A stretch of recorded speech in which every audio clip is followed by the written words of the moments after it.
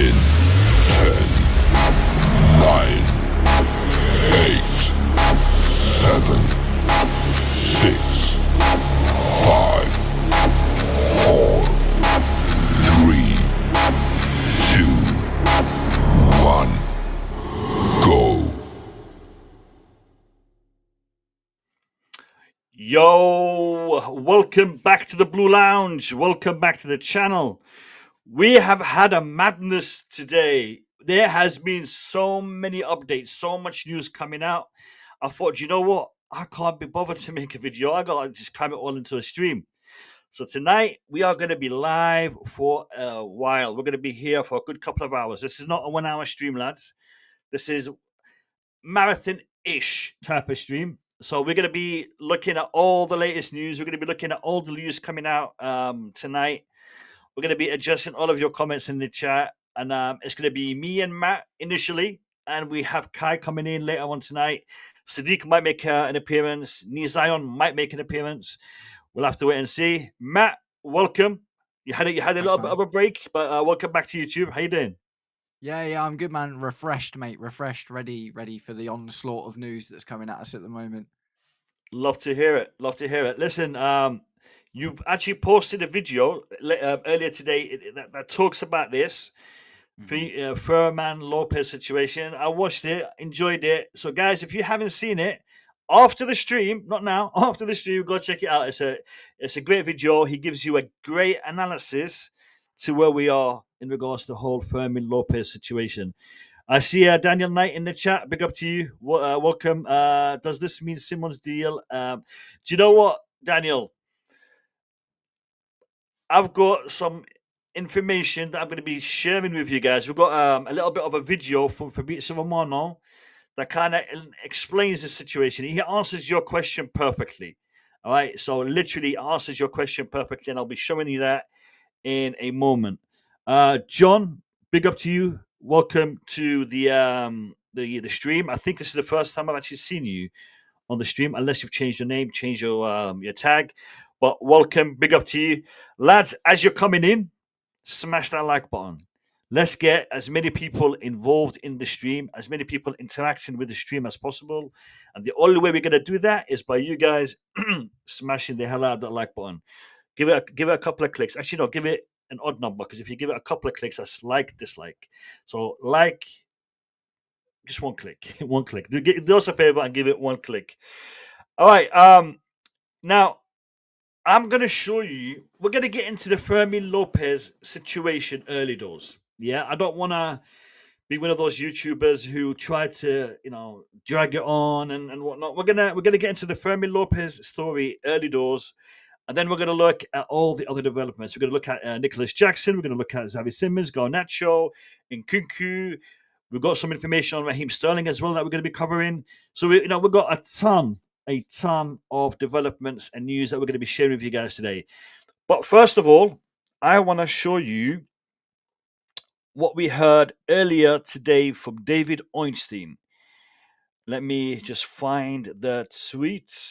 Because that really got a lot of people hyped up about the whole attacking midfielder situation, the number 10 for Chelsea, especially with Cole Palmer has a groin injury that does look like it might take him out until after the international break. I think he's going to miss the Fulham game.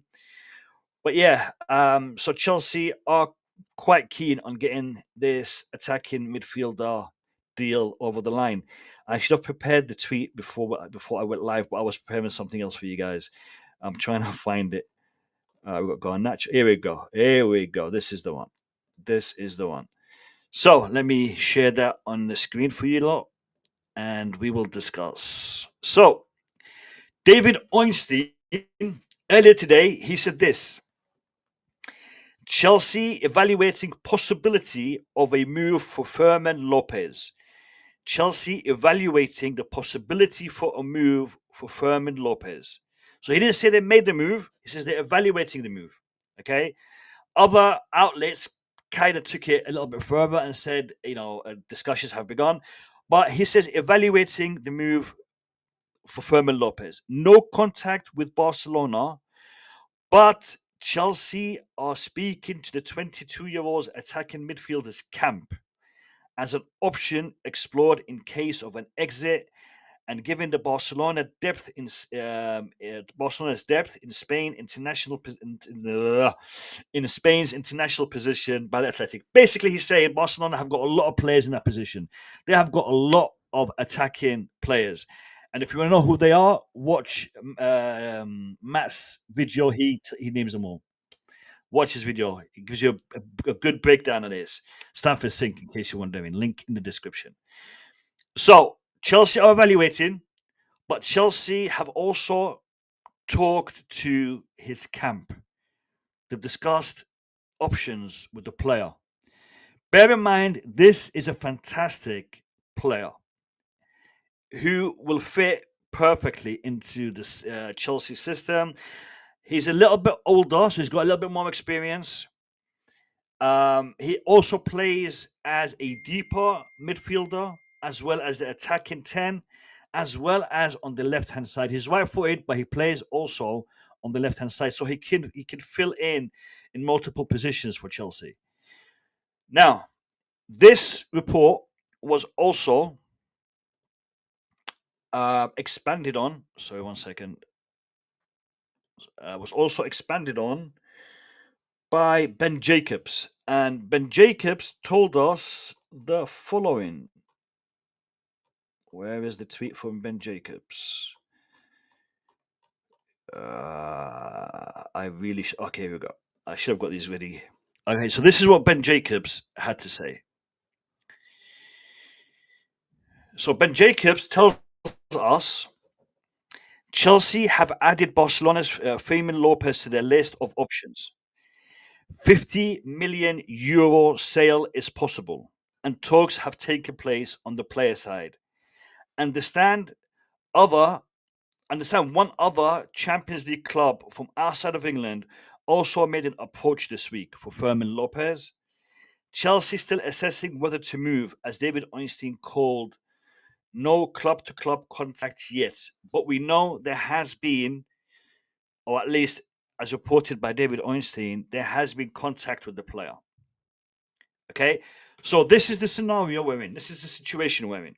Now, I'm going to show you what Fabrizio Romano said, and I'm not going to show you a tweet. I'm going to show you a video of Fabrizio Romano literally addressing Daniel Knight's question. How does this impact the whole Xavi Simons thing, the Garnacho thing?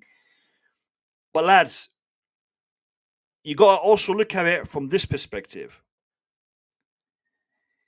Chelsea, if they have made this move, is a good step for both the acquisition of Xavi Simons or the potential acquisition of Fermin Lopez.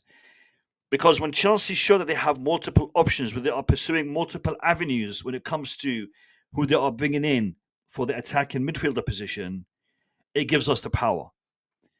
It gives us the power to negotiate for Xavi Simons, because right now RB Leipzig are being tight. They're being stingy. They're being, give us what we want or we're walking away kind of vibes. Yeah? Xavi Simons, a few weeks ago, he was all about Chelsea, deleting RB Leipzig off his profile. But now he started a couple of games for him. And what is the situation? What is happening? You have to understand there is politics that gets involved in this situation. And talking about the politics, I am now going to show you a clip from Fabrizio Romano where he addresses the situation. If you guys haven't seen it, you might be a little bit surprised at what Fabrizio Romano is about to say. When I play this clip, guys, if you can't hear the audio, let me know straight away. Audio should be working fine, but just in case, let me know in the chat. And big up to Maha Mohammed. I see you in the chat. Big up to you. All right, check this out. Many questions today, guys, on Fermin Lopez. Many questions on Fermin Lopez because there are reports coming from Spain. We have to mention that it was from Sport, an important outlet in Spain, about an official bid from Chelsea to Barcelona for Fermin Lopez.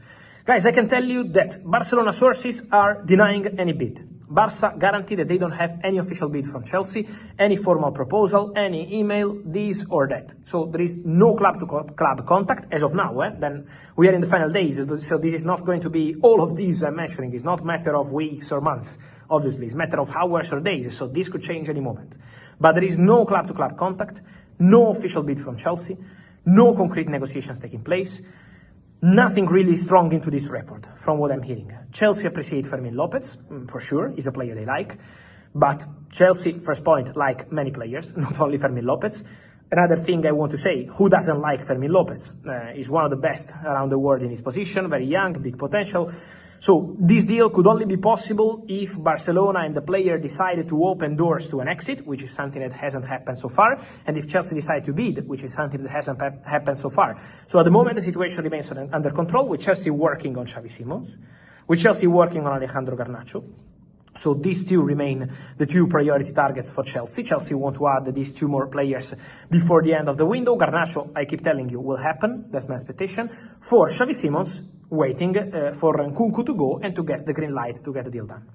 So this remains the story. Then, if Chelsea will decide to make a bid to approach Barcelona, every single step needed in order to create a concrete rumor and not just something in the press, I will let you know. But at the moment, calma with the Fermin Lopez story, also because Fermin, a few days ago, we have to remember that words from the player said the fans can stay calm. It was 5 days ago, not 5 years ago. The fans can stay calm. I love Barcelona. I want to stay at Barcelona. So Fermin took his position, and also Hansi Flick said, I want Fermin to stay. So let's see what's going to happen there. But for sure, at the moment... All right. Yeah, literally shoot. He's coming up with his gun. Oh boy. So listen, David Ornstein doesn't make statements as often as Fabrizio Romano, and normally when he makes a statement, there's weight behind it. The fact that David Ornstein dropped this bomb today on the timeline of all of us, and then within an hour, this video clip comes out from Fabrizio Romano, literally debunking the whole thing, saying it doesn't exist. There's no truth to it whatsoever. He's staying. He loves Barcelona. Blah, blah, blah. You heard it. I don't have to repeat it. You heard it. So, Fermin Lopez is not a thing. It's not a thing. Now, I'm going to hand over to Matt and get his take on this. But, lads, I got to just say this. Chelsea going for Xavi Simons with RB Leipzig trying to control the whole deal and saying our way or the highway. Chelsea saying, look, do you know what? There's other options. There's this geezer, Lopez, cheaper, potentially better. We'll go grab him for 50 million euros. Instead of having to pay you 60, 70, whatever you guys are asking for, we'll go grab him. That literally shifts the balance of power into the hands of Chelsea. David Ornstein, Ben Jacobs, and others who reported on this supported in the shifting of the power into the hands of Chelsea. Fabrizio Romano coming out within an hour with this video clip, literally saying, nah, that's not happening, no truth to it. There hasn't been any discussions. To be fair, he didn't say there's no discussions with the player. He was talking purely in regards to Barcelona. So he is trying to emphasize that nothing is happening, okay, to keep the power of this deal in the hands of RB Leipzig. Why? Why is he pushing so heavily in the direction of Xavi Simons and Garnacho? He is literally staking his reputation on these two deals. If the deal for Fermin Lopez was to happen and Chelsea do not end up signing either Garnacho or Xavi Simons, it isn't going to look good for Fabrizio Romano. And that is why this video clip has come out. My take. I could be wrong. Matt, what do you think, brother? Mate, there's so many layers to this, man. This is like an onion cake of drama. Do you know what I mean? It's mad. So the first thing is obviously the Romano Ornstein beef, right? Let's talk about that a little bit. So having watched that video just again as you just played it there, I did notice something quite interesting in what Fabrizio Romano said, and he basically gave himself an out just in case the deal actually does happen. So what he said is like there's been no contacts, no bids, no emails to the club side or whatever.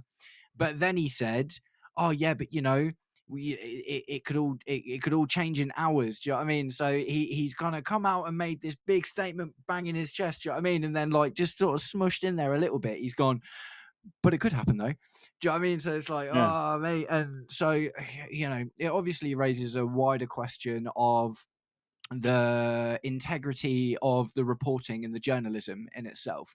As kind of as you've said, David Ornstein doesn't come out and talk very often. Do you know what I mean? And when he does, it normally and that's how Fabrizio Romano used to be like 4 years ago or whatever.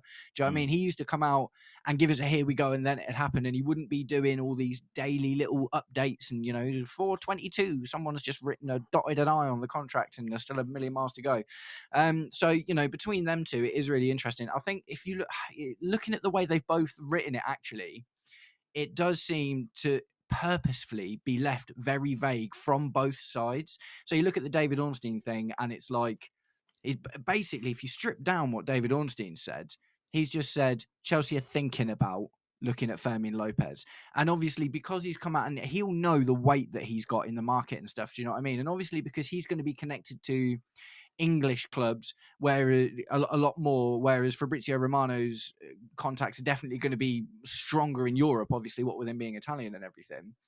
So it's kind of I just find it a really strange one, man. Do you know what I mean? So Ornstein's come out and been like, Chelsea might be interested in going in for Lopez, but there's been no bids yet. And then Romano's reacted really badly and come out and been like, although it's been reported in the news, this isn't happening. So that, do you know what I mean? In totality for that, basically there's just beef going on in the journalism world, and I'm totally here for it, man. I love it. From the players' side, right? Let's talk about for the actual football for a minute. So it does make sense, and I kind of said it in my video, like this 100% could be a smoking gun move from Chelsea. Maybe someone from Chelsea has leaked something to Ornstein in order to get him to release it, because they know what Paul, and that's a massive story. You can't just ignore that, and that massively puts pressure on Red Bull Leipzig more than anyone. Do you know what I mean? 100% Red Bull Leipzig are then the ones who are like, oh, we've been going on with this deal for a really long time, and no one else is really, well, a couple of people have been slightly interested in Xavi Simons, but he only seems to want Chelsea. So, that really puts pressure on Leipzig for sure. Fermin Lopez himself, the interesting thing about that is 50 million euros. When you use the euros thing, it sounds like a lot. That's like 38 million quid, man. Do you know what I mean? That's less than we paid for Cole Palmer at the end of the day. And he's a top talent, man. Do you know what I mean? He's young. He is maybe only potentially a victim of the fact, as the reports have said, there are so many good players that play in that position in Barcelona right now. And one of them in particular is Frankie de Jong. And Frankie de Jong is not as young as any of these guys. He's got to be like 27, 28 now, something like that. He's on massive wages, and Barcelona they tried to shift him a lot. Do you remember all that Man United nonsense that went on? And it was like, it was happening, then it wasn't happening. And he was like, nah, it's all right, I'm just going to stay here, actually. And then like the next summer, they were like, we really want to sell you. And he was like, no, I'm all right, thanks. So he's obviously just got his feet under the table at Barcelona, and that is going to make these kind of potential deals for someone like Fermin Lopez, who is a La Masia Academia player. So even if they only sell him for 38 mil, that's book profit, which is really, really good for them. So yeah, there's just so many layers to it, man. As far as the player goes, I guess he looks statistically kind of in and around as good as Xavi Simons is in the grand scheme of things. I guess you'd probably argue very slightly that the Spanish league is stronger than the German league. So although Fermin Lopez has got slightly less numbers under his belt than Xavi Simons has in the Bundesliga, you would argue maybe that's a bit of a tougher sort of thing to achieve in Spain. Anyway, what was it? He got 6 goals last season in 28 games. Do you know what I mean? So the thing is, he's not even undisputed first team starter for a team that's got a domestic cup, the league and the Champions League. Do you know what I mean? 28 appearances is ostensibly pretty low, and actually I think that's about the same as what Xavi Simons made last season. I think from the Chelsea perspective, it's 6 to 1, half a dozen of the other. Do you know what I mean? If we get Xavi Simons or if we get Fermin Lopez, they are both almost exactly the same kind of player, central attacking midfielders that are right-footed and favour drifting into the left-hand side.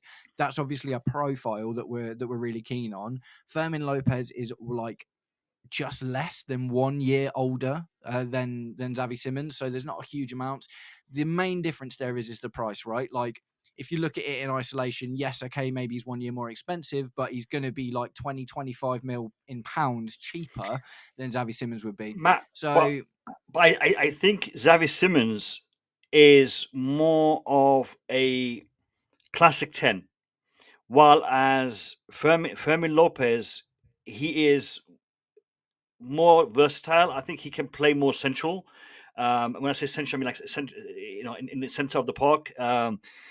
Potentially alongside Fernandes, alongside Caicedo, as well as in that 10 position, as well as on the left hand side. So he does bring in a lot more in regards to options for us if we do sign him. Is he as strong in the attacking sense, breaking down opposition and whatnot?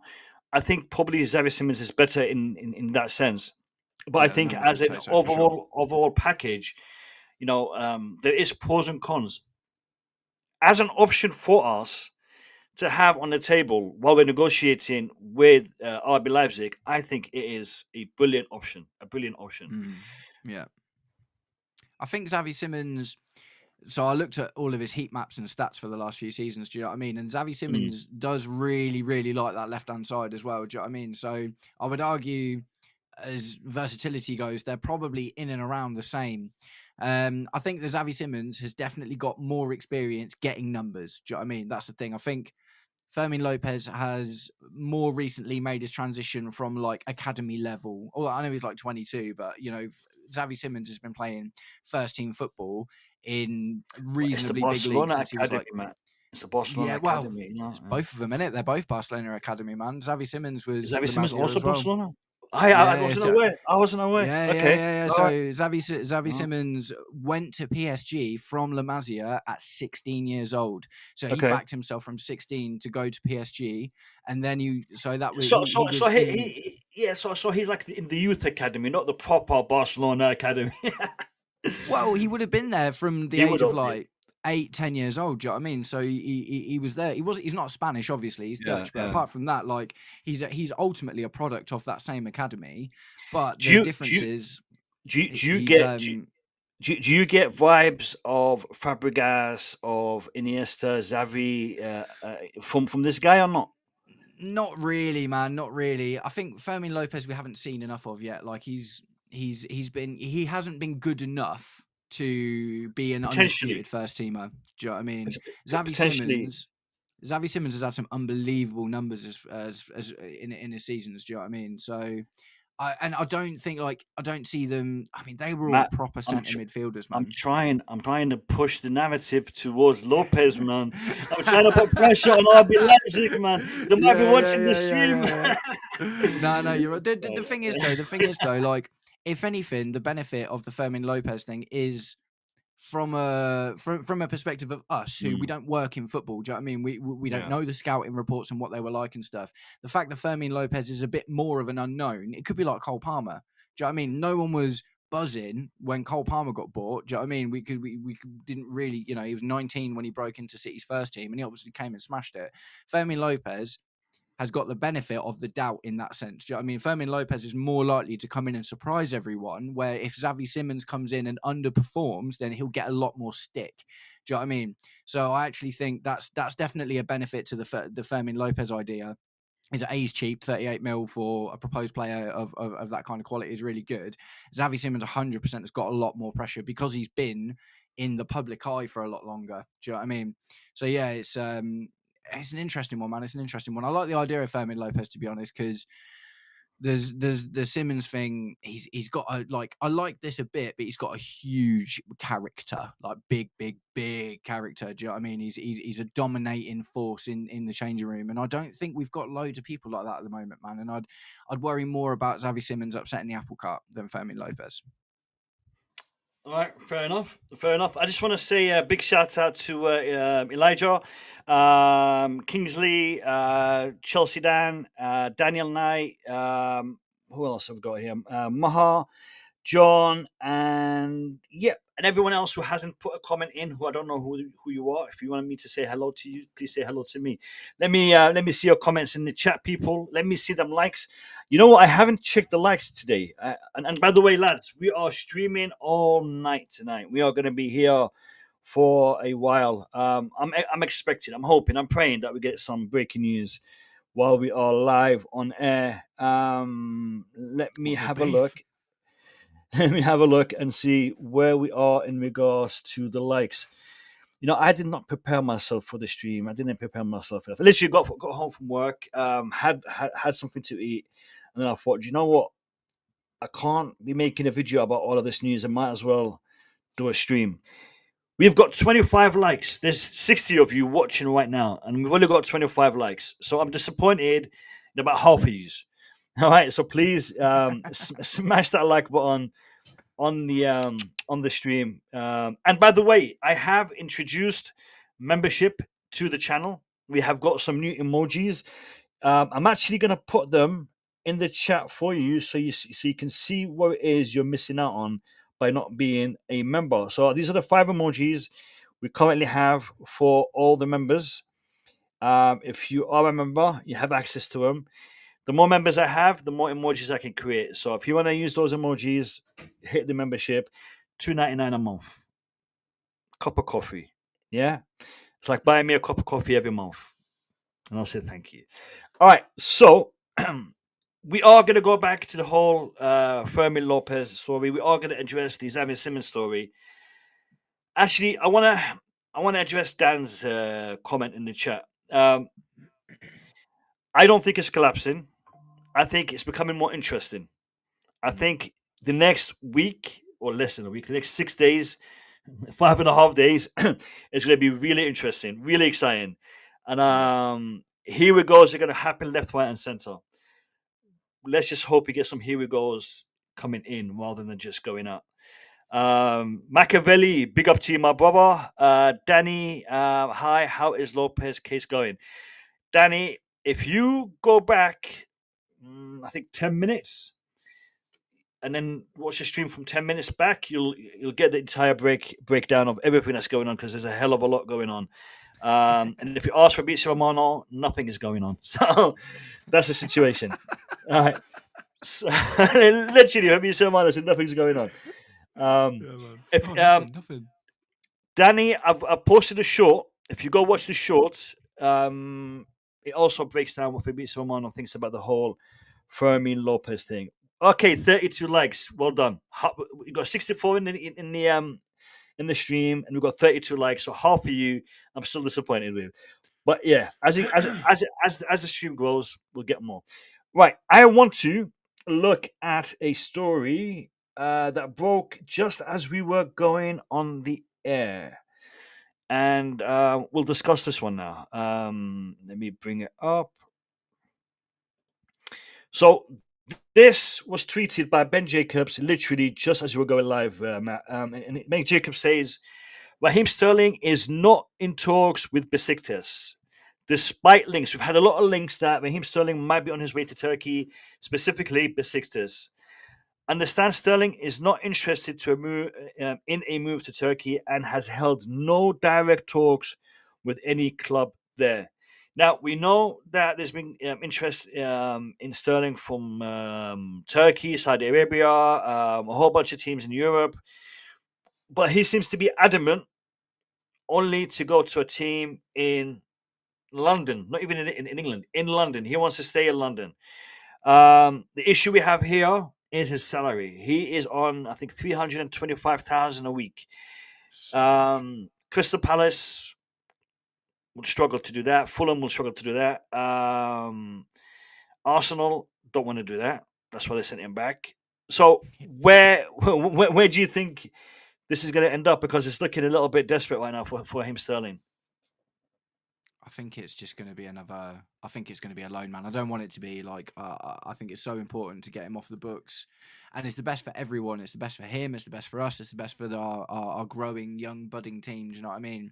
But look, one thing I always say, I do not resent any footballer at all ever who is on enormous wages and is unwanted by their club when they're like, nah, mate, I'm not. You know, it happened. Like, for instance, do you remember Willian when he left Arsenal? Yep.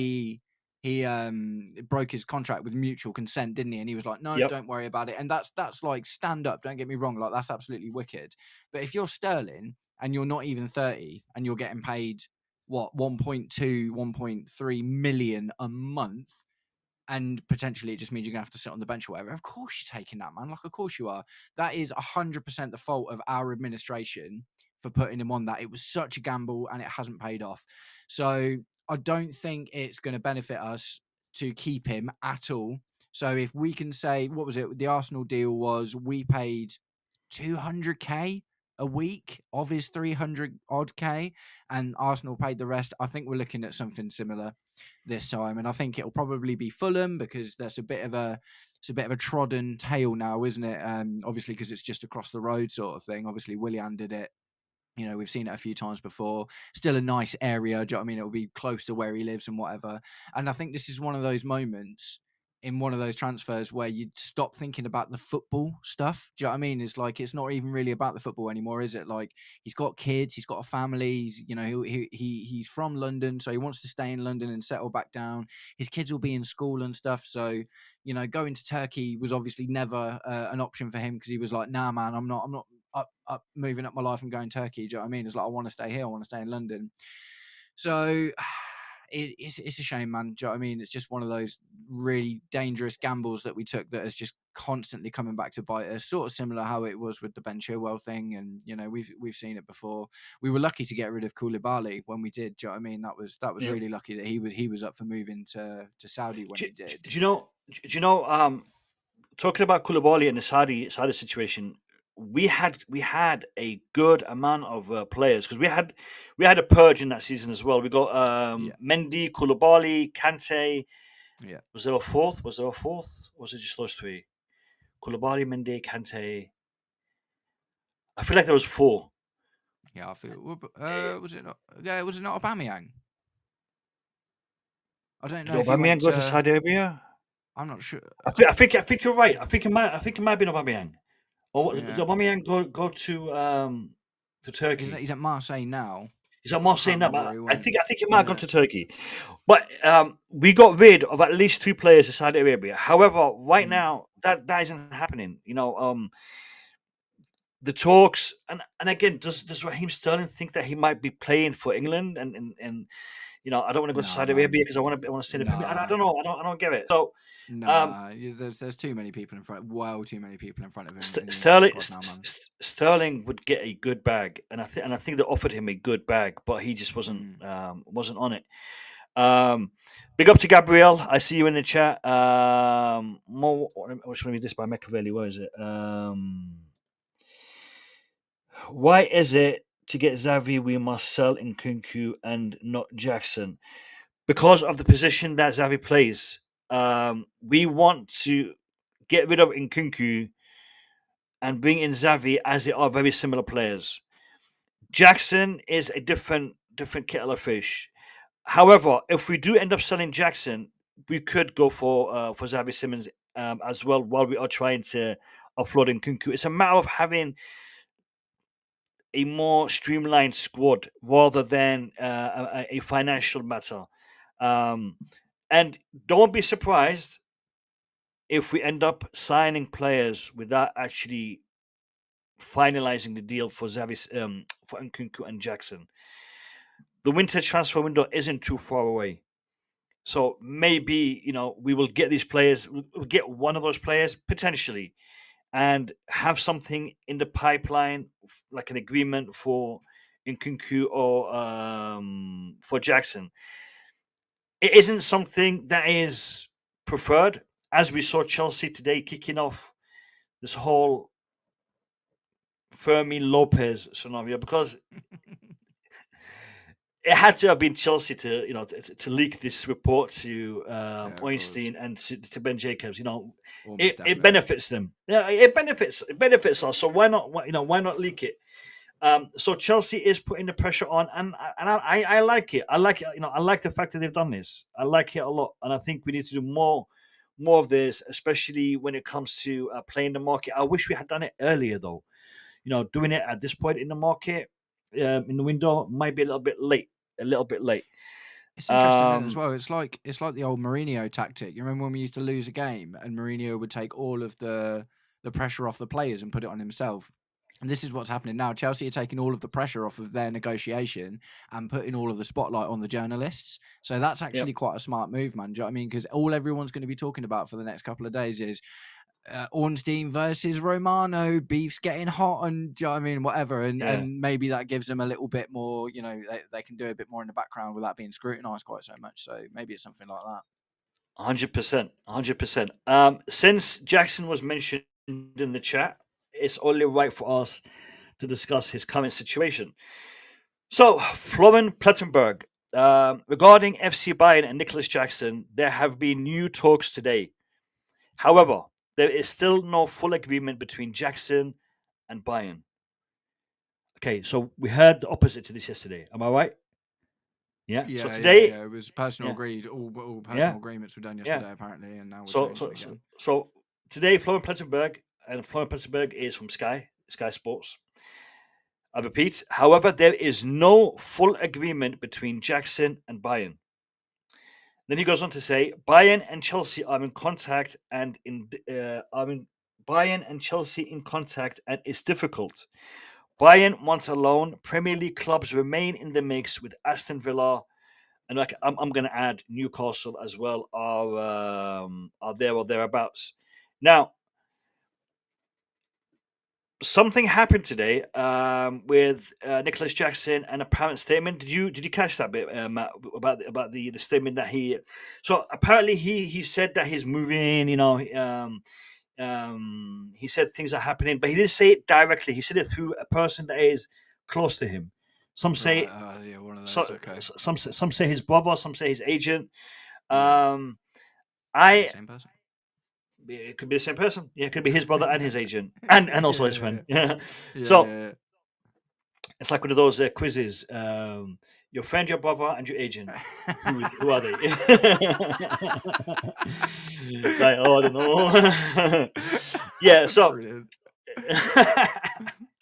So it could literally be the same person. But anyway, so Jackson is playing the social media game now. I am not happy with this whole Bayern Munich situation, because we know Bayern Munich, they have the money. Bayern Munich have the money. Yeah, of course. But they're saying, oh, we don't have the money. We can do the loan. We can do this. We can do that. And then maybe next season. No, pay up, take him. Don't pay up, leave it. Let's just move on. Let's talk to Aston Villa. Let's talk to Newcastle. I'd rather sell him to Aston Villa apparently they can't pay more than 60. Do you know what? We'll take 50. That's what he's worth, man. That's what he's worth. Do you know what I mean? 50, 60. This whole time, that's what he's been worth. You know what? I'll take 50. Yeah. All right. We'll do 10 million in add-ons, easy add-ons. Yeah. And we'll do 10 million in a little bit more difficult add-ons. If you guys were to qualify for Europe, they pay a couple of million. Yeah. If you guys qualify for the Champions League, pay 5 million. If you guys don't do neither, if he scores 50, so we can work a deal with Aston Villa. People are saying, Aston Villa can't afford him. No, they can. It's just a matter of how do we do the deal. I'd rather send him to Aston Villa for 50 million than to loan him out to Bayern Munich for 10 million and just wait for whatever happens. Go on, the thing with Villa in particular is we've been cultivating this relationship with them over the last few years as well. Do you know what I mean? With obviously Ian Matson and the Omari Kellyman thing. Do you know what I mean? And we've been like, you scratch our back, we'll scratch yours. Do you know what I mean? So a deal with Aston Villa is going to be different than a deal with Newcastle, or it's going to be different than a deal with Bayern Munich, because us and Aston Villa are both in the same boat where we're both in trouble with UEFA, and we've got to, make our money up and stuff.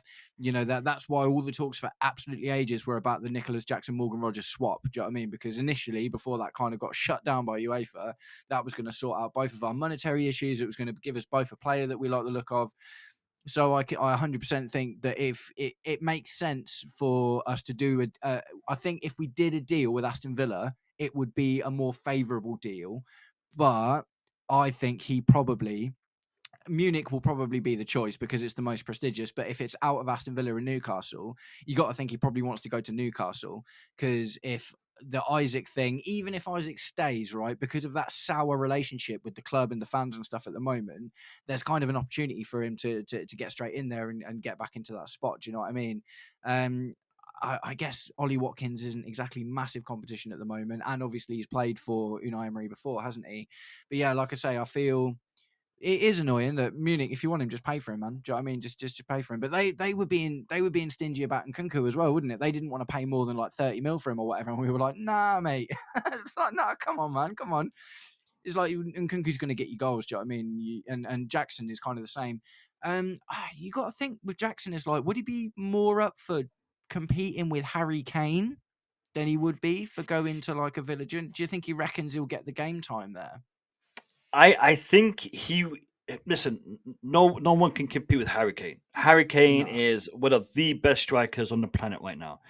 Hmm. The only thing is he is getting older, and Yeah. you know he will be play less. He'll be more likely to get an injury.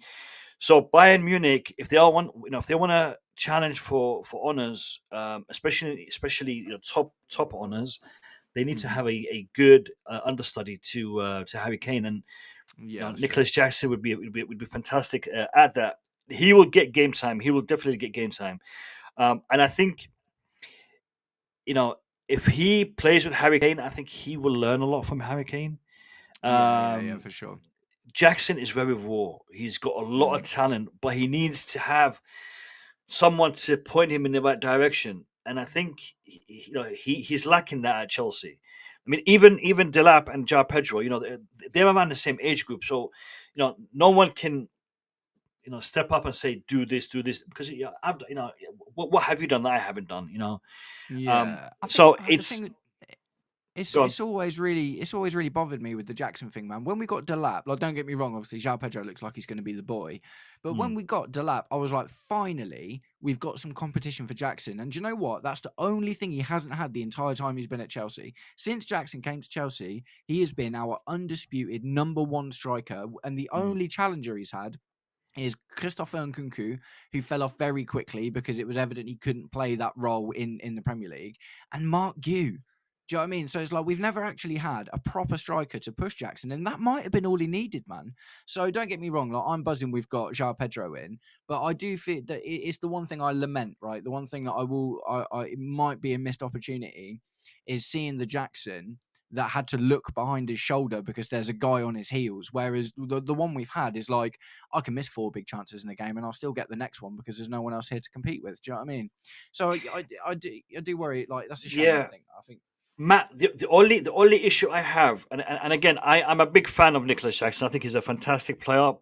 But one thing that I've noticed is Nicholas Jackson doesn't seem to be the type that would relish that type of competition. I think he would, he'd be the type that would be like, do you know what? They've got another couple of strikers. I'm just not bothered anymore. And that for me is something that I'm disappointed to see because Jackson, okay. I got the impression that he was a fighter, that that he would, he would do what Chalobah did and try to work his way back into the team. He doesn't come across as being that, and for me that is disappointing because I think Nicholas Jackson has a lot about him.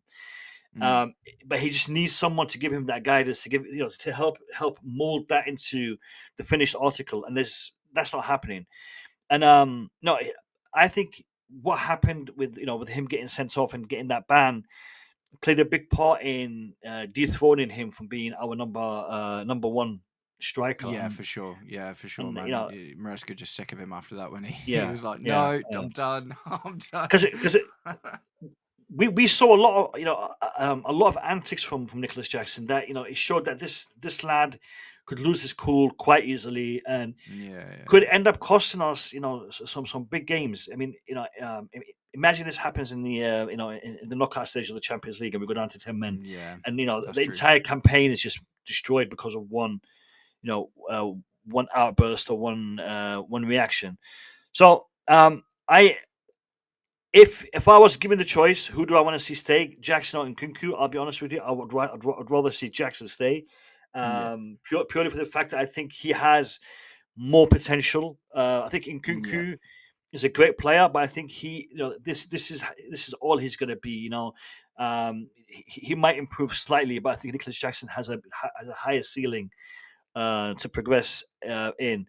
I think he just suits our team structure more. Like there isn't a spot for Nkunku in Chelsea like there isn't a spot for Garnacho at United. Do you know what I mean? I think we've tried Nkunku in lots of different positions. We've tried him on the left. We've tried him in the centre. We've tried him up top. We've tried him on the right. There was talks. We didn't actually see it in a game, but in the Club World Cup, he was being tested as a defensive midfielder or like a deep lying midfielder in training sessions.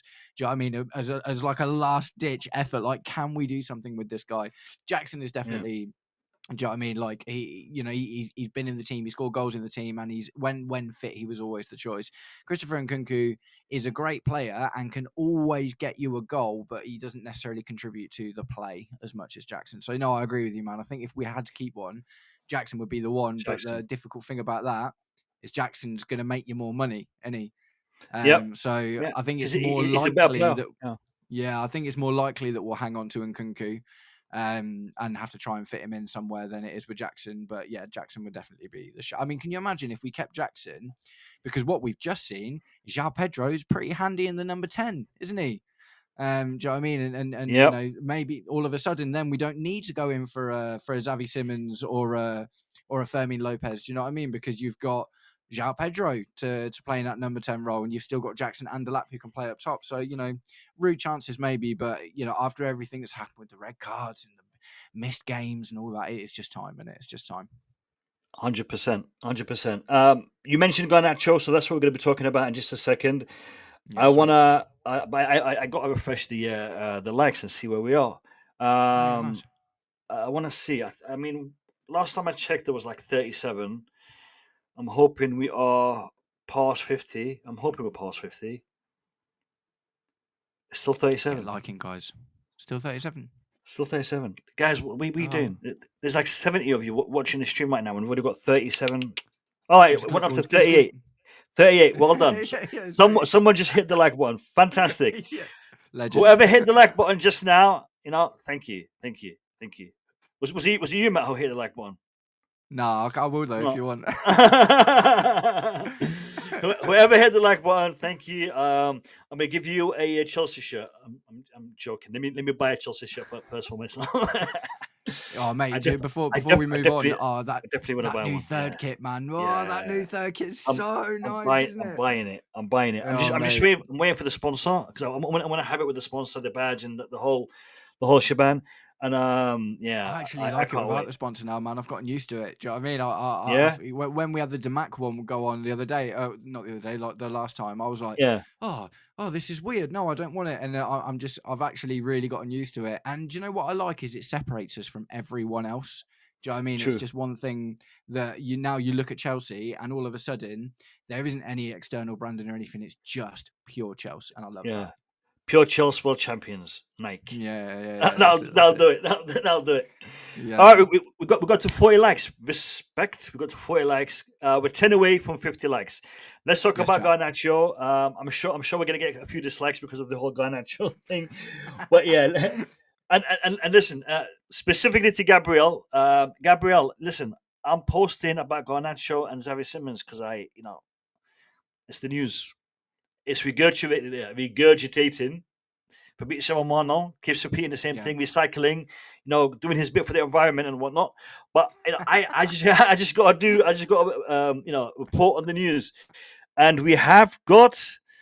I think someone he left work early, man. He left work early. Yeah, mate. Kai is in the house. Ready. Kai is in the house. Let me add him. Kai, big up to you. How are you, brother? Yeah, man. Not too bad. What's going on today?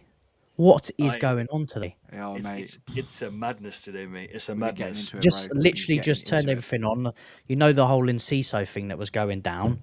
That's just fallen through. He's going back. Yeah, it's an injury thing, isn't it? It's like they had similar to an extra medical. Yeah, you see, the same thing happened with Boniface, didn't he? He's been sent back from ACMS. Did you catch the whole Fermin Lopez situation? Yeah. Can we just get something done? We stop throwing new names into the list. I'm sick. Kai, did you actually see the the video from Fabrizio Romano? No. All right. Mate. Go onto my shorts and watch Yeah. my last one. Yeah. All right. So you've seen the tweet from Einstein. You've seen the tweet from Ben Jacobs. Now watch that clip on my shorts from Fabrizio Romano, and then you're gonna be like, "What?" Just watch it. Watch Oh, it. mate. But put the volume down because it's got music in the background. I don't want it to be to hit the stream. While Kai is watching the video clip, Fabrizio Romano, Alejandro Garnacho, and Chelsea deal remains very advanced. He's added the word "very." It was advanced before. Now Very. it's very advanced. Yeah. The deal remains very advanced with all parties This is different expected. news. Yes, it's different. All parties expect it to happen. Garnacho has rejected new approach from Saudi Arabia in the last 48 hours. He only wants 2 days Chelsea ago. as destination. Yeah, 2 days ago. 2 days You're ago. rehashing news from 2 days ago. It's like, mate, leave it alone. Just wait. It's like makes sense why Brighton sold him. Yeah, I see that, Gabriel. I see that, Gabriel. Yeah, so Garnacho. Lads, I'm gonna just say this. I want to see it incoming right now. I want to see it incoming. It's like we had a fantastic start to the transfer window. So good. Gittins, Delap, Pedro, Hato. Who else? Gittins, Delap. We had four very very good players. Asugo as well. Asugo. Asugo came in. Yeah, we Asugo. brought in Mamadou Sarr, but we loaned him back out. Asugo, Hato, Pedro. Yeah, Delap. Yeah, but no, I mean it's the theme. Then you got Delap and then you got Gittins. Fantastic players. Fantastic players. But I wish they just like pace themselves a little bit. One here, one a month later. But right now, we got 5 right at the beginning, and now we've been sitting for the past 6 weeks now. 4 weeks. It'd have been all right. Hato came. It'd have been all right if we'd have been like, right, that's it, done. Do you know what I mean? And it's like, get all your early business done, get all your outgoings, and we've been sitting pretty for the last couple of weeks. Do you know what I mean? But it's this Italian Fabrizio Romano, man. He's Garnacho, Xavi Simons. Garnacho. Very, very close. It's happening. Okay, when? I promise, guys, very close. It's just absolutely. It's just been going on for so long, man. This has maybe been the most frustrating transfer window ever. Did you notice how when he was doing that last video clip that we just played? He's like, if anything happens today or tomorrow, I don't know. It's got his emotions. It's got his emotions, man. He's he's got his backup, man. Yeah, but now Kai. So I want to hear your opinion. So you just saw that clip. Yeah, you've seen the tweets. Fermin Lopez, man. What's your thoughts, man? I just want us to just get someone over the damn line, man. I'm sick of it. This Fermin Lopez thing. Yeah. I just got a feeling it's like a smokescreen. It's maybe trying to force Leipzig's hand, 100%. rather than it's an actual real link. There's been nothing from Fermin Lopez to say that he's unhappy, and that would be the only way that I would see this deal ever happening. It's the same. Barcelona I think it's about 70 million euros, aren't they saying for him? Which is 50, man. In and 50, around what?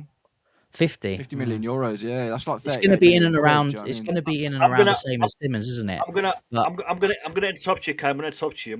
Anyone, because what just happened here is amazing.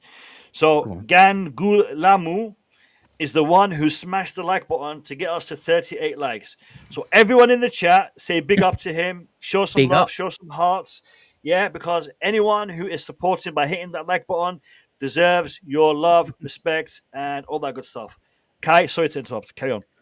Yeah, no, I just feel it's a smokescreen, man. I feel like they're just trying to force Leipzig to. It's been going on for a lifetime now. Let's just get it done. I can't. And if it is true, and we are looking at Fermin, are we still relying on selling Nkunku? Because I don't see that getting done anytime soon. So if we still need to get rid of Nkunku, the Lopez deal's not going to happen either then, is it?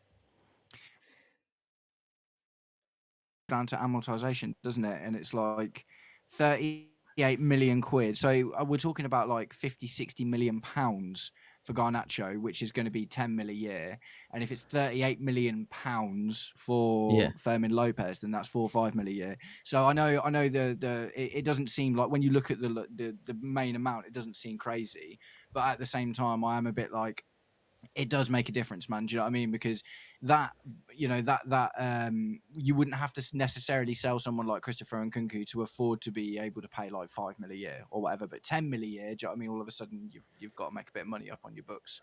But if they're not going to sell either Nkunku or Jackson, where apparently it's so important that we sell at least one of them. I mean, Jackson's potentially looking like a loan who would take the last loan spot internationally, wouldn't he? If he was to go on loan to Bayern. Yeah, so we've got one left. So if either Nkunku takes the loan or Jackson, one of them ain't getting it. So he needs to go. We've seen Nkunku being linked with Villa on loan, haven't we? Same as Jackson last week. But is it an international loan spot we've got? Or is it international. Like I think we have 6, if I'm not mistaken, and then we've done 5 already. So we've got one left. Mate, we'll just sell it to Strasbourg, man. We'll just sell it to Strasbourg. That's the thing, right? Could probably do that with, but then we've got, what's his name coming next season? Who plays up front for Strasbourg? Omega. Didn't they buy him this season? They sent him back on loan. I'm pretty sure. Omega from Strasbourg. It was Mamadou Sarr, wasn't it? We bought and sent him back on loan. I'm pretty sure we bought the striker, or we're interested in bringing the striker in next season. The one that plays up front for Strasbourg. So the Strasbourg deals. Give me 1 second. This part of the stream, from now moving towards the end, we are going to be focusing on your questions in the chat. So if anyone in the chat wants to ask a question, put the letter Q hyphen, put your question in, and then we're going to address it for you guys in the chat. Please avoid asking a question that's already been asked or that's already been discussed. I know some of you guys, joined the stream later on, so I'm happy to go back to discuss things that we've already discussed. But just put that Q hyphen, and then we'll address your question. I want to give you guys a chance. Like I said to you in the past, Sunday night stream, discussion, debating. But we're going to try to keep these midweek streams where we give you guys a chance to interact. So please put your question in the chat. And there's nearly 100 of you watching. Please smash the like button if you're joining the stream new. Questions, queue, and we'll answer them. Is that one from... No, I thought it was a question to ask. Just on the Omega one, there is a pre-agreement already for 2026. Under what, sorry? Chelsea have already got like a pre-agreement already for Omega for next season. Oh, mate. How old is he? 21?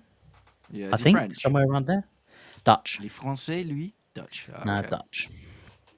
Yeah, that's mad. The Strasbourg thing's getting mad. We're going to have to buy another club soon, aren't we? Well, they're still trying to get Sporting Lisbon, aren't they? Yeah, that's mad, man. That's mad. They'll never get that. I don't know, man. Because the thing is, like, what is it? I think it's if you've got anything less than 49% is obviously not seen as a controlling share, and anything more than 30% is seen as like enough of a controlling share that if you both get in the same competition.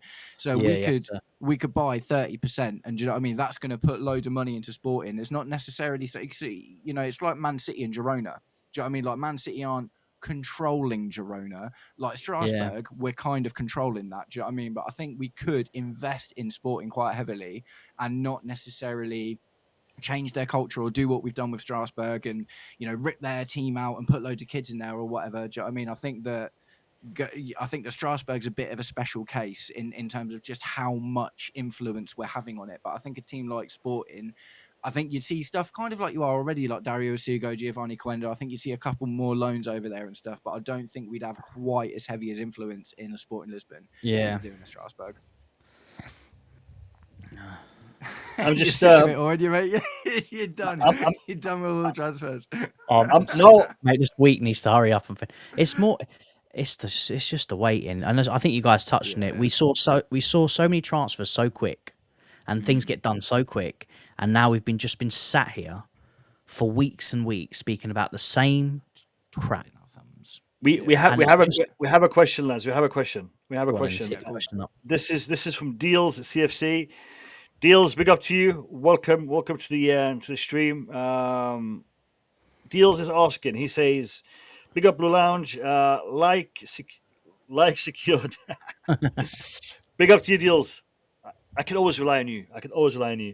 Do you think Maresca will kick up a fuss to the board if we don't get a goalkeeper and a centre back?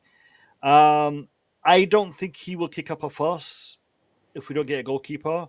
I think he's quite happy with Sanchez.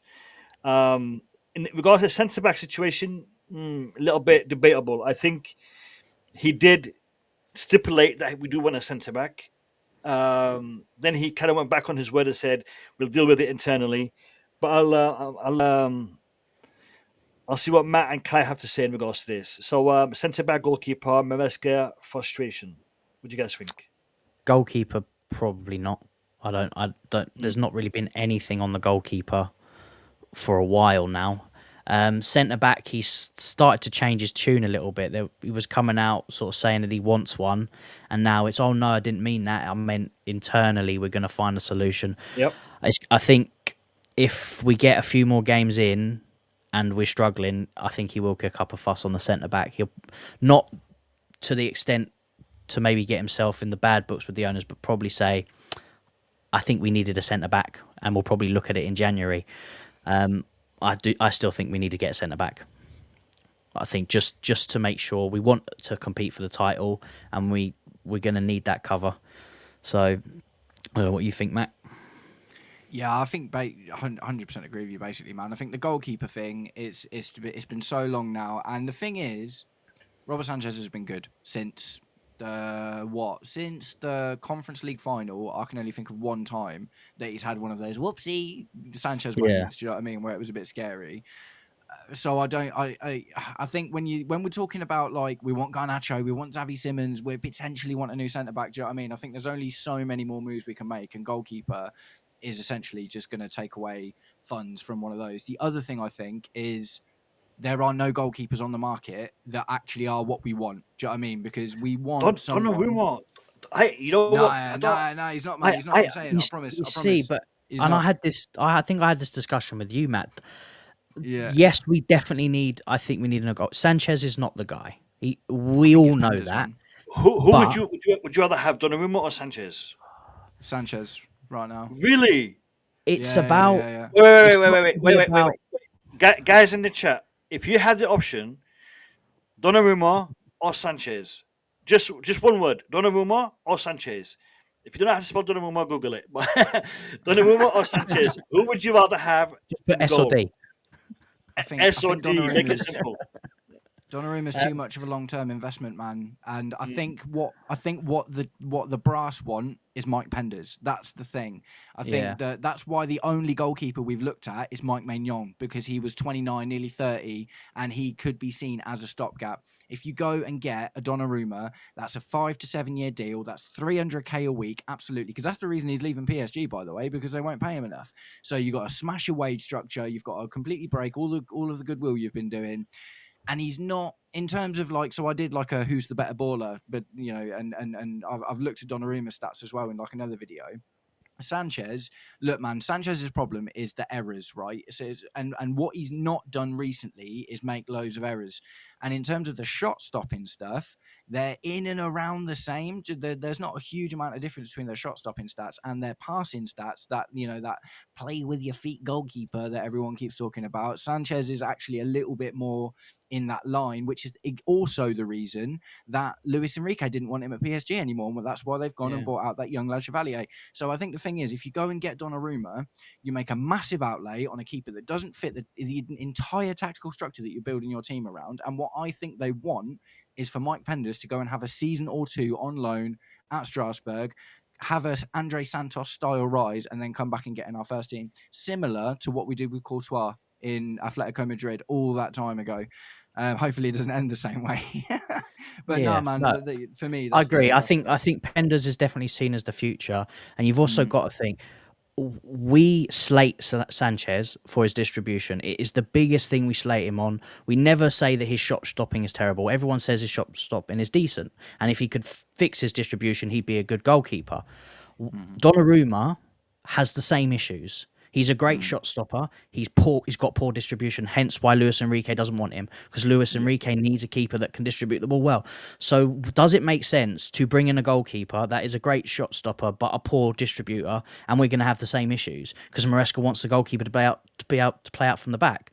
Where, as harsh as it's going to sound, we'll stick with Sanchez for one season and then probably bring in Penders to take over at the end of the season. They want to create that goalkeeper, don't they? They want to create it rather than buy it. I want to just read this question. And am I reading this wrong? Because I don't understand. It's Machiavelli says, what if Strasbourg buys Xavi and Chelsea get him for a season, I think it means loan, with an obligation to buy from Strasbourg? Why? Expensive for the club, man. Yeah, it's like financially, I don't think it's doable. Financially, it's not doable. I want to just play the clip again, because I know we've got a lot of people who are joining the stream now and may have not have seen the Fabrizio Romano update. So I'm going to play the clip again for those who haven't. It might cover your hair, Kai, because it's an overlay. So if it does, I apologize. But guys, Not this the curls. is No, not the curls. Not the Barnet. So this is what Fabrizio Romano posted an hour after David Ornstein and Ben Jacobs reported on the whole Fermin Lopez situation. And watch and make your own conclusion, lads. But here it is. Many questions today, guys, on Fermin Lopez. Many questions on Fermin Lopez because there are reports coming from Spain. We have to mention that it was from Sport, an important outlet in Spain, about an official bid from Chelsea to Barcelona for Fermin Lopez. Guys, I can tell you that Barcelona sources are denying any bid. Barca guarantee that they don't have any official bid from Chelsea, any formal proposal, any email, this or that. So there is no club-to-club contact as of now. Then we are in the final days, so this is not going to be all of these I'm mentioning. It's not a matter of weeks or months. Obviously, it's a matter of hours or days, so this could change any moment. But there is no club-to-club contact, no official bid from Chelsea, no concrete negotiations taking place. Nothing really strong into this report, from what I'm hearing. Chelsea appreciate Fermin Lopez, for sure. He's a player they like. But Chelsea, first point, like many players, not only Fermin Lopez. Another thing I want to say, who doesn't like Fermin Lopez? He's one of the best around the world in his position, very young, big potential. So this deal could only be possible if Barcelona and the player decided to open doors to an exit, which is something that hasn't happened so far, and if Chelsea decide to bid, which is something that hasn't happened so far. So at the moment, the situation remains under control, with Chelsea working on Xavi Simons, with Chelsea working on Alejandro Garnacho. So these two remain the two priority targets for Chelsea. Chelsea want to add these two more players before the end of the window. Garnacho, I keep telling you, will happen. That's my expectation. For Xavi Simons, waiting for Nkunku to go and to get the green light to get the deal done. So this remains the story. Then, if Chelsea will decide to make a bid to approach Barcelona, every single step needed in order to create a concrete rumor and not just something in the press, I will let you know. But at the moment, calma with the Fermin Lopez story, also because Fermin, a few days ago, we have to remember that words from the player said the fans can stay calm. It was 5 days ago, not 5 years ago. The fans can stay calm. I love Barcelona. I want to stay at Barcelona. So Fermin took his position, and also Hansi Flick said, I want Fermin to stay. So let's see what's going to happen there. But for sure, at the moment, still no club-to-club contact. Then, guys... I love that Every video. time I watch that video, man. Every time I watch that video, I see something else. He's so stressed out, man, isn't he? I know. He's like a little bit breathless, and he's sweating, and he's like, oh, do you know what I mean? He seems a bit like normally he's pretty composed in that, isn't he? It's mate, he's falling apart, man. He's falling apart at the seams. It's like how did they get that story out before me? How? It's like it's not true. It's like it's like, it didn't happen. Calma. It's like, mate. Calma. I contacted my people at Barcelona. They said nothing's happened. No email, no telephone call. Nothing's happened. Oh, man. The only thing you've got is when Ornstein generally drops something, it's because it's like 100% true. Where Fab seems to drop I don't know. Yeah. He's slightly losing his credibility nowadays Yeah, than this is the thing, than innit? from previously. So Fabrizio yeah. is the battle of more, the journos. Isn't it? he's more agent driven. So a lot of his sources are agents. He does have contacts in the clubs, no doubt, but a lot of his information comes from player agents and players. Einstein is linked closer to clubs, so most of his information is, it would come from, the board. It'll come from directors. It'll come from people linked to the club. He does have contacts with our agents, but from what I understand it, Einstein club oriented, Romano agent oriented, and that is why Romano kind of gets the scoop, because clubs don't normally give out information early doors, while agents will like to leak it to push certain narratives. Not every report about a player being linked to another club while contract negotiations are happening will come from Fabrizio Romano and journalists like that, because they want to be linked to another club to give themselves a chance to get a better contract deal. So things like that are happening. Just look at the questions. Go on, mate. You want to say something? Yeah, I'm just saying, I guess it's good in the grand scheme of things because it's not good to have a monopoly on the news. Do you know what I mean? And it's probably one of those things where clubs are maybe actively working against Fabrizio Romano now. Do you know what I mean? After these years of all of these leaks and all of their news getting spoiled and decided by him kind of thing. And you got to think there's kind of just this chance, isn't there, that Chelsea are like, okay, we're actually going to play can try and control this leak and play it, do you know what I mean? And maybe we can use this to benefit us. So, because if you look at the wording of Ornstein's tweet, it was Chelsea are considering making a move for, do you know what I mean? And what that means in a vacuum, do you know what I mean, is like they're thinking about it, do you know what I mean? So even if they don't make a bid, technically Ornstein didn't say anything wrong, do you know what I mean? I find it really surprising that Romano's come out and kind of fought this so much, Yeah, because you can squashed see it that. completely. Do you know what I mean? Adamantly. Yeah. There's no need, man. Relax. Calmer. Calmer. It's like you can see it in Ornstein's tweet, man. Do you know what I mean? He was just like, Chelsea are thinking about it. And what that is like, I 100% think Chelsea have gone, someone leaked this to Ornstein because he's the more credible journo at the moment. This will cause a big storm. Maybe it puts a bit of pressure on Leipzig in order to have a rethink about how this Avi Simmons deal is going. And that could have just been it. Do you know what I mean? And it might have just been something that kind of happened a bit more under the radar. But because Fab's come out with his chest, man, do you know what I mean? He's turned this into like a proper beef now. So if this does go and Chelsea make a bid for him and it turns out, then Fab's going to look pretty silly, isn't he? But I guess at the same time, if it doesn't happen, then Fab's going to come out and be like, see, I told you. And he kind of, maybe it's just Fab trying to keep control of the narrative. I want to thank Deals. I actually missed Tyreek George. I don't know why I missed this, discussing him. But I am going to bring it up right now. So, Deals, thank you. I totally forgot about Tyreek George. Lads, in regards to Tyreek George, we haven't had much of an update since yesterday. Fabrizio Romano literally retweeted the same tweet that he posted yesterday, and this is what he said. AS Roma and Chelsea will be in direct talks for Tyreek George on Tuesday. Today. Chelsea favour permanent move with heavy sell-on clause, as Roma are in talks with both club and player side. Still no changes on the Jadon Sancho stance as at this stage of the window. Jadon Sancho's situation is a little bit complicated, but he's no longer one of our players, so we don't really care. But Tyreek George is one that I can see happening. Is not one that I want to see happening. I can see it happening. I can see money coming in. But to be honest, Tyreek George is a player that I think will still be a good, addition to the squad. Even if we bring in the likes of Garnacho, Xavi Simmons, we will still have room for him. There will still be times where he will be able to contribute to the team. He is a talented player. He's got a lot of potential. If he does go, I want, because right now this person might be a loan, it might be a permanent. If he does go out alone, then there needs to be something in the contract or in the loan deal that he's got to get at least X amount of games to get him to improve. A permanent, I'm not so sure. Guys, what's your thoughts on Tyreek George? I feel like if he is gonna go, he's gonna be on a permanent.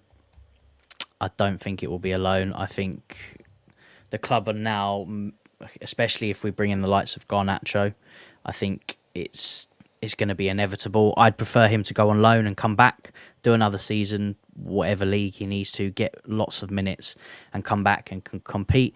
We've seen Gittins is going to need time to adapt. There's no guarantee that he's going to be where we want him to be at the end of the season.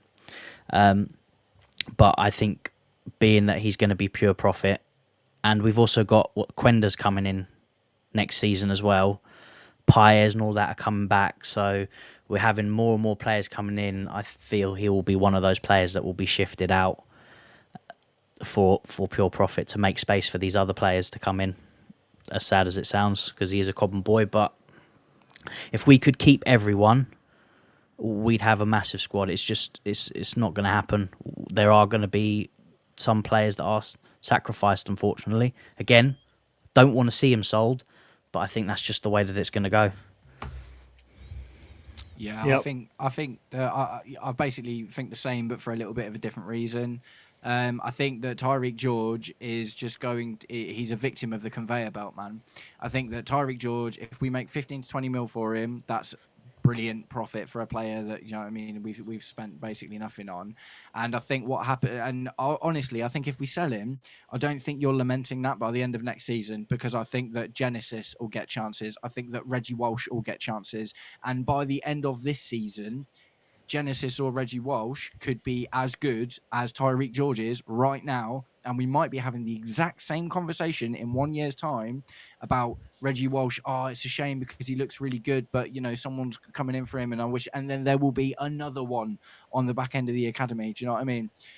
It is sad, like you say, Kai, 100%, and it's just like, we have got such business-focused owners, man. Do you know what I mean? More so than ever before. Roman was a football guy. Do you know what I mean? Roman was a proper football guy. You can't say that about these guys. They are building this to be an absolute machine that just keeps pumping out players, and we keep making money. Even the likes of, like you were just saying about, like Hendry Paez and Quenda, man, I wouldn't be surprised to see these guys get sold next season as well. At the end of the day, it's like Pedro, Pedro Neto, maybe he gets sold to make room for Giovanni Quenda at the end of next season if Esteval looks absolutely unbelievable and Pedro Neto has lost his spot to him. But this is the thing now, isn't it? It's like there are only like 4, 5, maybe 5 completely untouchable players in our team. Everyone else is up for debate. And I just think that Tyreek George is the first of a long line of promising youngsters we are just going to make a quick buck on just to keep the funds ticking over. Yeah, and we do have one of the best academies, if not the best academy in the country. We're always going to turn out players, especially in the defensive department. I think that's one that we thrive on more than most clubs. You know, we've produced ridiculous amounts of talent out of there. And the Sausage is we can't keep everyone. I think it's Machiavelli dropped in there about a buyback clause. That is a way to do it, so we get first dibs if he does absolutely end and smashing it out. So shout out to Machiavelli there. And then you can buy him back, you get first option. But again, there's just so many players coming in now. It's going to be almost impossible. It is sad, but I do think he's going to be on the way out. And I think, to be fair, I think Roma would be a good shout for him. Sorry, Kai, just one thing. I always like to support and promote Chelsea content creators, and we have Chelsea one auntie in the chat. So I've seen your videos, Chelsea Auntie. I've seen your videos. I've seen. I've watched some of your content. Big up to you. You know, keep doing what you're doing.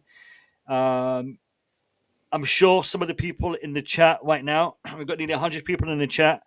I'm sure some of these lovely gentlemen will go over there and smash the subscription key on your channel and support you on your way to 1,000 subscribers, hopefully. So, guys, go show some love to the Chelsea Auntie channel. Small channel, but with your help, it'll get bigger. In regards to Lavia, I haven't got a clue, guys. What's happening with Lavia? Also, what do we know? To be fair, Reece it's James one 2.0, name man. that I've pretty much forgotten about, to be honest. I've not even thought about him Nah. forget that he's even in the squad. I think the fact that because Santos that's come in, and to be fair, Darius Ugo has started really well. He looks Yeah, unreal. really well. So Lavia's not really a name, and it's weird because when Lavia's on it and he's fit, he's quality. And he definitely made us tick a lot better when he was playing. He was But getting in over Fernandes for a while, wasn't he? exactly, but I don't. Is he going to be another player like Fofana that just cannot get over his injuries? Because that's what it looks like. Yeah. The thing It's is, a real sad one. with Lavia, I think it's not only an injury issue, but it's also a fitness issue. When he does seem to recover from his injuries, and he does play. He seems to be very what's the word here? I'm going to use a gamer terminology. He seems to be lagging on the pitch. He doesn't Yeah. seem to be quite there. I don't know. I think Lavia is a class player, but ever since he signed for Chelsea, I just haven't seen. I don't know. I haven't seen the player that I thought I'd be seeing. There's just always one in there. Like, we've got Fofana back now. Reece James is fine. Do you know what I mean? There has to be one. There has to be a treatment. We need someone in the squad that's making sure the medical team are up to scratch because they've got something to do every day. Do you know what I mean? There's always one. It is what it is. Okay, I want to just check the likes again. I've been shouting out YouTubers. Don't know who's shouting me out. Let's see what the likes are saying. Let's see what the likes are saying.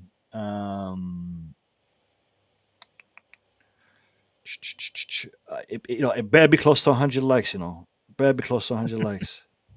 I feel good about it. They've been on it. You know what? He's smashing it up, Pablo. 65. See, you know what? We've been around 100 people in the chat consistently. Dips up, dips down. But likes, man, 65 likes, guys. If you don't like my content, just tell me to switch off the stream. I'll go home. I go watch TV, man. There's some really good shows on Netflix. But no, seriously, guys. Get them likes up. Show us that you want us to give you this content. This is all I'm asking for, to encourage us. Hit the like button, please. I'm waiting, lads. Yeah, with the cherry on top, please. With the cherry on top, with icing, sugar, the whole shebang. Just don't get too sweet because diabetes, all that good stuff. So just hit the like button. Hit the like button. What's Auntie saying? Come on, chat. Auntie's saying it's a shame he's quality, but we hardly see him. Yeah, well, Auntie, it is what it is. It is what it is. Do you know what? I might send the link to Auntie and get her to jump in. Auntie, do you want to jump in? Do you want to jump in and give us your thoughts and opinions? Do you know what? I'm actually going to go bold, and I'm going to put the link in the chat. Yeah, sweet. If you want to jump on, anyone can join us right now. All I ask is that you have your camera turned on, and we will be happy to hear your thoughts and opinions. I'm going to actually do the next half an hour with an open. Let's paste this with an open panel. Let's do it. It's gonna get crowded with you and Kaima. It's gonna be a little bit crowded in there. All right, lads, the link. Yeah, I mean, you know what? I've put it in the chat before, and not many people took up the opportunity. But I'm hoping Chelsea Auntie will do it, as she is a content creator and might want to give us her thoughts and opinions. So the link is in the chat. All I ask is that you have your camera turned on. Mark Hughes just scored his first goal for Sunderland. Who? Mark Hughes. Oh, is he? Yeah. Lad. What a Scored lad. against Huddersfield tonight. Oh, Kyle, I wanted to give you a big up, by the way, man. You calling that Malagusto change in the last game, man. I was just like, oh, mate, that's a shout. And I saw it literally, coming, man. Like, he got it. He's I think we're going to see that a lot this season with Reece and Gusto. And to be fair, Gusto is playing better, but then when he comes on, he plays a different role. He doesn't Yeah. seem to invert anymore. He now is just No. operating on that right channel, which he's a lot more comfortable in. That crazy experiment where he plays 7 different positions in any given game is over. Reska was just trying him everywhere just to see. Oh, maybe this one. Maybe. Surprised he didn't try Literally, mate, goalkeeper. starting him from right back, I literally saw him on left wing. And you know what? Stop shooting, man. Gusto, Yeah. someone tell him, stop shooting. You cannot do it. Oh, No, tragic. mate. Absolutely tragic. Auntie, Chelsea Auntie, you're welcome at any time. If you want to partake in any of the streams, just hit me up on X, and we'll see what we can do. We might be able to add you to the Sunday stream. By the way, lads, the Sunday stream is gonna be fire. Yeah. Oh Is my it? god, I am dreading streaming on Sunday because it's gonna be hectic. Sunday is the what's Sunday? It's the 31st, isn't it? Yeah. Is it? Yeah. Yeah, Is it's the Fulham first on Monday, Sunday? innit? Yeah, so Sunday is the 31st. Literally, the last Okay, night. before- The day okay. before the finale. The finale, I will be streaming, but I'll be streaming literally for a couple of hours just before the deadline window shuts. As I am working, I have a day job. If you guys were to hit the like button more often, then I can afford to to live off this. It's not a Yeah, bad so- currency, is it? The like button. like button. It's so easy to do, but it's so valuable to us content creators. You guys have no idea how valuable hitting that like button is to content creators. So yeah, just do it. And by the way, guys, I just got to say this: the Stanford Sync is on the verge of hitting 1,000 subscribers. Almost there, mate. Right? Almost there, man. Almost If there. all of you guys watching this stream right now were to go and subscribe to his channel, he would be literally on the edge of that cliff from being, Mate. from Dipping his toes in that water. literally, he'll be there. He'll be there. That tasty AdSense. So you know what I mean? Yeah. So yeah. it'll make it all that little bit more interesting and exciting for a content creator. And I promise you, both these lads here, Matt and Kai, Stanford Sink and Behind the Dugouts, their content is top notch. They should be, at least 20,000-30,000 subscribers each. So if you haven't seen their content, just go check it out. Go check it out. Especially the last couple of videos. Really enjoyed them. So go check them out and show some love. Show some love. Nice one, man. Hey, listen, it's a fact. It's a I fact. appreciate that, mate. Yeah, no worries. I'll be sending you the bill in. Brown envelopes coming out, are they?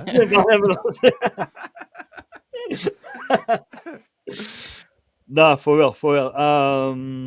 I think signing of Lopez will be the best signing of the summer. It's not happening, mate. I tell you, it's not happening. Fabrizio Romano said it's not happening. There's no talk. It's not happening. Yeah. The guru has spoken. Yeah, he's spoken. Everyone else is wrong. He's right. He's so pressed about it, man. He's so pressed about it. I can't believe it. He's just like The thing is, swear- right, he's pushed the Garnacho, the Simmons thing so much. If they all don't happen, he's going to have an can you absolute imagine? meltdown, isn't he? Yeah, literally. Yeah. I have someone jumping on.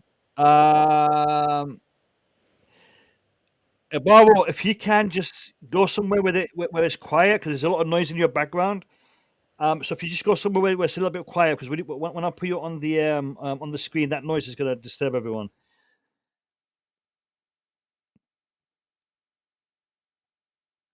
I think he lagged out. Yeah, he lagged out. Yeah. Yeah. Listen, guys. More than happy to have you on the chat. Camera on and try to be somewhere where it's a little bit quiet. If there's people shouting behind you, it's just going to disturb everything. So, somewhere quiet, go, in the garden, in the kitchen, in the bedroom, wherever you're comfortable. Just make sure there's not a lot of people with you because it's going to be. Yeah, I want to hear you. I don't want to hear who's in the background. So, Ibarbo, if you want to jump on, love to have you on. Just make sure it's a quieter background. Where were we?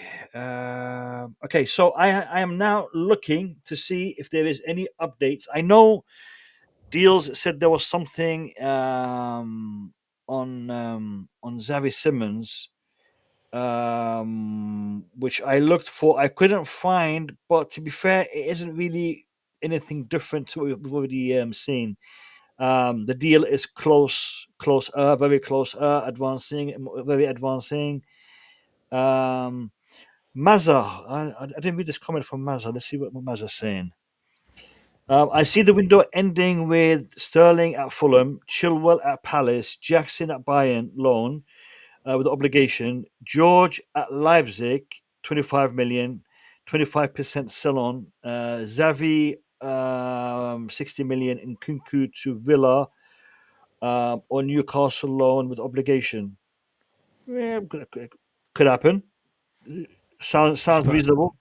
You should put a bet on, man. If all that comes off, you'll be All right, mooted. but do you know what? Logically, this is something that could happen. So I don't think Chilwell will go Palace, man. I think Chilwell. apart from the Chilwell thing, yeah. apart from the Chilwell thing, There's not really been much on Chilwell, has there? Yeah, there Coventry, hasn't. mate. Coventry. Like Frank Lampard wants him. Oh, I'll send him there. Why not? Yeah. I'd be well up for that, man. I'd be well up for that. I saw that at one point Sunderland were interested in Sterling. I was like, mate, can you imagine that? That'd be wicked. I think Sterling wants to stay in London, doesn't he? So Fulham's a great shout, but it's the wages. Because I don't think we want a ridiculous fee for him. It'll be the same thing as last year, man. We'll loan him and subsidise half his wage again. That's almost definitely going to happen now, unless the magic thing happens and he terminates his contract or whatever. But he ain't going to do that because he's on 1.3 million a month. I saw something about was it Besiktas were trying to get him on 5 million a year, and he just said no, ain't happening. Not going to Turkey. No. He only wants London, doesn't he? Yeah, that's a shame. Right. But yeah. Man. So as we are currently streaming, as we are currently live, and we are waiting for news to break, I am going to do this. I'm going to put an ultimatum. Get the drum roll out. I'm going to keep it. You know what? I actually might have a drum roll. Let me have a look. Let me see if I've got a drum roll.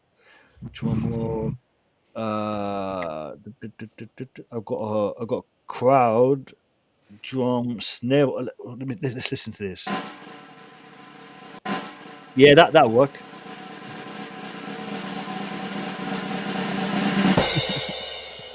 Yeah, sweet. All right. So if we get another 27 likes, we will continue to stream past 10 o'clock. By 10 o'clock, if we get 100 likes, we'll continue the stream. If we don't get 100 likes by 10 o'clock, then we will say thank you all for your time and effort, and we will see you in the next one. But if we continue... Oh, it's going up already.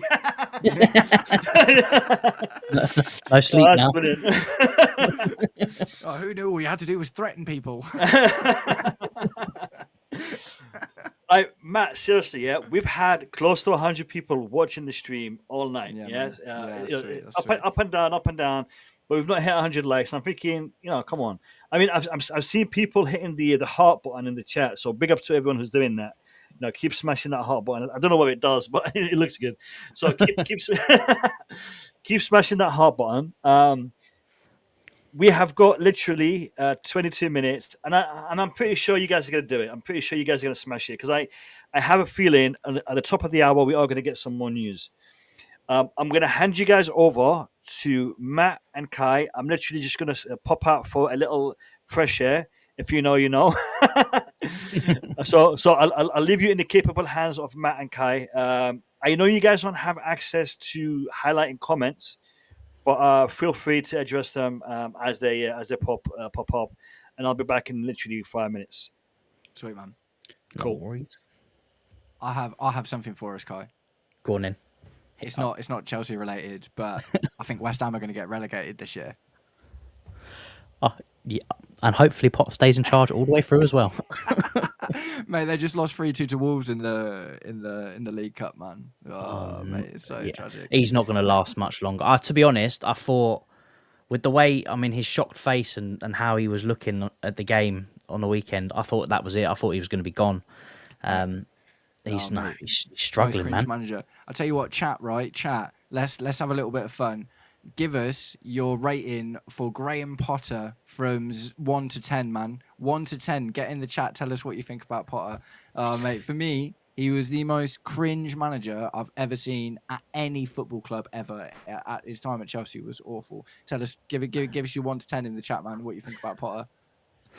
Didn't he come out and say, when after our game, I think it was after the game before, I can't remember who played, that he said, the goals really made a difference. Well, yeah, of course they do, mate. Like, of course they make a difference. I've never heard so much rubbish come out of one guy. Oh, mate. Courtney's he going in, mate. -9. He was terrible. He just doesn't seem he can control the players at all. I don't think he can manage players, regardless if it's a top team like Chelsea or, a smaller team in Brighton and West Ham. He just can't do it. And then he says the most stupid things. I can't. Was like for me, terrible. It was the moment that he started trying to swear in press conferences, man. That was it. Come out with a bit of balls. Where's that been for the last 6? It was it was so fake and so cringe, man. I was just like, no, that was terrible. We've had some difficult managerial appointments over the last few years, man, but I can't think of a single one that was worse than Potter. I mean, Pochettino was better than Potter, definitely. Potter at this point just scamming clubs and building his bank account. Yes, Courtney, yeah, that's one thing you can say that he's doing. Yeah, he's got money. He might as well just leave. He's got enough money. I mean, what was the payout that we gave him? It must have been quite a bit because it was on a 5-year deal. Yeah. It was a 7-year deal. Maresca's on a 5-year deal because when Bluco took over, they came out and Todd Boehly was talking, because is it the Dodgers, the baseball team or whatever that he's got? So they've had the same manager for 10 years, and it was the first manager that they appointed when Todd Boehly took over, right? So Todd Boehly's whole thing, which is mad because we've had like 6-7 different managers now, but Todd Boehly's whole thing was like long term. I want a manager to come in and build and be here for the long term. Obviously, football was very, very different in that respect. But that's why when Graham Potter came in, he gave him a 7-year deal, man. 7-year deal. Absolutely nuts. Yeah. That's also why Pochettino only got a 2-year deal. Omar, lads, thoughts on Enciso failing his medical? Heard Chelsea doing their due diligence to avoid the issues with both Lavia and Wes Fofana. Yeah, I mean, do you know what, Omar? For me, it was a bit of a weird one from the start because this is the first time I've seen Bluco sign. Do you know what I mean? So from the off, there was something a bit weird about that. All of the reporting about that deal, it wasn't Strasbourg have bought this player or Chelsea have bought this player. It was Enciso signs for Bluco. So from the off, that tells you something was a bit weird about it. But yeah, that's good, man. Do you know what I mean? I'm glad we haven't got another body for the medical beds. Do you know what I mean? We definitely don't need they've that. got. Hopefully, that means that they are going to be a little bit more thorough in picking up these little potential injuries that players could have down the line, because that's what it is. Not to say that I don't think he's injured right now, but he's got something that could be seen as a problem down the line. He had one, didn't he? He had one like a season or so ago. He had like quite a big injury. But it's back. Yeah. Do you know what? I was in the kitchen and I can hear you guys talking, man. You guys ripped into Graham Potter, man. Give us a rating. Mate, Courtney's been ripping into Graham Potter, man. It's beautiful. I love it. -9. I see it. Yeah. Nah, do you know what? Courtney would know. He's been with me for quite some time on my channel. He's seen my videos. Oh man, Potter! What a time we had with Potter. It was so bad. But do you know what? Let's be fair. The lads gave it everything. I actually thought you were going to be serious there. I was like, don't even. Mate, the thing is, when you lose the dressing room and they're making Harry Potter jokes about you, it's just over, and it's like your career's over. Not even like just that club. Like you can't go back into management when 19, 20-year-olds have started making Harry Potter jokes like you're a bad teacher at school. Do you know what I mean? It's like, nah, it's not good, man. It's not good. The thing is, he proper tried to, he changed his hairstyle, he grew a beard, tried to be more, went in the gym. I'm in Chelsea now. I'm the Chelsea manager now. Had his little glow up. when you're the Chelsea manager, you have got accountability, responsibility. You got to get the team to win. You got to get the team to play like Chelsea, man. It's like, it's not one of those. He got a mad payout though. He's loaded now. He's definitely loaded now. What's his comment? For me, I think. Yeah. I think you're referring to the whole Ferman Lopez thing. Do you know what? Talking about sell-on clauses, I wanna address this because everyone knows my opinion on Bluco. Everyone knows my opinion on Todd Bowley, Igbali, and the whole management of the club when they came on board. I've been critical of them to the max, but we also got to look at the good things. Mm-hmm. The sell-on clauses that they have introduced, especially in this transfer window, with like 40%, 30%, these are really, really good for business sense. They are fantastic, especially when you're putting these massive sell-on clauses on players who are potentially going to get better, who have gone to clubs who will utilize them and they will increase in value, and they will be sold. They are going to have another transfer down the line in a year, two. Down the line, they are going to be moving clubs, and for us to be collecting 40% of their next sell-on, that's a really good bit of business. It's just a win-win, man, because that will make them want to sell that player for even more as well, because they're only going to get 60% of it. Do you know what I mean? It's just like, because the thing is, like the Renato Vega one is the obvious one, right? The 40% sell-on clause. We get 30 mil for him, which is triple what we bought him for. He either never gets sold and we tripled his profit, or he gets sold for 50, 60 and we make another 20, 30 mil on top. It's mad business, man. It's mad business. It's so good. Carney as well. Carney going to Dortmund he's gonna impress. Carney's a fantastic player. Yeah, he's a really, really good player. He had his injuries. He had his turbulent time at Chelsea, but I think in Dortmund he's gonna shine, and I think his next move is gonna be a big one. I've got a feeling, I don't know why, that he's obviously gone to Dortmund. I feel like he's going to end up at Tottenham. I don't know why. Ooh, I just feel that's where he's going to end up. Yeah, I see that. And then Arsenal will come in and swoop him last minute. Yeah, but that Tottenham green, that Tottenham money will be coming to Chelsea. So that's what makes it even sweeter. I'm not complaining. I don't know why. When I saw the thing about Dortmund, I just felt like he's going to end up at Tottenham in like 3-4 years. I just feel like that's what's going to happen. But either that or like an AC Milan or something. Do you know what I mean? But sort of similar. Tottenham's like probably best case scenario for him, isn't it? They're building a Chelsea squad though, ain't they? AC Milan. Did they take there? They've got Ruben Loftus-Cheek there, Tomori. It was good to see Loftus-Cheek in that pre-season, wasn't it, man? It was good to see Loftus-Cheek again. Yeah. What a champ. It's such a shame it didn't work out. Pulisic has sort of gone off the boil a bit, isn't he? He was really good for a while at Milan, but I think he's been injured or just not playing very much recently. Yeah, he's sort of gone quiet. We got Tomori, man. What happened with that? Does anyone actually know what happened with Tomori? That was always like a bit of a mystery to me, because he was just like playing every game, and then all of a sudden... I think he fell out with the manager. I think he fell out with Lampard at the time. Really? I think I've heard some reports, something to do with how he was training. Whether what's true or not, but I think they had a falling out in training, regardless of how he was training. He was the first name on the sheet. He was a favourite of Lampard, and all of a sudden, just sidelined. Lads, we've got 12 minutes to hit 20 more likes. 12 minutes to hit 20 more likes. Come on, you can do it. We're 80 in the chat. Call your friends. There's about 80 people in the chat right now. So 79 in the chat right now. So 20 of you who haven't hit the like button. I'm sure there's about 20 of you who haven't hit the like button, because there's 80 likes. There's 80 of you here. So all right, 81. Come on. Yeah, come on, lads.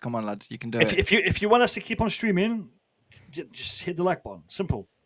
I have a feeling. I really do have a feeling that 10 o'clock we are going to get some breaking news. The thing is this, they like the top of the hour.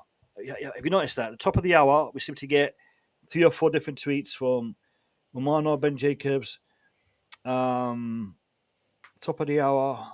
Ornstein to hit back. Yeah. Hey, that'd be good. Honestly, be like, Yeah. hey, listen, mate. When I speak, you listen. All right. Karma, Fabrizio, karma. Calm. I'm actually just gonna go and have a look at the timeline rather than my notifications, and see if anyone has reposted something of interest. Let's have a Not seen look. anything. I just saw something about Ceballos going to Marseille. That's the only thing I've Yeah. just seen. Yeah. Saves.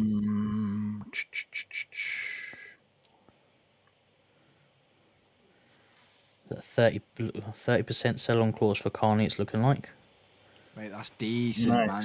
That's Nice. decent. Because what's that? If that's like nearly 20 mil if you get sold for 50. Yeah. That's Tottenham will buy him for 80, wouldn't they? What did we actually buy Carney for? Someone commented on my post actually the other day. It was 10 mil we paid for him. I had in my head 40 for some reason. Nah, 10 mil.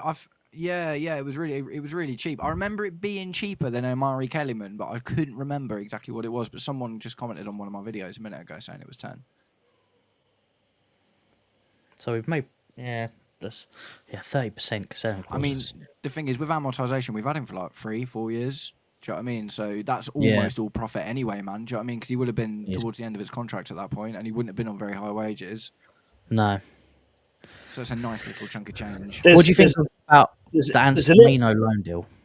There's a little bit of an update here, guys, Yeah. from Patrick Berger. Let me bring it up. So this is not a tier 1 journalist. It's but it does seem interesting. So Patrick Berger, he has got 134,000 followers. He works for Sky. I just saw that Florian Plettenberg name on there that we looked at earlier. So he says Bayern and Chelsea are still in direct talks for striker Nicholas Jackson. Didn't we just see who was it who debunked that? I'm trying to remember. That was not that Plettenberg guy. Yeah, but Plettenberg debunked it, but then this guy is emphasizing it. And interestingly, they both work for Sky.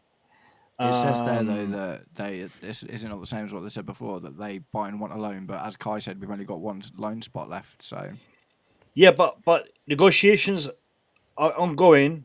But apparently, the other guy said they want, they've stopped. So it's a bit of a. I mean, that actually, I've just really thought about that, man. That puts us in loads of trouble. That because if we loan Jackson, then Chilwell, Sterling, Disasi. Do you know what I mean? Like, we've still got all these players left to get off the books, and the only way to do it will be sales. Disasi's looking like Bournemouth, isn't he? Yeah. So that's potentially one. David Fofana, we haven't still gotten rid of him yet. Yeah. And he's been like hanging around. We've been trying to get some money for him. But who else is there, man? I'm sure I'm missing someone. And Nkunku, obviously. Bomb squad. And then we can't loan Nkunku either. Chilwell. Yeah. That's like 5-6 players that aren't really going to get in the team. I did see something the other day, and I don't know where it was from, so I don't know what level of journalism it was, that supposedly Chelsea were considering reintegrating Ben Chilwell back into the squad. And what that says to me is that would mean maybe that Yoro Hato gets put as a centre-back. I don't really love that idea because he's so good at that Kukurea position, but I guess it would kind of make sense, wouldn't it? I don't love it. Yeah. You know what? I think Chilwell still has a role to play. If we want to integrate Hato into the centre back position, Chilwell still has a role to play. But Chilwell is your standard wing back, left back. Give him the ball, he'll run. The thing is with him, as an attacking option, good. As a defensive option, good. As a playing from the back option, not so good. Yeah. Inverted forward, he can't do that role. That's my only concern. I suppose you could just get him to fill in the 3 and have the right back invert instead, Yeah, and then doesn't Gusto. have to do it. Yeah. So, you know, That's Gusto, true. but Reece James definitely can do it. So it could be an option, but then you would prefer to slot Joro Hato in his natural position and let him adapt in his natural. He just looks so good at that Yeah. Cucurella role. Do you know what I mean? That exact Cucurella role. Is that Like, his first game in, didn't he? He was literally straight in the midfield, pinging things while inverting. It looked Yeah, like no, he'd it been looked playing it for ages. yeah. Yeah, so Look at this the face is on it. the yeah. It's like I knew it was gonna happen. Face is unreal. Why? Whoopsie. Oh, mate. I mean, like I say, man, that whole transfer was just so nuts to me. I did a little video about it, and the thing that I found interesting about it, right, is I don't know if you know this, but you know in the MLS, if you sign for a team in the MLS, you don't sign for the team, you sign for the league. Do you know what I mean? So you don't sign, if you go to LA Galaxy, you don't sign a contract with LA Galaxy, you sign a contract with the Major League Soccer, and they send you out to whatever club they want to send you out to. It's a little bit like the Saudi thing. So I found this Enciso deal interesting when it was like he signs for Blueco, because I was like, that's them kind of muscling in a bit of their American DNA into the business. Do you know what I mean? Because I didn't see anywhere Strasbourg sign him or Chelsea sign him, or that it looked like he signs for Blueco, has a spell at Strasbourg, and ends up a Chelsea player. That was what I read, but all of the headlines were all signs for Blueco. I found that really. It could really also interesting. just be a journalist thing where they're just trying to push another narrative of another young player is going to be at Chelsea next season, which is probably the case. Because if any young player's moving anywhere, it's coming. You know, we basically have an orphanage at this point. With the amount of kids we've got, it's ridiculous. Yeah, it's getting mad, isn't it? I got a question to both of you, Kai and Matt. So we've got 85 likes. We've got 4 minutes to go. Do we what do we do? What do we do? I mean, I reckon if we get to 90 in the next 5 minutes, we stay on. yeah. What do you reckon? Do you know what? We're negotiating now. We're negotiating. Yeah, we're at the negotiating table. Yeah, it's 40% advancing. sell-on clause. It's advancing. It's We're advancing. 90% the way there. Discuss that last 10%, all right? Calma. Now, do you know what? I'll take a loan deal. Yeah, I'll take a loan deal. So if we get to 90 likes, you know. Yeah, if we'll you stay loan on. us 5 likes, we'll give them back. Yeah, we'll give them back. Yeah. No obligation to buy. We'll send them back. Don't worry. No obligation to like. No obligation to like. No, guys, for real. Come on, 5 more likes. Let's get these 5 more likes. So at least we feel like, you know, you guys have. I mean, I know 85 of you have done the business, but there's still there's a ton of you guys watching. Come on, let's get this. Guys, listen, Courtney is asking you to do it. Courtney is asking you to do it. Courtney. Do it for Shout out, Courtney. Do it for Courtney. Yeah, for Courtney. Let's do it for Courtney. Come on, lads. Let's do it. You guys can do it. In Courtney, we trust. In Courtney, we trust. 100%. Yes, 100%. I want to know, is this the Varane from before? Because I used to have a person who was very active on my channel called Varane. Is this the same one? Because different picture, and I think you've changed your name a little bit. But is this the same Varane from before? If it is, let me know, because you were quite active on my channel back in the day. I haven't seen you for a while. So is it the same one, or are you a new user to my channel? Let me know in the chat. I'm trying to remember the name. Maybe Napoli might be interested in Jackson. Oh, really? Oh, yeah, because Lukaku's out, isn't he? Yeah, he's injured, isn't he? Oh, mate. But again, it's the Italian league. Do they have the money? I was just about to say, they might they take don't him like on paying loan, for but- anyone, though. Well, yeah, but that leaves us in the same It's the problem last we were loan before, deal, doesn't isn't it? Yeah, and Jackson's one of like the most valuable asset we've got left now, isn't he? So he's where we can make the most of our money if we want to make any of these deals. So yeah, do you know what? I think it probably would be worth keeping Jackson if we can't sell him rather than loaning him out. I don't think loaning Jackson out does us any favors at all. because No. we could use Jackson. Worst case scenario, we can use Jackson. We don't want to be left with Nkunku, Chilwell, and Sterling. All on, maybe the Chilwell chat we've just had. Maybe Chilwell would be all right, but one of those loan spots is going to have to go to Nkunku or Sterling, isn't it? We can't be loaning Jackson out. Yeah, because they got the biggest wages. Yeah. And the thing is, Jackson's been in the team recently as well. Do you know what I mean? It's like Nkunku he's played games in that, but he's basically not been in the team for like the back end of last season, has he? Ever since he stopped blowing up the balloon. And Sterling, Jackson would be the easiest to reintegrate, wouldn't he? Out of all of them. Yeah. Sterling was an Arsenal player last year, man. He can't come back. Do you know what I mean? He can't do it. Yeah, Jackson would 100% be the easiest to reintegrate and bring back in. And like I was saying to Mo earlier, man, with the thing with Jackson is we've just seen how well João Pedro can play in the number 10. Do you know what I mean? If we keep Jackson, maybe we don't need a Xavi Simons. Do you know what I mean? Because maybe João Pedro becomes that 10, that 10 option alongside Cole Palmer, and then we give Jackson one more shot to raise his value or sell him. We'll still, even if Jackson doesn't play amazing, we'll still get 50, 60 mil for him. Do you know what I mean? Yeah. It's just starting to feel more and more like a reasonable idea, but it's kind of like the Renato Vega thing, isn't it? Like, if there's been falling outs, as much as I hate that, because I'm like, mate, you're getting paid millions, man. Just make up and play football. Do you know what I mean? But when there has been falling outs, obviously, it's quite hard to come back from sometimes. Yeah.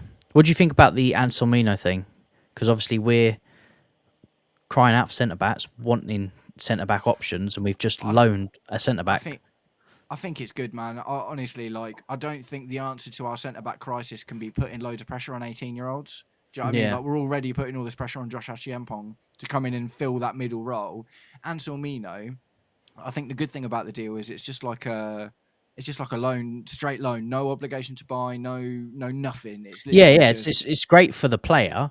But if we don't bring in another centre back, we've weakened ourselves even more. Have we really, like, have we weakened ourselves that much? Like, it's not like he was a big part of the team. It's not like if Chalobah went out, for instance, you know, with Wesley Fofana, Badia Shield, Tosin Adarabioyo, Josh Achiampong, do you know what I mean? We've still got centre-backs knocking around. Yoro Hato might end up getting used there. We've just been talking about Ben Chilwell being the side of that back three. The only problematic thing is that centre role specifically, right? That's the thing where we feel really light.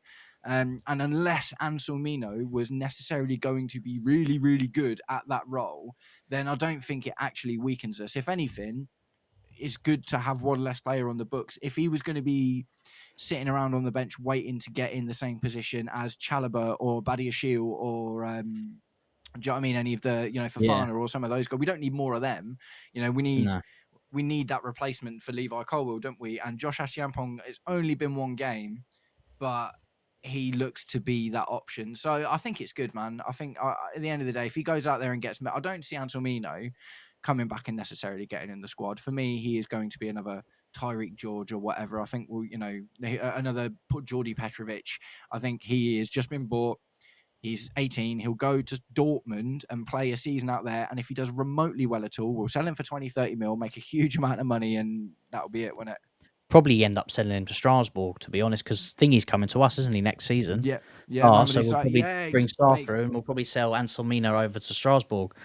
And we still retain that interest in him as well. Do you know what I mean? We literally retain the interest. So 100%. That's a really, really. SARS looked really good. I want to shout out Machiavelli and Gabriel.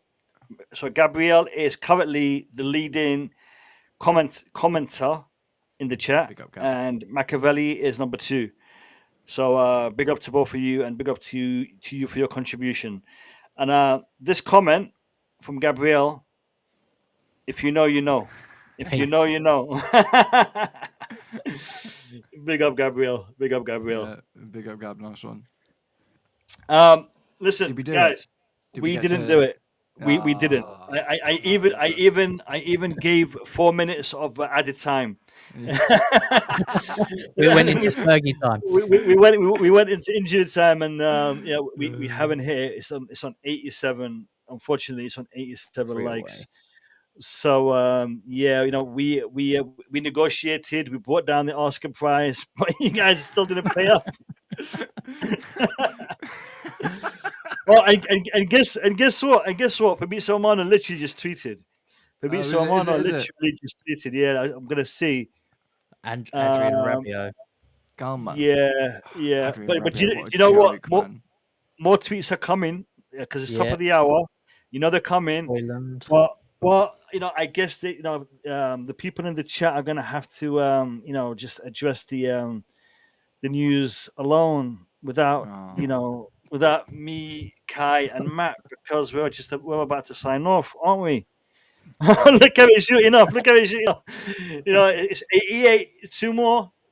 Come on, it's two more. Do you guys want us to sign off? I don't know. It's just it's up to you. It's up to you. Two more likes. This Two is more like when likes. Suarez scored that goal after biting Ivanovic. No, it's actually more like when he handballed the ball in the World Cup against, is it Ghana? Was it against Ghana? Yeah. Was it and then, on the penalty line? yeah. one? When he went one of them ones, Yeah. it's like, I'll get sent off. Yeah, and I think the penalty was saved as well. Yeah. The penalty was saved. Yeah. All right, well, we're on 89 likes. I guess we can live with that. We'll live with that. All right. So the one like, we'll take it as a what do you call it? In the sell-on clause. Yeah, you guys could you guys could give it back to us later. A sell-on clause. But Gabriel, he's like,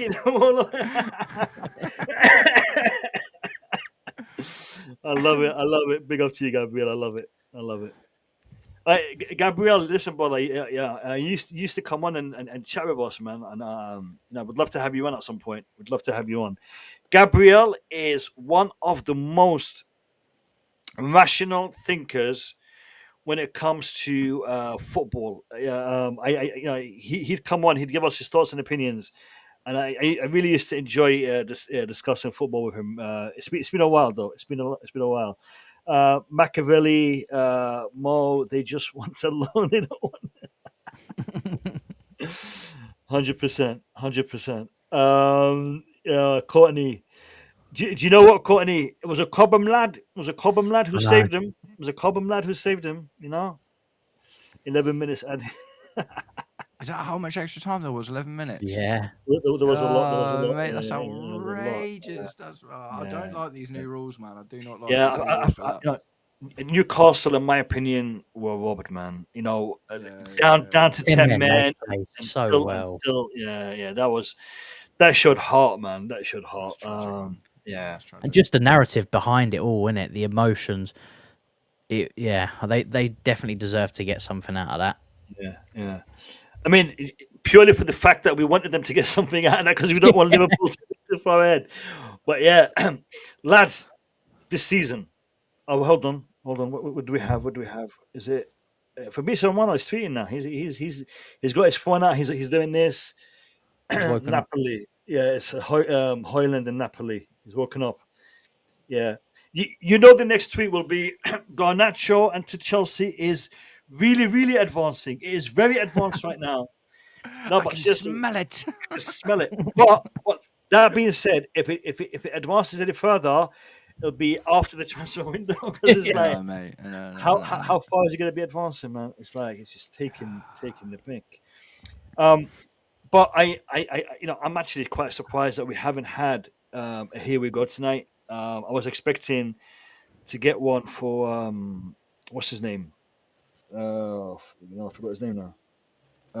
To Bournemouth, Disassi. Disassi, yeah. I was expecting that to happen today. I'm kind of surprised it hasn't happened. I feel like we're going to get all the exits up to the end, and then we'll get all the incomings at the end of the window. I feel like that's. I feel like the Garnacho, Simmons, Lopez, whoever it's going to be, is going to be. It's going to be the end of this because they need something. Otherwise, there's no incomings on deadline day, and the club ain't going to want that. They're probably calling Man United. The deal's probably already done. They're probably just saying, "Look, we need to wait, till Monday, and then we can drop it." Do you guys to fill it out? Do you guys think we're going to get another report like the one we had today with Lopez? Do you guys think there might be something that we haven't discussed, we haven't heard about, Yeah. that's literally Yeah, going I to pop do. out of nowhere in the next couple of days?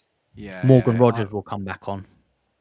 Whoa, interesting. Mm. There Aston is Villa are sniffing around still in Cooper, aren't refusing they? to completely to go away, isn't it? It's just hovering. I think it'll be a centre back thing. I've just got I this hope feeling. it'll be a centre back thing. That's what I really want to see. Well, there was a small Um, little bit yesterday on, was it Hincape, who's was Yeah. going to Spurs, got taken by Arsenal. That's not Um, gone through though, has it? Or was there Last who I go saw, for they it? were in advanced talks again. Yeah, but you know So what Fab's like with his advanced yeah, talks. He loves it. exactly. He's like, So these advanced might happen next year. yeah, so do you know what? he was He has phrases that he seems to use, that he interchanges every season. So last transfer window, last summer transfer window, it wasn't advancing. It was next days. He used to use that a lot. Yeah, I Deal remember that actually. deal happening in next days. Yeah, Keep a lookout. He'd put the eyes and be like next days, and yeah. now he's putting advancing. I think next season will be something like imminent, or next season he'll be dropping trailers. He will be dropping full blown trailers to the here we goes. Yeah, 100%. man. That is where it's I going. love that. I love that. I love talk, that. talking Oh, about trailers. Talking about trailers. If you're not following me on TikTok, okay, I post a trailer every time we stream.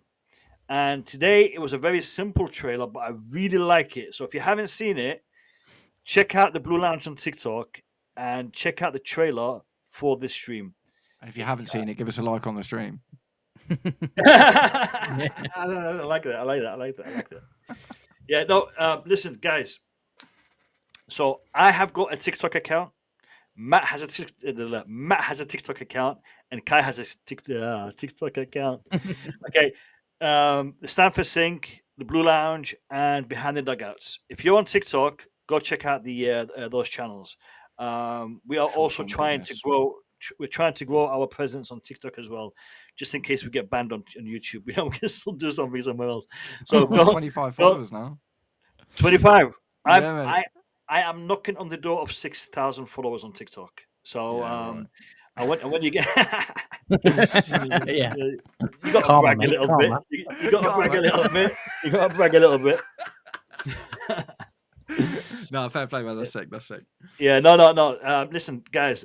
TikTok is for me the same content on here. Sometimes I post things on TikTok that I don't post on here. Some personal stuff, some social stuff, some other football related stuff that I don't post on here. This is pure Chelsea. I do from time to time post things about the Iraqi national team, and I think I'll be doing that when the Arab Cup of Nations starts in a few months. So, Gabriel, I know you'll be interested in that one. There'll be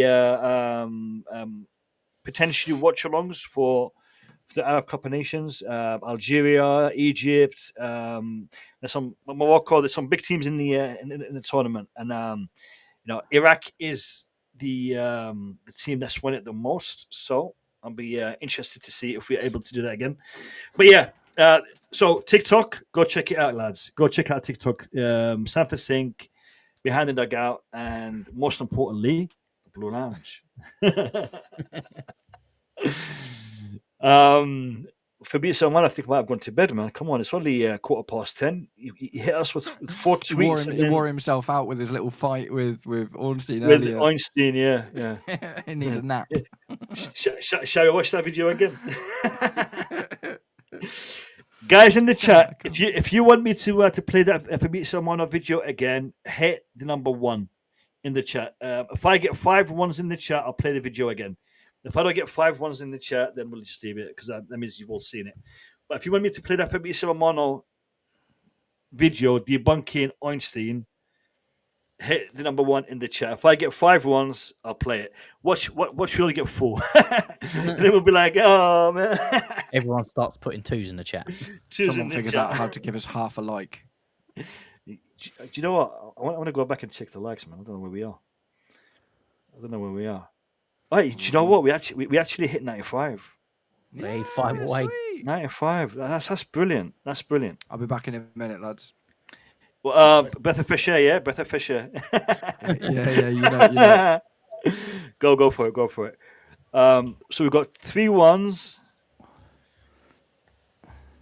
If we get 2 more, we'll play the video. It's funny. It's funny when you know the context. It is a funny video to watch, especially when he falls into his Italian. Yeah. Yeah, we've got the 5. We've got the 5. I'm going to play. I'm going to press play.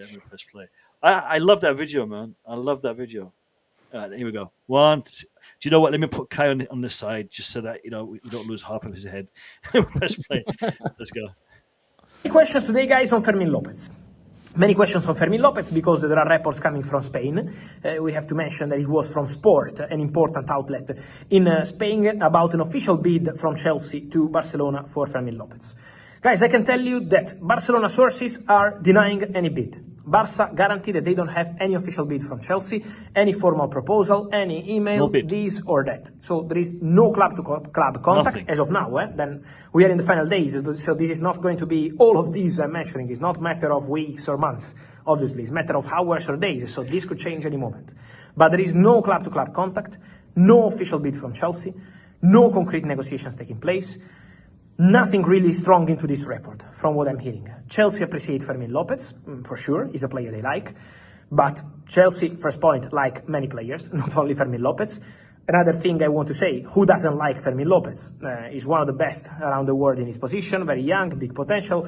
So this deal could only be possible if Barcelona and the player decided to open doors to an exit, which is something that hasn't happened so far, and if Chelsea decide to bid, which is something that hasn't happened so far. So at the moment, the situation remains under control, with Chelsea working on Xavi Simons, with Chelsea working on Alejandro Garnacho.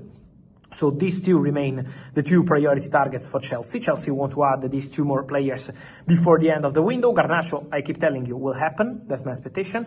For Xavi Simons, waiting for Nkunku to go and to get the green light to get the deal done. So this remains the story. Then, if Chelsea will decide to make a bid to approach Barcelona, every single step needed in order to create... Watch him start to link Xavi Simons and Garnacho straight away. Watch this bit. The step needed in order to create a concrete rumor and not just something in the... Create a concrete rumor, not just something in the press. That's a proper dig at Einstein. I will let you know. But at the moment, calma with the Fermin Lopez story. Also because Fermin, a few days ago, we have to remember that words from the player said the fans can stay calm. It was 5 days ago, not 5 years ago. The fans can stay calm. I love Barcelona. I want to stay at Barcelona. So Fermin took his position, and also Hansi Flick said, I want Fermin to stay. So let's see what's going to happen there. But for sure, at the moment, still no club-to-club contact. Then, guys, on Monday.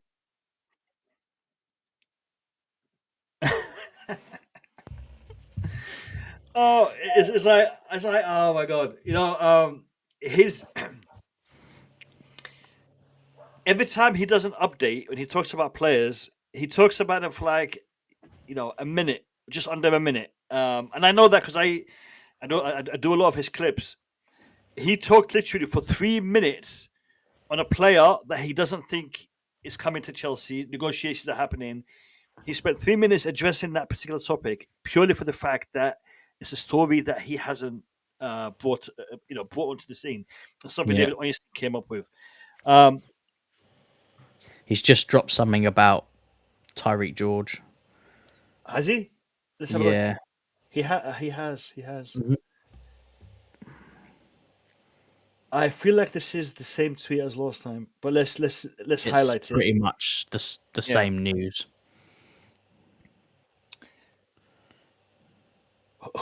Kai, who's this guy in the chat? I recognize him. I don't know who this guy is. Must be a bot, mate. I think it's a bot. Yeah.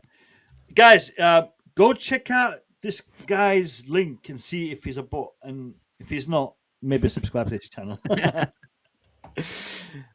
Let's look at the tweet from Fabrizio Romano on Tyreek George. Let's have a look. Fabrizio Romano. AS Roma had positive talks with Tyreek George camp in London today. Positive talks. All right, brilliant. George can join AS Roma on a permanent deal with a heavy sell-on clause. Talks are underway. Now that is an update. That is an update because before we were hearing loan. Exclusive Yeah, story confirmed. All right, so this looks like it's happening because now yeah. we're not hearing loan. We're hearing permanent deal.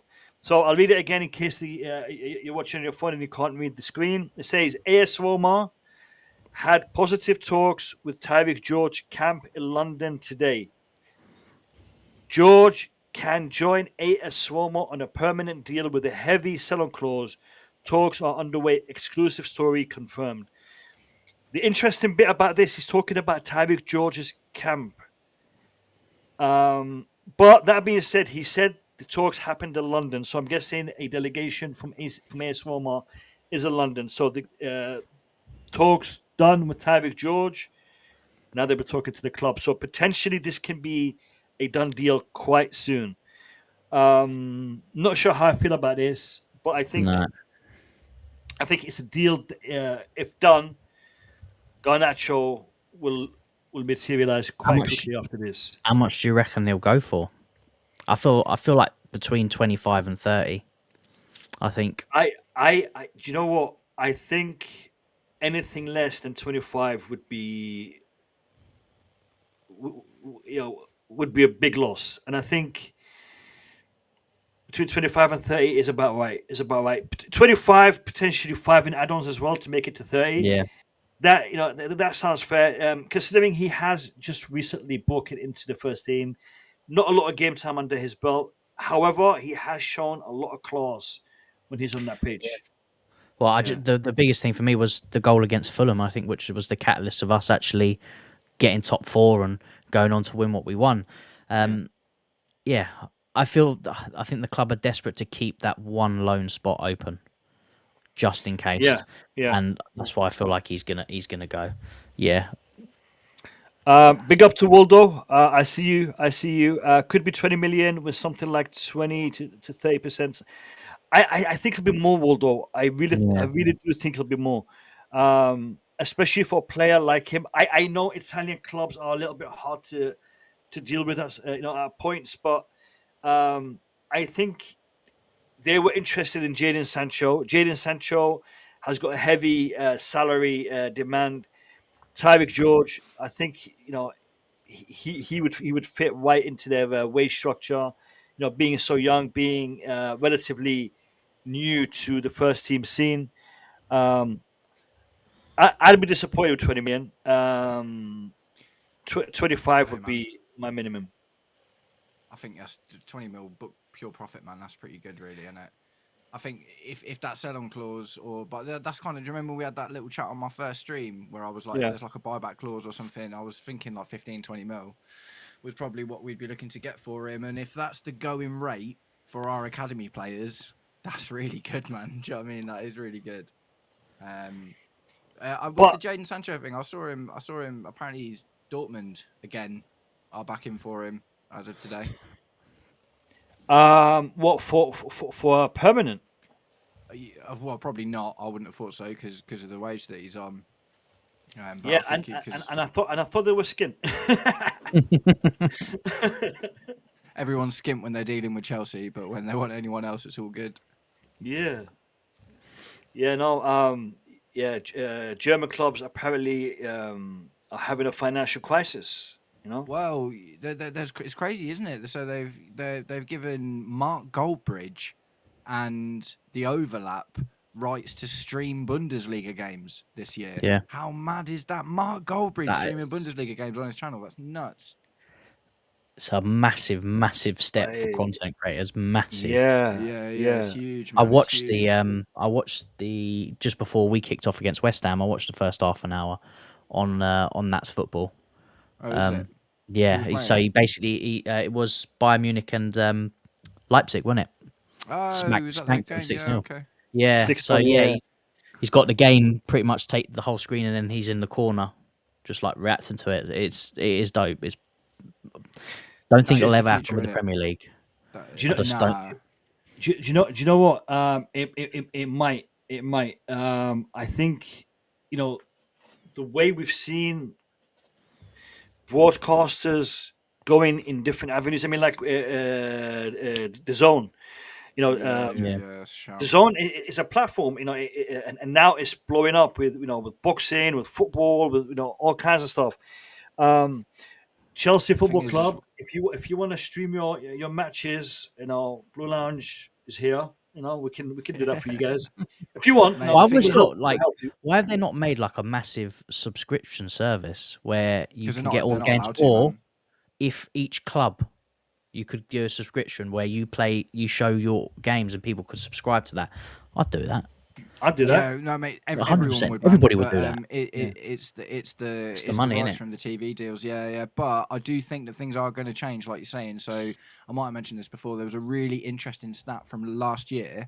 All 12% of all media watched, all of it, and that includes TV, Sky, Virgin, Netflix, Disney Plus, Amazon Prime, all of it. 12% of all media watched last year was watched on YouTube, and that is mad. That shows you how big this platform's getting, man. Like, Yeah. more people are watching YouTube on their TV now as well. Do you know what I mean? It's just starting to happen. And obviously, people like Amazon Prime have started to get games a little while ago.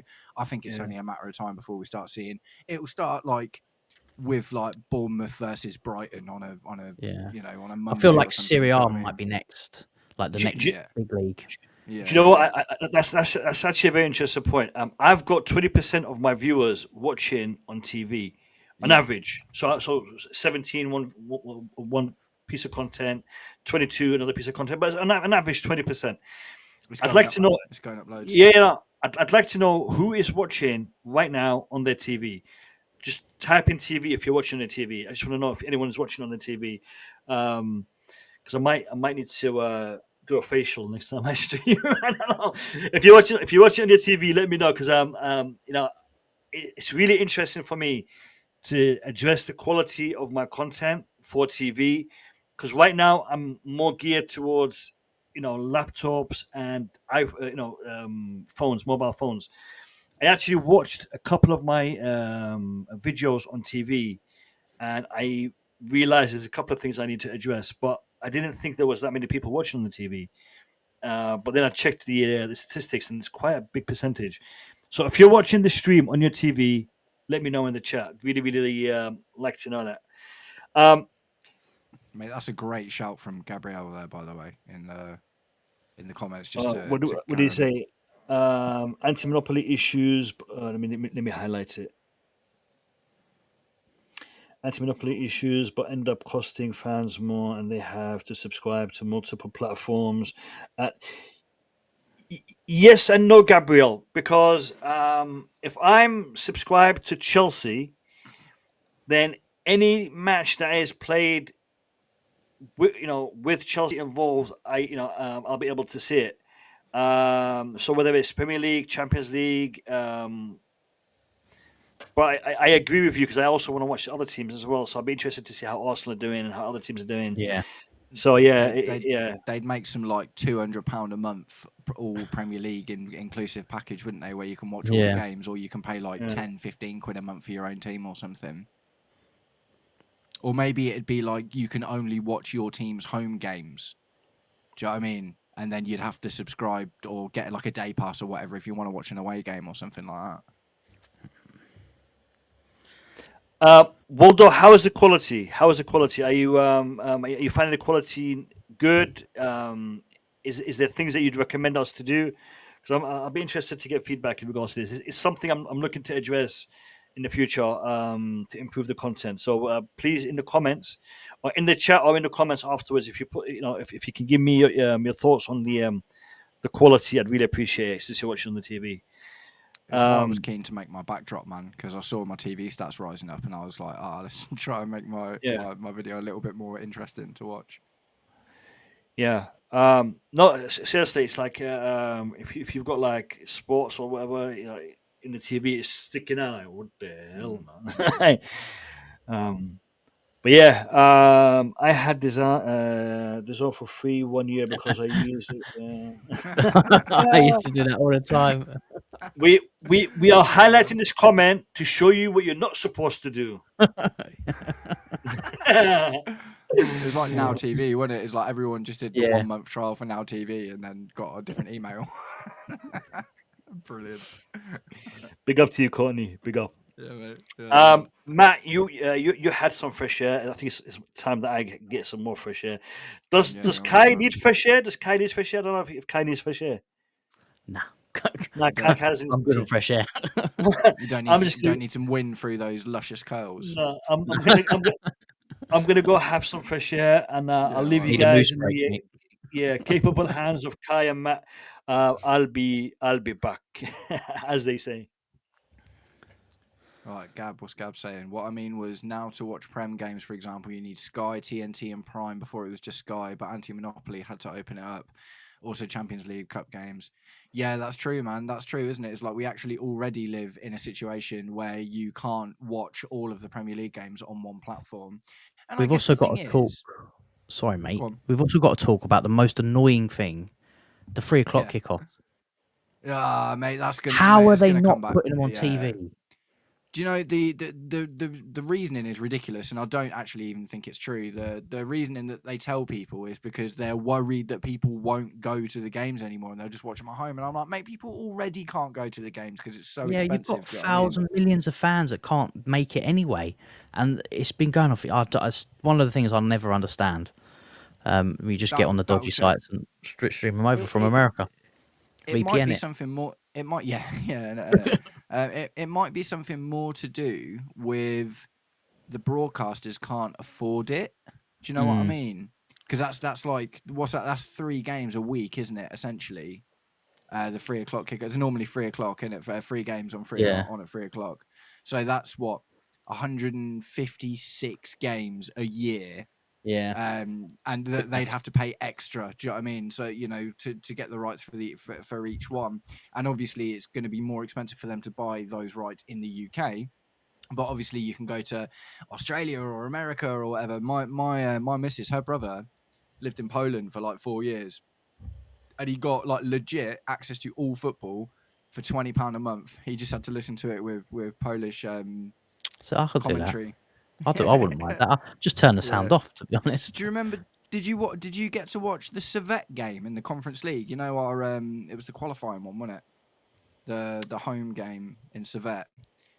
Yeah, So I actually there was a total legit way to watch that because it wasn't being broadcast anywhere in English at all. So I actually found the Swiss live TV channel. And I've put my VPN on, obviously, but it was free to watch through there. And because I speak French, I was able to understand most of what they were talking about. yeah. I was like, oh, this actually isn't that bad. Waldo, it's funny because DAZN already have the rights to women's Champions League football and also the women's Spanish League and Italian League games. Yeah, man. I think that's just loads cheaper though, isn't it, man? It's just loads cheaper. Obviously, women's football is getting bigger and bigger for sure. Do you know what I mean? I've even been thinking about doing little segments covering the Chelsea women's team because they're generally they start so a little bit good. later than us, don't they? I think they start in September, so they should be coming up to the start of their season very soon.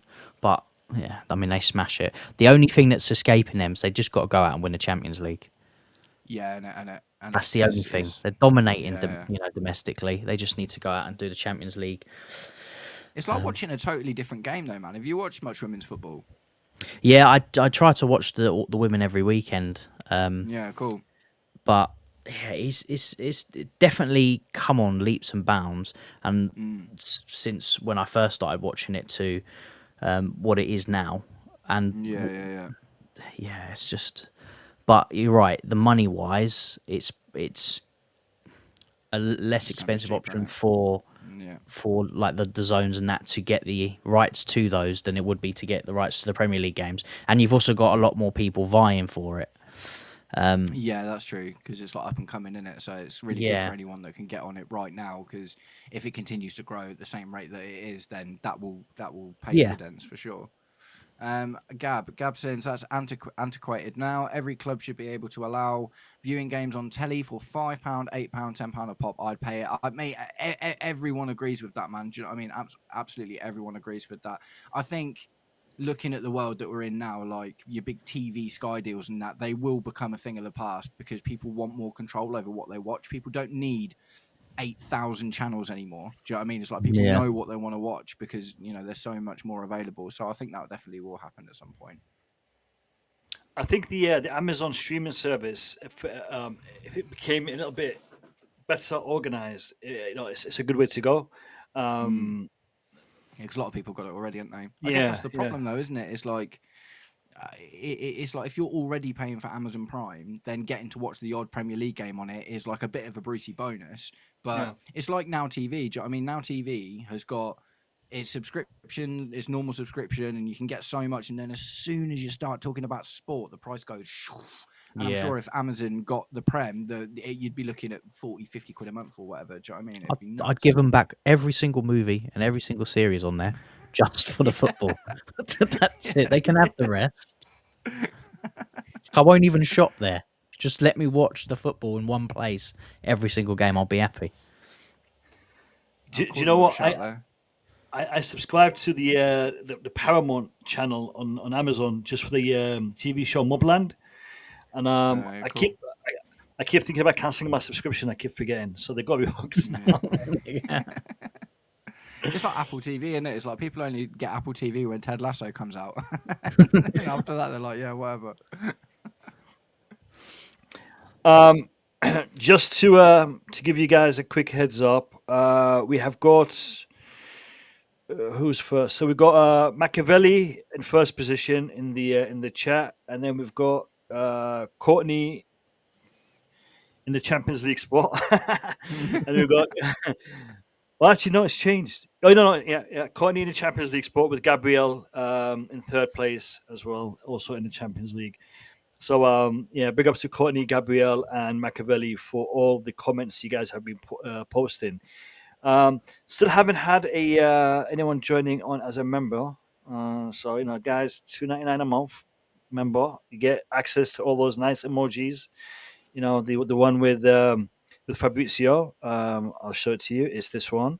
You'll get this emoji if you become a member. If you're a fan of Estevan Williams, you'll get this emoji. Actually, do you know what, lads? I want to address this this emoji. Cole Palmer.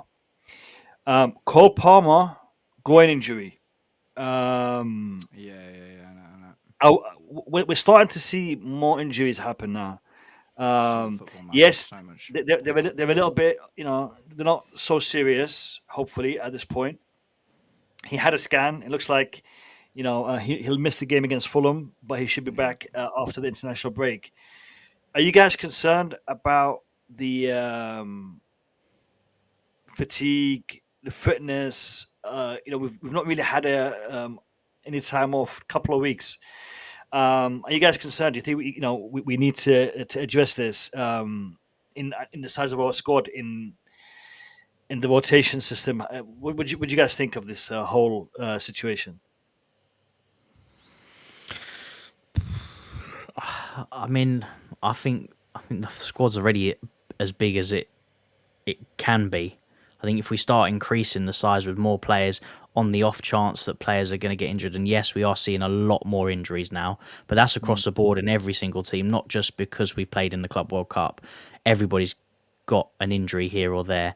It's just the extent of the injury, I suppose. Obviously, Levi Colwell's injury is a nasty one. Cole Palmer's one is probably going to see him out till after the international break. I don't think they'll rush him back, but the reports are good, saying it's not as bad as they first thought, which is a good sign. So do I think we need to bolster up the squad even more in case we get injury? No, I think we'll be okay. I think we'll be fine even with fatigue and fitness-wise. And if we do pick up the odd injury here or there, which is guaranteed to happen, there's no way we're going to go through the season injury-free. I still think we'll be fine. Especially if we're talking about adding another two more attacking players in that position. If Xavi Simons comes in, that's already Cole Palmer covered from multiple different players. Esteval, João Pedro and Simons can all play in that 10 role. We've got about 5 midfielders when Lavia's fit to play in those 2 pivot roles. Garnacho comes in, 2 left wingers covered. And again, Pedro Neto can play out on the left. So we're fine. Same with defence. 3 right backs, 5 centre backs if all fit, 2 left backs, goalkeepers 2. Very rare goalkeeper gets injured. It doesn't happen very often. I think you can already see what's happening, man. Is like it's not about making the squads bigger; it's about making the quality denser across the team. So what we're seeing more now is there's more first teamers on the bench than there used to be. You used to have what I think is happening. I think the age of the starting 11 is starting to fade out. And I think that is a direct response to the sheer amount of football that we're seeing now. Do you know what I mean? Like, I think Cole Palmer hasn't had a break for like 4 years, 3 years, whatever. Do you know what I mean? He's gone league, summer, like every time or whatever. And like I say, man, I think this is why we've got like people go in on Chelsea. Do you know what I mean? And they're just like, oh, you already got enough players and this, and that, and the other. It's like, you're always only one injury away from a crisis, as we're seeing with the Levi Colwill situation at the moment. But also, I think that look at like Liverpool spending like they have been. Look at City. Do you know what I mean? I think that Pep's right. You can't have many more than 22 to 25 players in your squad, because that makes the squad really difficult to manage, because the game hasn't changed. It's still 11 on 11. Do you know what I mean? But because there are more games, what they used to be was you had your first 11 and then you had your bench players, and your bench players were all right. Do you know what I mean? You used to have people that they didn't need to be top level. They could just come on and do a job, for certain games and stuff. But what I think is happening now is we're just filling out the quality. Like even look at people like Dario Asugo. Dario Asugo, for a young player, is top, good, high quality, man. Like Romeo Lavia was not bought to be in the first team initially. And don't get me wrong, like forget about the injuries and stuff, but just as far as how good he is, we already had Caicedo, and obviously we just bought him, and Enzo Fernandez in the team, and we buy Lavia, a top, quality player sort of thing, because that's what you want on the bench, man. Do you know what I mean? That's why I was a bit surprised when we looked at selling Jackson, because I was like, having a versatile player like João Pedro available to play kind of anywhere, and 2 solid strikers. Do you remember, we always used to have 3 strikers, man, back in the day, and that was before even all of these games came in. Do you know what I mean? Yeah, I think Jackson's more on the. He wants to go though, doesn't he? Though, because it come out a lot. We're fine to keep him unless someone wants to pay the 80 million, and then he, come out. I think it was either before the Leverkusen game or just after, and he was like, "I want to check my options," and I think that's what sparked the Jackson thing on. I think if he didn't come out and say anything, probably would have stayed and been that third choice. He just wasn't getting any time, was he, from the Club World Cup after that red card? And I know obviously he was, he was out for a few games and whatever, but there just seemed to be like very little. As soon as we got Delap and João Pedro, all of a sudden he just got almost completely forgotten, wasn't he? And no one was talking about him. It was just. But then João Pedro also turned into a bit of a freak, didn't he? He come in and was banging in the goals left and right centre. So if you take it just on that, how was he going to get the starting spot when the player that's just come in is scoring a goal in pretty much every game? Like one of my hot takes for the season is I think João Pedro is going to score more goals than Victor Gyökeres. I think so. Arsenal they desperately have needed a striker for so long, but they don't seem to know how to play with the striker. It's because they haven't had one for so long, isn't it? Like Jesus and Havertz, and Aubameyang was their last proper striker, maybe. Yeah. Lacazette, I think. Maybe Lacazette or Aubameyang. Oh God, I forgot about Lacazette, man. That must have been like 4 or 5 years ago, something like that. That's mad, isn't it? It's they tried it with Havertz, but Havertz is, Havertz not he's not a striker. Line, isn't he? I've literally argued with so many Arsenal fans in YouTube comments on like the club and stuff like this. There's this one guy who always comments on the club whenever they talk about Arsenal, and he's always like, Havertz is a striker. And it's like, he's not, man. He's literally even like when Arteta bought him, he was like, yeah, he's a number 8 that can occasionally play up top. Do you know what I mean? Yeah, mate. Yeah, tragic. Havertz. What a story. What a guy. Jesus. Jesus. You're right. But even Jesus was more. Jesus more. He was a player that forward out on the wings, didn't he? He didn't really stay central. Done that because of Man City. They always had that floating striker. Is he still there? Yeah, I think he is. I think he's injured. I think he might be injured. I don't know. Yeah, I think he might be injured. Or did he move? What do you guys think of Memphis Depay?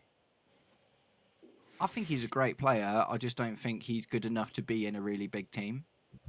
Because He's a big fish in a small pond kind of player. I think his contract is running out. I think he plays in the Brazilian league right now, doesn't he? Yeah, is it? Yeah, I think his He's contract is like- running out. What was that guy? What was it? Dwight Gale. That's He who. was at Crystal Palace, wasn't he? Yeah. Oh. It's always smashed it in the Championship, but every time he got up to the Prem, it was awful. I feel similar about. I would say Memphis Depay is better than that, but I think that Memphis Depay looks great when he's got less pressure on him, and then as soon as there's more pressure on him, he struggles. I think he never fulfilled his potential. I think he could have been a lot better than what he became. He was at Atletico for a bit, wasn't he? Yeah, I Right. mean, he started to break through at Manchester United. Started to make a name for himself, but then he just fell off. Do you guys think we're going to get any more news? Because it's looking a bit dead right now. No, Yeah, I I'm don't trying to- reckon, man. Not It's today, looking a no. bit dead. I think Romano's pooped himself out after today's little rough and tumble with Ornstein. Yeah, because I mean, I'm checking, and it's even Ben Jacobs hasn't said anything for a while. Ben Jacobs' last tweet was over 2 hours ago. Romano is literally just recycling tweets from yesterday, with a little bit of spice and flavoring, but nothing real. Frank Lampard wants Raksaki, apparently. I wouldn't be a bad shout for him, to be fair. Yeah, Championship. More likely than Chilwell. Yeah.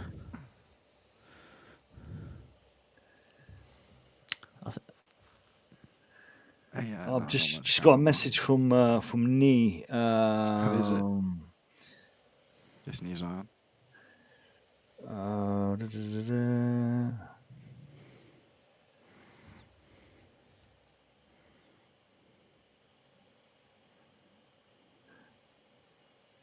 Everyone's going nuts over this. He could. Are you guys good for another half an hour? Because Nizayan could jump on. He's literally just doing something. He'll be. He can be on. Shall we stay till 12 o'clock and cut it off there? What do you guys reckon? Yeah, go on then. I'll stay for a If bit you- longer. Why not? If you guys are up for it, no Yeah. pressure. Yeah. Yeah. I'll message Nee and tell him we'll be on till another hour and a bit. Somebody better be dropping a bomb. That's Yeah, what. better be- yeah, better be. Somebody better be dropping a bomb. Mate, I'm waiting for the Ornstein diss track, man. Isn't it? I can't wait. I'm so excited. Mate, honestly, I swear, I need to make a video about this, and I just need to Photoshop pictures of Romano and Ornstein like in a boxing ring, like with gloves on and that. Do you know what I mean? Like, I'll tell you what, it's getting so hot in here, man. My glasses are steaming up. That's man. I've got bare lights on in here, man, because of the green screen. Yeah, I've got a couple of lights on as well, but we've got the window open, so I'm cool. I'm cool. Oh, mate, I can do that because it's dark now. Oh, it's not a bad shout. Yeah. Check the likes, Mo. Check the likes. Oh, the likes are good. We passed 100. We passed Hey, 100. look. Yeah. We are on 103. We are on Big up, 103. So Well, big up to big up, every one of chat. you. Big up to every one of you. Much And love. we have surpassed 2,000 views on the stream so far. So we're doing really well. We're doing really well. I ain't got no subs out of it though. What are you boys doing, man? Get on. Hey, for real? Matt, you didn't get no subscribers. No, No. none. Kai, you got any subscribers? I got one. Hey, listen, one. One. We've had 2,000 views on the stream, and only one of you has subscribed to Kai's channel. Wow.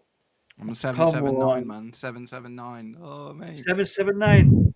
Yeah. Lads, listen, Sweating, bro. Where's my support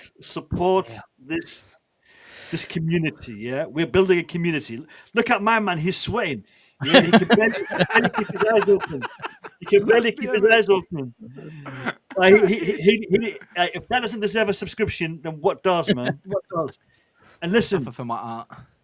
Kai, just so you guys know, he had to finish work early to jump on the stream for you lot. Yeah, Dedication.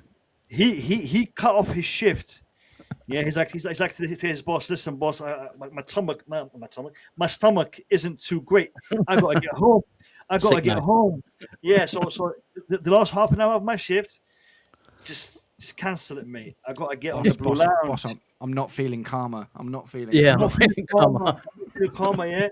David Einstein and Fabrizio Mono having a fight. I gotta be there ringside. You know what I mean? Exactly. Ding ding ding in the blue corner. We just need guys, that announcer now, don't we? I am going to put in the link. I mean, it's in the description, but obviously you guys can't be bothered to go and check in the description. So I am going to put in the chat a link to the vibe. More subs equal more hair from Maresca. We're going to need a lot of subs. Mate, I could do with a few more at the moment. Mine's thinning out, man. So this is the Stamford Sink. Lads, listen. I want to see the Stamford Sink hit 1,000 subscribers as soon as possible. All right, he needs to make some peas. So that's the link to the Stamford Sink. And let me find behind the dugouts. Where is it? Here we go. Behind the dugouts. Here we go. Why'd you have a 2 by your name? Is there behind dugouts 1? Kai. Oh, I got 2 subs already. Yeah, legends. Hey, 781. I like it. Yes, thanks, it. guys. You absolute legends. Thank you so much. I think there was when I was creating it, and to be honest, I think it's me. I think I made one prior, and then I tried to switch it, and it's like you can't do it for 14 days. And then I thought, oh, whatever. I can't be asked now to change it. Thanks for the subs, guys. Yeah. Waldo, yes. Big up to you. I know Gabriel subscribed to the Stamford Sink, but I'm not sure if he's subscribed to Behind the Dugouts. Yeah, he is. I'm pretty sure I've seen him. Mate, have you seen Chelsea Auntie? She's had a massive little boost recently, and yeah, she's like over 150 now. Fair play to her. Yeah. She was like hanging around 80 for ages, and then she drops a lot of good shorts, doesn't she? Yeah. She's wicked, man. She's so good. I really like her content. She come from your channel, I think, Matt. I think that she come from yours to over. Yeah, she's been there. She appeared on my timeline, I think, last week, and I'm thinking, I want to reach out to her, but coincidence she jumps onto the stream today. So I found one guy recently, and he's like brand new, but I absolutely love his content, like the way he talks. He's called it's like Bridgeside Football. I think it's just this guy. It's obviously really early in his journey, but he's so well spoken. And he's got a really, really good, like, I'm like sort of waiting for that moment that he picks up a bit, and I would love to get to do something with him. And there's a couple of like, I don't know if it's just because I've only just started YouTube, but I'm seeing so many people have started like exactly the same time that me and Kai have. It's crazy, isn't it? It seems to be like a real massive boost. Maybe it's like that all the time. Do you know what I mean? I don't know, but I think it's with, I suppose with other content it's different, but because the season's just started, isn't it? That's a shout. Then people are thinking like it's a good time, because that's what I was like. I've been thinking about it for ages, but never done it. I thought, you know what, I'm gonna do it for this season. There's 2 channels, Matt. There's the Bridge side with 315 subscribers, and then there's the Bridge side Football with 21 subscribers. Yeah, I think it's that one. That one. Glasses. He's just like really well spoken. I've commented on like 1 or 2 of his videos. He hasn't done many yet, but he's really good, man. He's got like a lyrical musical voice. Like it's just really nice. I see it. He reminds me of that TV show back in the 70s. Trying to remember what it's called. I can't find it. No, I found it. He's got very, very little views. He's got like 3-4 views on his videos. I'm flicking through. I keep getting the same guy come up, but it's not the one with 315, is it? Yeah, no, it's Bridgeside Football, 21 subs. Honestly, he's barely getting any views, man. I think he's only popped up in my feed because obviously I'm a Chelsea YouTuber, but I just took a click on him and I was like, mate, this guy's wicked, man. Like, I hope more people find his content. He needs to like upgrade his kit and stuff. Do you know what I mean? Obviously, at the moment, he's just starting really bare and whatever, but he's got really, really good presenter, man. Like, really, really good, like, knack for talking about football. But that being said, the other channel is also pretty good. The Bridgeside one. Yeah, I'll have to check that out, man. Yeah, 315 followers. I'll subscribe to that guy, see if he pops up. Still can't find this geezer. Is it one word or is it separated? Separated. Bridge, space, side, space, football. Yeah. Oh yeah, I got him now. Yeah. No, there is a lot of content creators out there who who are putting in the work. Check PYS. Let me have a look. What's PYS saying? PYS. The first thing I get is Gangnam Style. Chelsea sent proposal. It's about Lopez. Oh, is it? Is it David Ornstein? No, it's come from Gerard Romero. Can't say that name properly. Romero. I've just butchered that guy's name twice. Romeo. My little boy's called Romeo, so he's got an R on the end. Oh, that's nice, man. I'm gonna actually go to the actual source. 1.3 million followers. Okay, but it's in Spanish, so I've got the PYS one in English. I've got the PYS one. Yeah. I'm gonna highlight it on the screen for everyone to see. Give me a second. Okay, so let's share.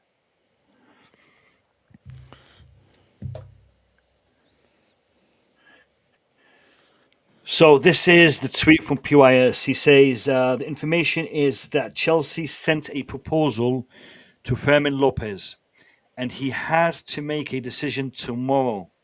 He will meet Hans Flick face to face and discuss what he wants to do. There are no club-to-club talks, but Chelsea made him an offer, and there will be more if he decides to leave. To be fair, I'm going to bring on Nizayon in the chat. To be fair, that doesn't contradict what we've heard so far.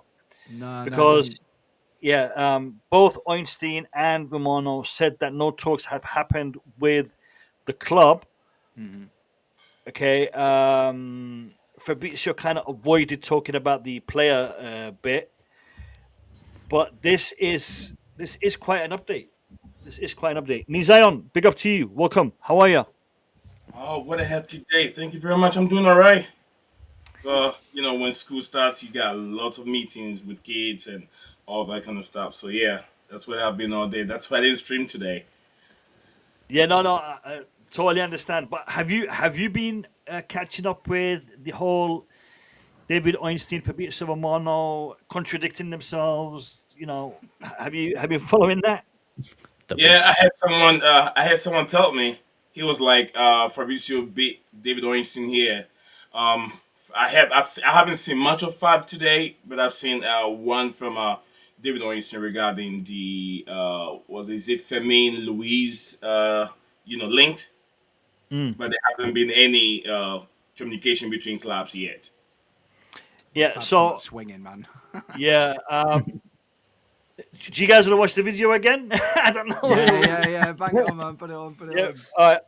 I'm gonna play the video, courtesy of Nizayon, because he hasn't seen it yet, and I want to get him up to speed. So, basically, David Ornstein said it's happening. Ben Jacobs said it's happening. We now have a Spanish reporter who I don't really know much about, but he's got 1.3 million followers. I actually get this guy on my Twitter all the time. I've never come across him, but I don't really follow Spanish journalists. But PYS has posted this, so I'm guessing this is credible. Okay, tomorrow there will be talks between Fernan Lopez and Hans Flick in regards to making a decision. Now, all that being said, Fabrizio Romano posted a clip. He actually posted a video. I took a clip from that video, and I want you to watch it and tell me what you think of it. So, Nia, apologies in advance, but your head is going to be cut in half because of the actual video size. So, just warning you in advance. Here we go. Many questions today, guys, on Fermin Lopez. Many questions on Fermin Lopez because there are reports coming from Spain. We have to mention that it was from Sport, an important outlet in Spain, about an official bid from Chelsea to Barcelona for Fermin Lopez.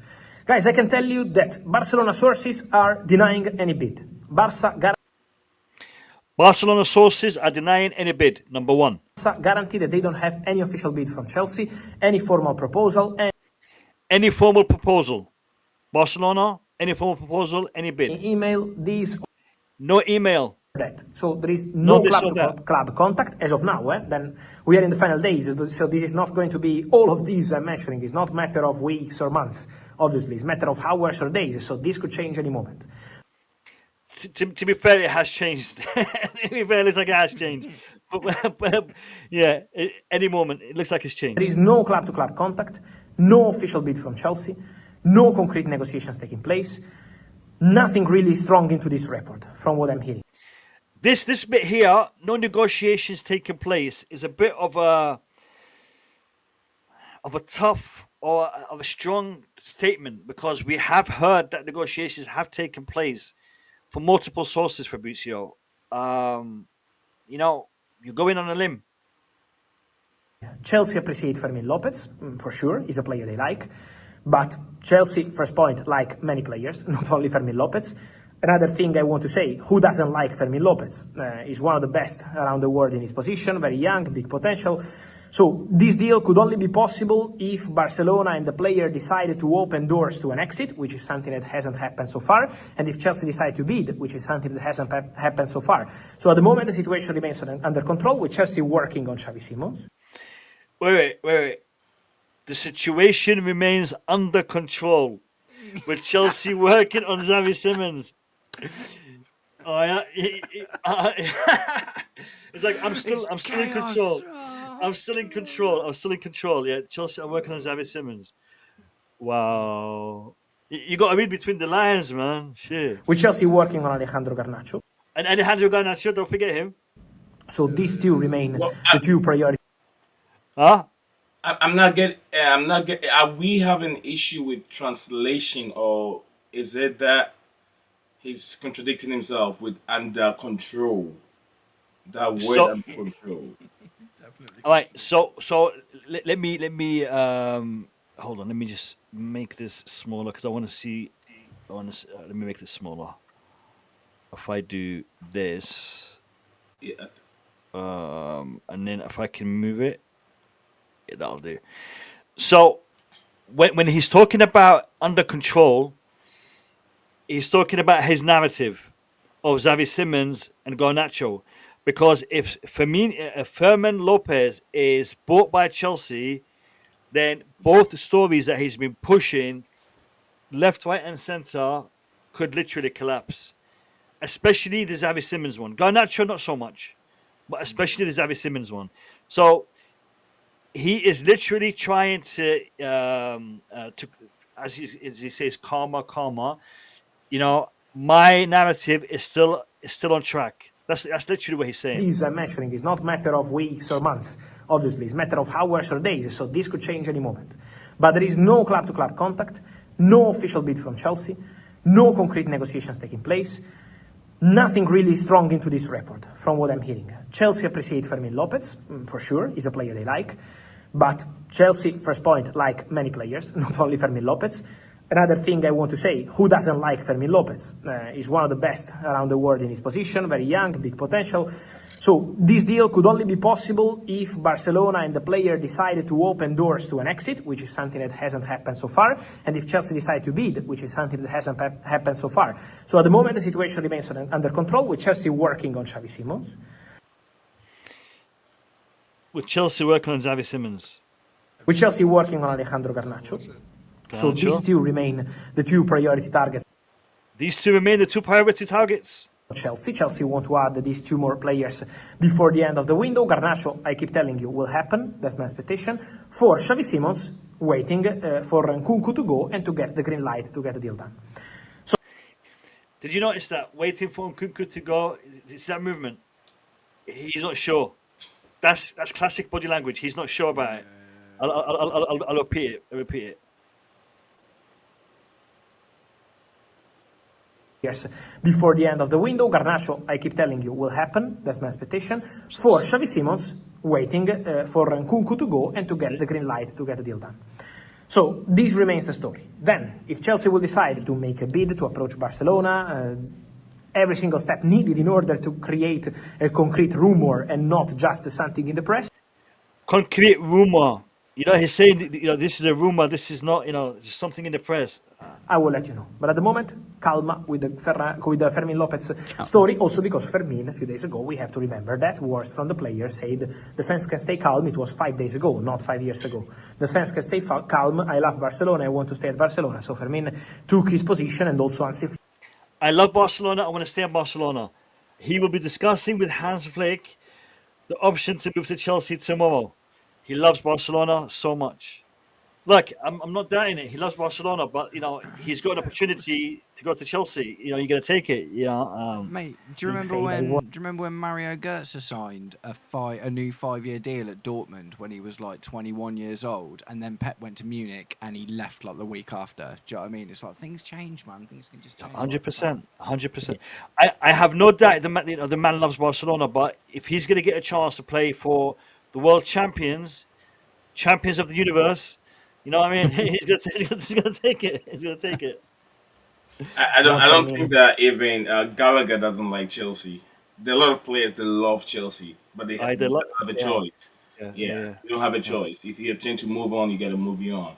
Who knows? Maybe you can circle around and be back to the football club again. So you never know. Yeah, So let's see what's gonna happen there. But for sure, at the moment, still no club-to-club contact. Then, guys, on Monday. Okay, so that was the clip, Ernie, from Fabrizio Romano. We have played that clip, I think, 5 times on the stream already. And do you know what? I'd watch it again. I'd probably watch it before I go to bed. Thank you. Really appreciate it. I mean, prioritizing me coming in a bit late, and then still playing it. I've taken a lot from this. It's your home. Yeah, I'm a bit confused with what is going on. That's why I don't try to make any news about Andrew Garnacho and Xavi Simons again. No, I'm just tired of it. Whatever, if it happens, it happens. But I'm having the feeling that is Chelsea using the Fermin Lopez to push the Xavi Simons deal. Is that what they're trying to do, or are they 100%? 100%. That is exactly what's an alternative. Because there's no way Chelsea can bring in Xavi Simons and bring in Fermin Lopez at the same time to play in the same position. When we all know that definitely Alejandro Garnacho is showing his fingers to the sky is blue. That's where I belong. I doubt they're gonna have Simons and Fermin Lopez at the same time when they're trying to get some of the players out. I know there will be a free room also whilst they taking a look at Mikhailo Modric of the Champions League list. So it means that there's a spot, one spot open for anyone to jump in. But I don't know if Chelsea are doing this deal at the same time. And also, I'm having the feeling, I've said it. I know how Chelsea fans want to see these young chap at Chelsea, which is Xavi Simons. But my guts are telling me we might miss out on this player. Do you know what? I'll be honest with you. I'm happy that we have the option of Fermin Lopez being discussed right now, because it's going to do a lot. It's going to give us more power in the negotiations for Xavi Simons. And if Xavi Simons does fall through, I'll be more than happy with Lopez. More than happy with him.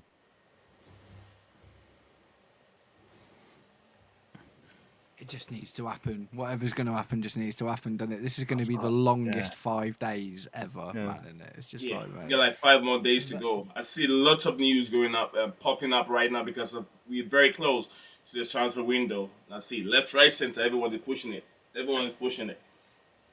I just see some news from Stamford Stink. I haven't watched it yet. It just popped up. Sink, not stink. Sink. No, Stink. Stink. Stamford It's stink. on my background, man. It's on my background. Look. Come on, Mo. I didn't say stink. You misheard me. I heard you say stink, so my bad. I set myself up for that one, to be fair. Before you carry on, Nee, before you carry on, Yeah. we posted behind the dugouts link. We posted Stanford Sink link, and Yeah. now we are posting Blue Clouds Media link. So, guys, show the same love that you've showed behind the dugout and the Stanford Sink. Go show some love to Blue Clouds Media and subscribe to his channel. On the road to 5K, let's get him as close to 5K as possible.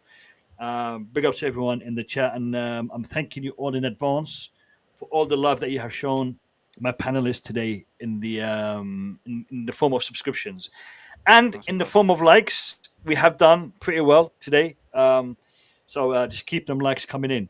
Nee, apologies for interrupting you, mate. You were talking about the Stanford stink. Carry on.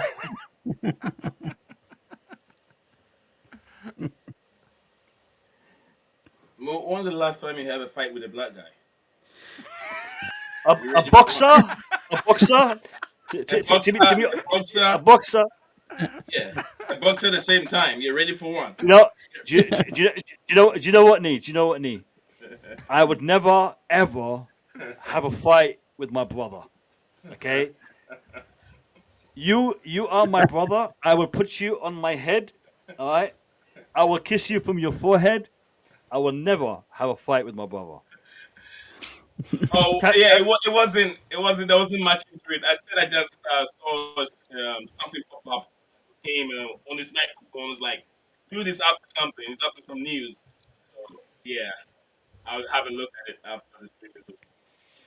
Yeah, nice. Yeah, I not too much. I'm just letting you know that I've seen this news just pop up on my feed notifications. So, do you know what? I think very, very interesting. Very, very interesting. With the transfer up and down. Here we go. Like I said, players, especially players not coming from the Spanish league, I found it difficult to give them much of a like to give so much trust in players that are not coming from the Spanish, not coming from the Spanish league. If you have players coming from other leagues, buying Bundesliga league, I'm always scared. I get scared a bit. But those from Spanish league, I know they are technically well built. So I'm not scared of players coming from the Spanish league. do you know what, Nee? I'm gonna get into it because some people don't like it. They are in love with the Xavi Simons deal and they want to see him. My concern is this. My concern is this. Hope it comes. Everyone that comes to football club, I'm always supporting. Just like I've done with Graham Potter when they were calling him, what do you call him, championship manager. I've had his support. I've known him from beginning. Never doubt he can do it. So bring them on. Bring them on. No, bring them on. Not much to say. My concern is this. And again, it's not always going to be the case, but we've had an issue with a player, a Spanish player that we thought would really do well at Chelsea. Do you guys remember Saul Niguez? Yeah. You know what? Saul. Let's look at Saul Niguez. He was Morata's a striker. Saul Niguez is more of a midfielder. I really liked the way that he played in La Liga. When he came to Chelsea, he was totally off the pace. It took him literally the entire season to get into the rhythm. And by the time he got into the rhythm, his loan deal had expired, and he went back home. And he'd already dropped off though, hadn't he, before he came to us? Because he was really good when he was like early 20s at Atletico. And then he went and then he just fell off. Do you know what I mean? Because like obviously there was they had Koke and Marcus Llorente and stuff. But yeah, I think Saul had already fallen off, which is why we managed, because he was like 27, 28 when we got him on loan. Do you know what I mean? He wasn't like a young whippersnapper or whatever. But he was in his prime. That's his prime. I mean, and yeah, who goes on loan in their prime, man? Do you know what I mean? Yeah. I mean, so. In regards to the leagues, Bundesliga, Serie A, La Liga, even the French league, I'm not going to say the Farmers League. People say that, but I'm not going to say that. But No. we have bought players from top teams. I mean, Disasi, Monaco. Monaco is not a bad team, but Premier League is different. Premier League is more physical. It is faster pace. You have you have milliseconds on the ball. If you don't know how to protect that ball, and if you don't know how to move it quickly, you're going to get in trouble. And a lot of players struggle to do that. That being said, we've also seen players like Estevao who came from a league that is not as good as the Bundesliga, not as good as the Serie A, and he's hit the ground running in the Prem. So it's not always a yardstick, but it kind of fills us with a little bit of anxiety. Is he going to do it? Is he going to be able to transition to the Premier League? Because not everyone can. Did you see the Liverpool and Newcastle game? If you watch it, did you see how many times what's his name, Florian was being dispossessed? He can't keep the ball. Anytime he grabbed the ball, there's someone on him. He lost many times. I think he lost almost about within the first 20 minutes. He lost almost all the ball that he received. He's right as soon as he gets the ball, there are two players on him. Then he loses. One of the best midfielders in the Bundesliga. Yeah, I think there's more to it than that, though, man. It's like their team is like 50% new players, and it's a new style and stuff as well. So, and also Florian Wirtz is playing a position that they didn't really use last season. Do you know what I mean? So not only have they got loads of new players, they're also playing in a different way. So this was in my predictions. I've gone with Liverpool like second this year. I don't think Liverpool are going to win the league, and I think I think Florian Wirtz is going to be that player that they think he's going to be. You look at his stats across last season, it's not just his end product. Like, he does contribute a lot throughout the game in lots of really good ways. But I think that Liverpool have just changed. So, me and Kai have talked about this before. They've changed so much, and Wirtz is playing a new position in that team as well. Do you know what I mean? So I think it's going to take Liverpool months to kind of, I think they'll have games like Bournemouth where they score loads of goals, and I think they'll have games like they did against Newcastle where it was a bit harder and they looked a bit more vulnerable. But yeah, I think it's going to be tough for Liverpool, definitely. I'd love to get in on what this God of Frogs guy is saying, man. He's about the Fermin Lopez thing. Just to answer your question, man, I was paying attention when you were getting in. So you said, is he also to supplement the left wing alongside the number 10 from rotating with Olmo at Barca to get that spot to Parma? Now, essentially, that is exactly what we're looking at Xavi Simons for anyway. Do you know what I mean? And another thing, Kai can probably talk to you a little bit more detailed about this than I can. But another thing that we're also potentially looking at doing is maybe implementing a dual number 10 thing sometimes, because obviously we need to learn to beat this low block, don't we? So there's going to be we're looking for someone like Xavi Simons, not just to come and sit on the bench and be depth and whatever, but also to play together sometimes. So I think it's going to be a case of Fermin is a very, very similar player to Xavi Simons. Do you know what I mean? In that respect. So I expect them to if we go for Fermin Lopez, it will be in place of Xavi Simons and not as well as. Yeah, as I said, the 2-10s is something. It will be very similar to how we implemented the structure against PSG, where we had the fullback pretty much essentially becoming that overlapping fullback and then narrowing the 10s, so not having them the wingers be so far out. So Xavi Simons will probably start on the left, but he will then predominantly stay in between the box line. So Cole Palmer and him will operate between those half spaces, and you'll have the fullbacks overlapping, which I think is something Maresca wants to do as an option if the normal style of the fullbacks inverting and playing that way is not working against teams. And then you can bring on a Xavi Simons if he's not starting to completely change the whole structure, which will cause teams massive problems. Because if you change the whole structure of the way that you're playing mid-match, they're not gonna be able to cope with that, because they're not going to be able to prepare for it. Eventually they will, because you'll get 5-10 games in and people go, okay, they have a habit of changing when things aren't going. They'll then learn to sort of structure to stop it from happening, but we will capitalise on games if it works well. And we saw what it could do against PSG. obviously adopting that really, really high press as well. Yeah, those All good right, points coming in, man. we have got 105 likes. Okay, sweet. Are you guys bored about me asking for likes? Let me know in the chat if you're bored. For me asking for likes, tell me not to ask for likes. But then, You by should me get not one. asking for likes, you guys are just gonna have to do it without me asking. You So should get 106 more. I just put mine on it, so it's 106. 106, brilliant, brilliant. Do you know what? I actually haven't hit the like button myself. Yeah, I just did it. Can you like your own Yeah, no, stuff? You can like. no, you can like it on stuff, especially Yeah, if cool. you're like one away. No, but Yeah, listen, yeah, guys, yeah, I'm gonna do this. So next stream, I am not gonna ask for any likes. The next stream we're gonna do, I potentially tomorrow, by the way, because I might be doing one every day until the end of the transfer window, depending on the news. Because the reason why I did this one today is there was so much news to go through. I thought, you know what, it's gonna be a really long video, so I might as well just stream it. But the next stream I'm gonna do on the Blue Lounge, I am not gonna ask for a single like, and I want to see how many likes we get. We've got 106 on this one, so I want to see if we're gonna get same numbers. If not, I'm gonna keep on pestering you lads. So make sure next stream you do it without me asking. No, Human error. You uh, gotta remind them.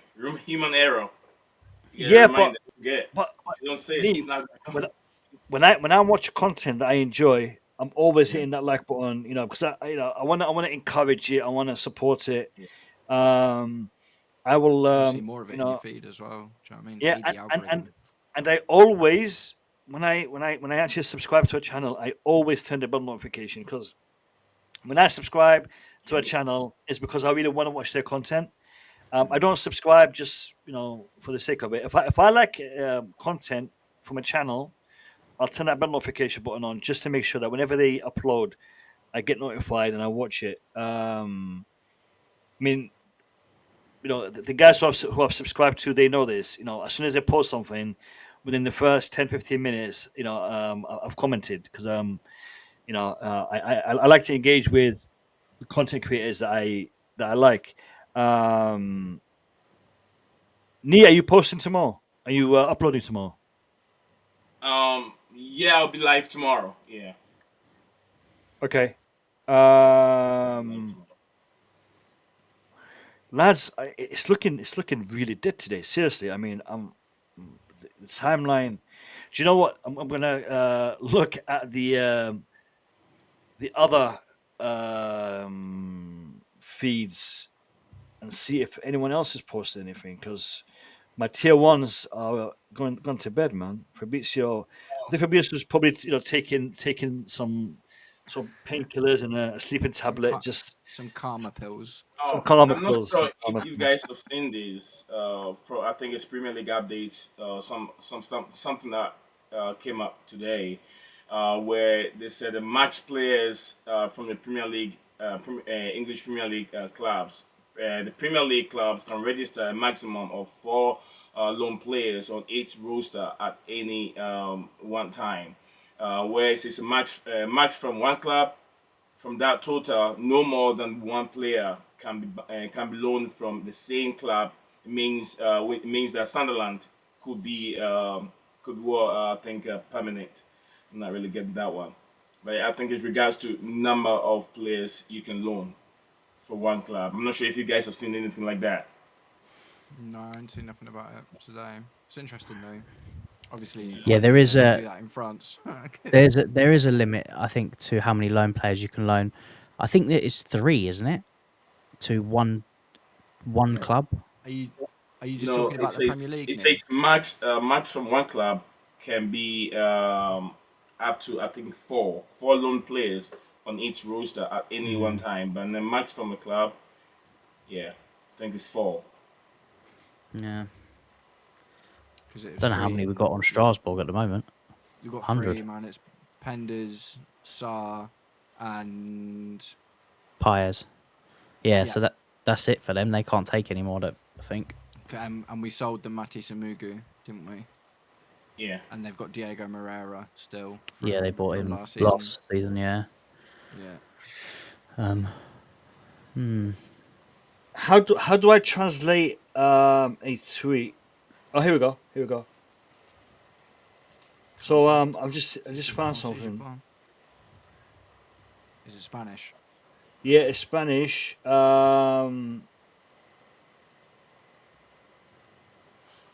Basically, it says it's Martin Ramon. Marta Ramon. Barca is open to listening to offers for Fermin Lopez if he requests to leave. Fermin is considering Chelsea proposal, which guarantees him a starting role.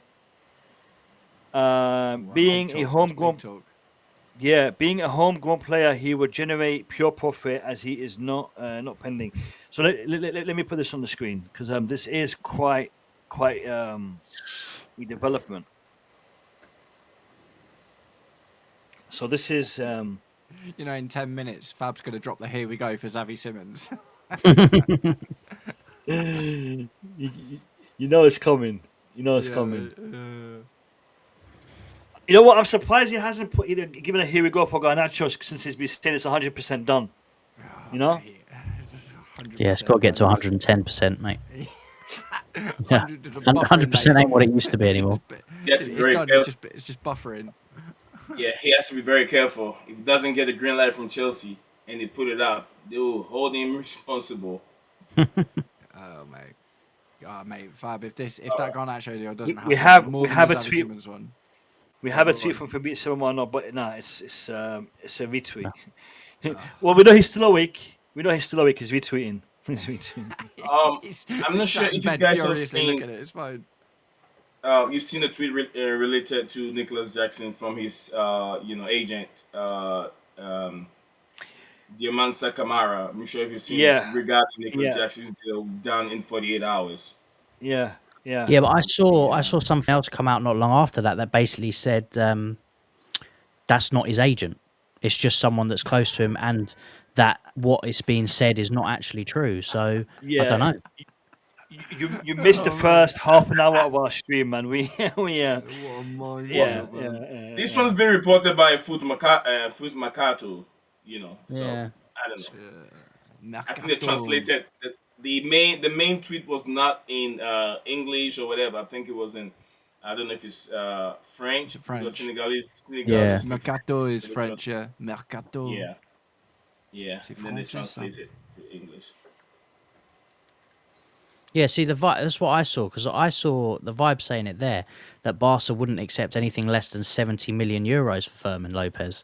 That's what I 50. saw, and then there's obviously reports saying it's about 50. Yeah, so 50. We saw it was 50 on the David Ornstein tweet, wasn't it? Yeah.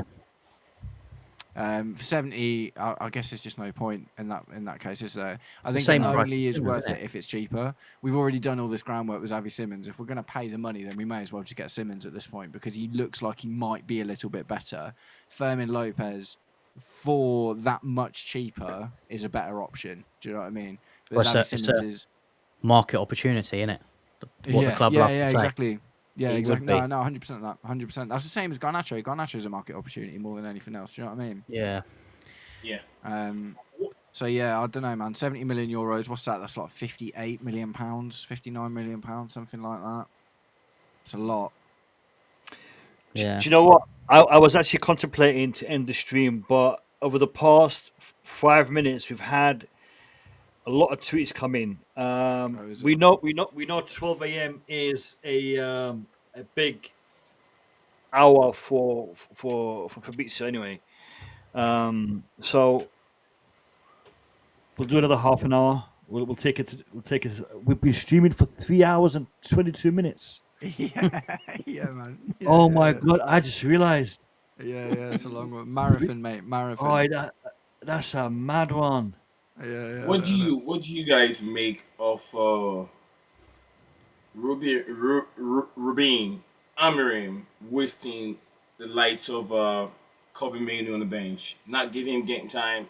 He told he has to fight the likes of Bruno Fernandes, and that made a compete with Bruno Fernandes. Don't you think it's time to just grab this opportunity there for profit thing? I think you've already seen I it don't with think the Garnacho, first man. link was really real. The one that I Chelsea think- they said Chelsea were interested in him. Amorim's just like such a system guy. Do you know what I mean? He's literally come in and, like I say, it's the reason that we're in for Garnacho right now is because there's no place for him in Amorim's system. It's kind of the same with Kobbie Mainoo, because when Kobbie Mainoo has played for Man United, he's played in that half space number 10 role, which he's not. Yeah. He's like a deep lying midfielder. Do you know what I mean? Albeit, don't get me wrong, like he scored a couple of beautiful goals from that position.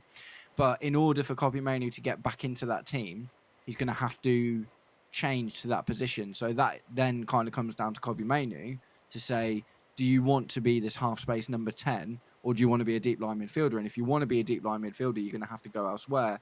But it won't be it'll be a worse look for United if they sell Kobbie Mainoo than it is with Garnacho, because obviously Garnacho, because of the stuff with his brother and the attitude problems or whatever, do you know what I mean? There's a bit of tension there already. But Kobbie Mainoo's like the academy darling, isn't he? So it would look. I think it would look worse for United if they sold him.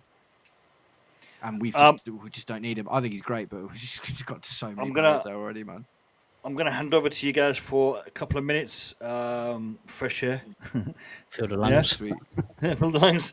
I'll be back. Very, very interesting. Yeah, well, but yeah, there are as well, man. rumours coming out. Yeah. Mate. Yeah, I think he's just not happy. He's not getting any game time. And to be fair, Man United's midfield is shocking. He's shocking. But then the biggest problem with United's midfield is they've got no legs. Like none of them look like they can run. But Kobbie Mainoo is another player that's not particularly quick. He reminds me very much of Enzo Fernandez. If they want to play him, they need a Casado next to him that can do all the leg work if they want to play him in midfield. But I mean, if you're starting Casemiro, isn't he like 50 now? Yeah, Over Kobbie Mainoo? I mean, that's just, mate. I think the thing, if we didn't have He don't Andre make sense. Santos and Romeo Lavia, I'd be like, yeah, okay, let's go in for Kobbie Mainoo. Yeah. But he just never get on the pitch for us. Do you know what I mean? Or someone else would have to go out. Do you know what I mean? We'd have to sell Lavia or someone. No, it doesn't. It wouldn't make, and he would command quite a big fee. I think. Well, it'd be like 50. It'd be 'cause more. he's academy, Well, isn't he? no, it'd be more than that because they value Garnacho at 50, and they're definitely going to put a player that loves Man United compared to Garnacho, who seems to Yeah. absolutely hate it. They're going to Also, put him a bit attacking- more, aren't they? Attacking players always go for more, though, don't they? Yeah. In general, not always. Obviously, we paid like 250 mil for our midfield. Yeah, or which. whatever. So. But I Between think. Enzo and Casado. Yeah, exactly. Yeah. But no, Kobbie Mainoo, I don't know, man. Kobbie Mainoo will be one of those that I will be annoyed wherever he goes to, because I'll be like, that would have been great, because he does look like a real player, but don't know, maybe Tottenham or someone going for him, or But because they're losing out on everybody anyway. So Liverpool. Actually, that wouldn't even be a bad shout, would it? Because he could probably their play that midfield ain't Gravenberch that role. stacked either, are they? If you think of it, they're McAllister, Szoboszlai played right back yesterday, man. How mad is that? I know. I saw when the lineups come out. I was like, "No, someone's made a mare here." Like he's obviously inverting, isn't he, into that role. Well, that's what I thought. But my brother-in-law's a Liverpool fan, and I spoke to him today, and I was like, "Did he like playing midfield?" And he was like, "Nah, man, just played right back." For the goal, he was on the penalty spot. Oh, was he? Yeah, he was the one that I think jacked it through his legs to was it Rio to score it? Oh, right, Yeah, okay, he just dummy. He just opened the legs and let the ball went through for Rio to finish that. But I'm kind of questioning the way Liverpool are playing right. It reminds me of the early stages of Klopp at that time, where they played the gun football, where it's like all attacking. You score, we score, you score, we score. It's all open play.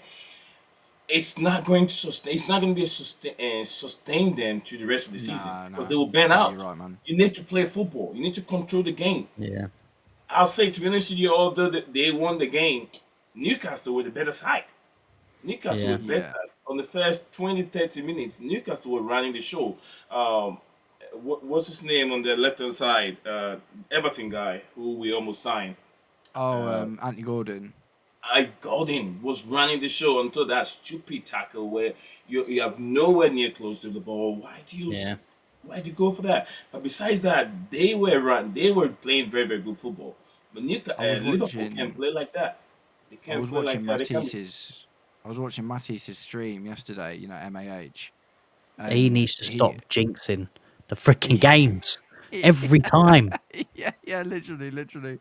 But he was basically just saying that Newcastle were playing really well until they had an opportunity, and they just kept apparently like chucking them away for the most part at the start. And apparently Liverpool were quite undeserved of their first goal as well, and that was kind of against the run of the Want game. to play? Yeah, it's just one of those.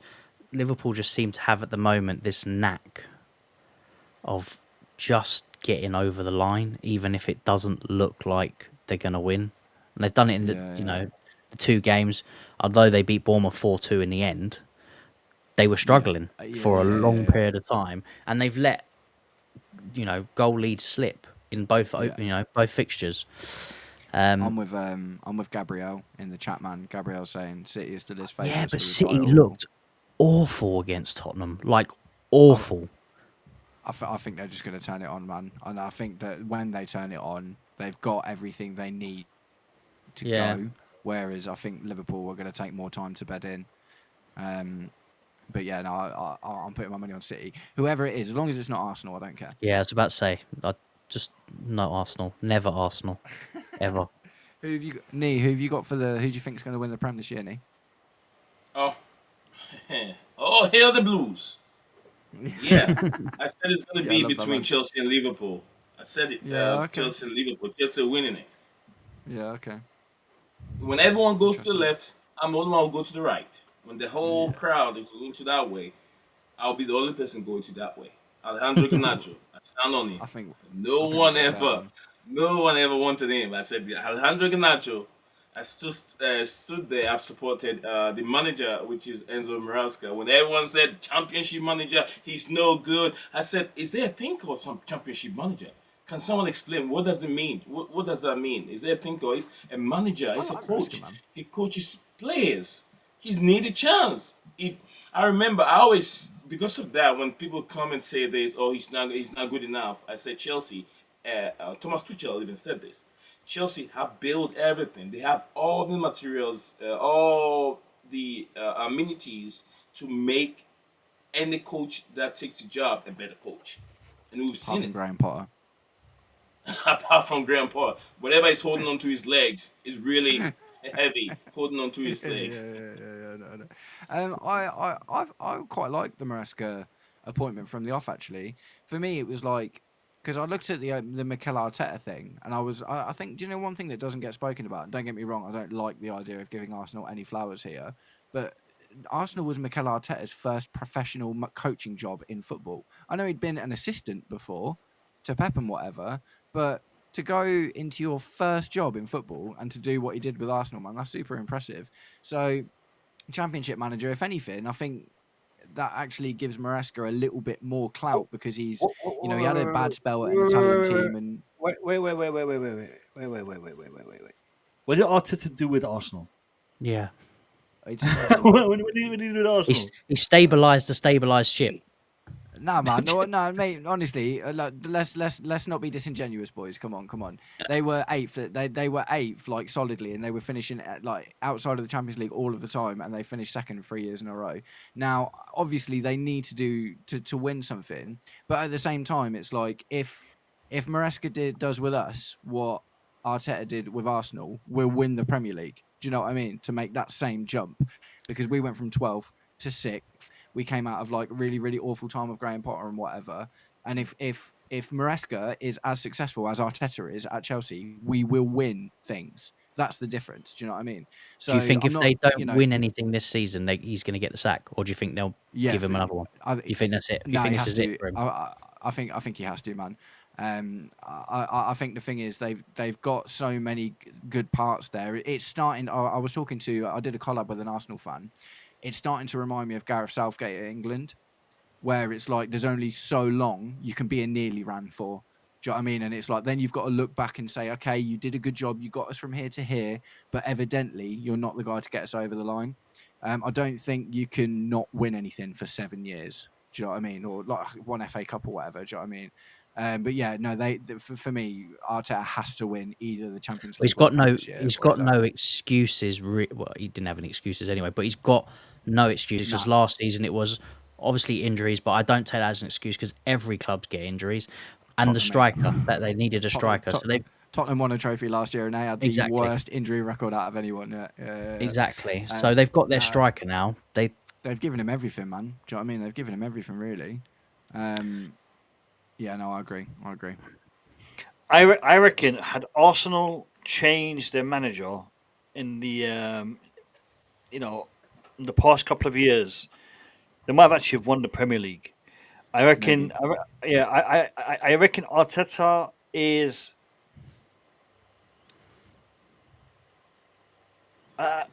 Kai said it. He stabilized a stable club. He can continue to. They weren't stable though, were they? They were like falling apart, man. That Were was they? coming out of the AFTV Wenger out era. Do you know what I mean? Where they were throwing money at people like Aubameyang and Lacazette, and everything was just falling apart. And they bought like Pepe for 70 mil, and he turned out to be like the worst player ever. I wouldn't say that they were a stable club when Arteta took over. I think they were on the same route that Man United have been on for a while, and Arteta stopped them from going into what Man United have gone in now. I think that they were very close to that. Yeah. I like I say, I wouldn't argue that they were a stable. I loved it when Arsenal were a joke. Do you know what I mean? Because one of my best mates is an Arsenal fan, and nothing brings me more joy than ribbing him when his team does badly. And that was happening a lot. Do you know what I mean? So it was wicked. And when Arteta came in, and obviously at the same time Arteta came in, that's when we started doing badly as well. Do you know what I mean? So that was obviously a bit sore. But yeah, it's a tough one. But it was also in a time where a lot of the top teams, us, Liverpool, and that they weren't doing very well, and they didn't capitalise on that. Yeah, that's true. Obviously, for they sure, had that for period sure. of Klopp, but Klopp wasn't winning. The only team really that was winning everything was City during that period. And it's taken 8, but now, especially this season, you're looking at it, and all the teams really in that category are looking to be firing on all cylinders. So, if anything, last season was probably their biggest opportunity. Oh yeah, for sure, 100%. To do it, I think this season, I think they're going to struggle. Do you guys think that we are seeing the decline of City? And if yes, I don't personally. Why? No, you don't think so? I don't think so. No, not yet. No, Yeah, not yet. I'll tell you. If you okay, hold on. You guys in this league. Sorry, then I jump in. Sorry. No, go in, Nick. Go ahead. City are done. They were done last season. I don't know why you guys still give them hope. There's no hope anywhere. That man over there, Pep Guardiola, let me tell you, go back to a couple of years when he started picking up.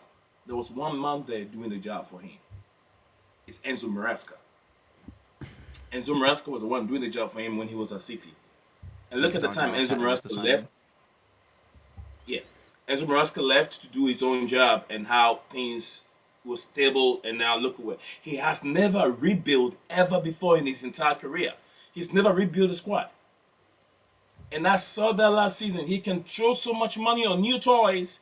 Now he's got to get Edison away. Now look at the goalkeeper that he brought in, because he won new toys. You think new toys can fix the problem all the time? That team is in balance.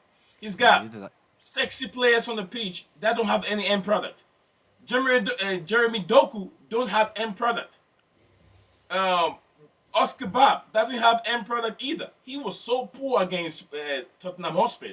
Jeremy Doku, he was even started from the bench because he's not good enough. He's a good player, doesn't have end product. It's in 2 seasons now. He's going to have the same problem. The midfield, what's his name again? Rodri. Randes, I see a lot of him. I see something good in him.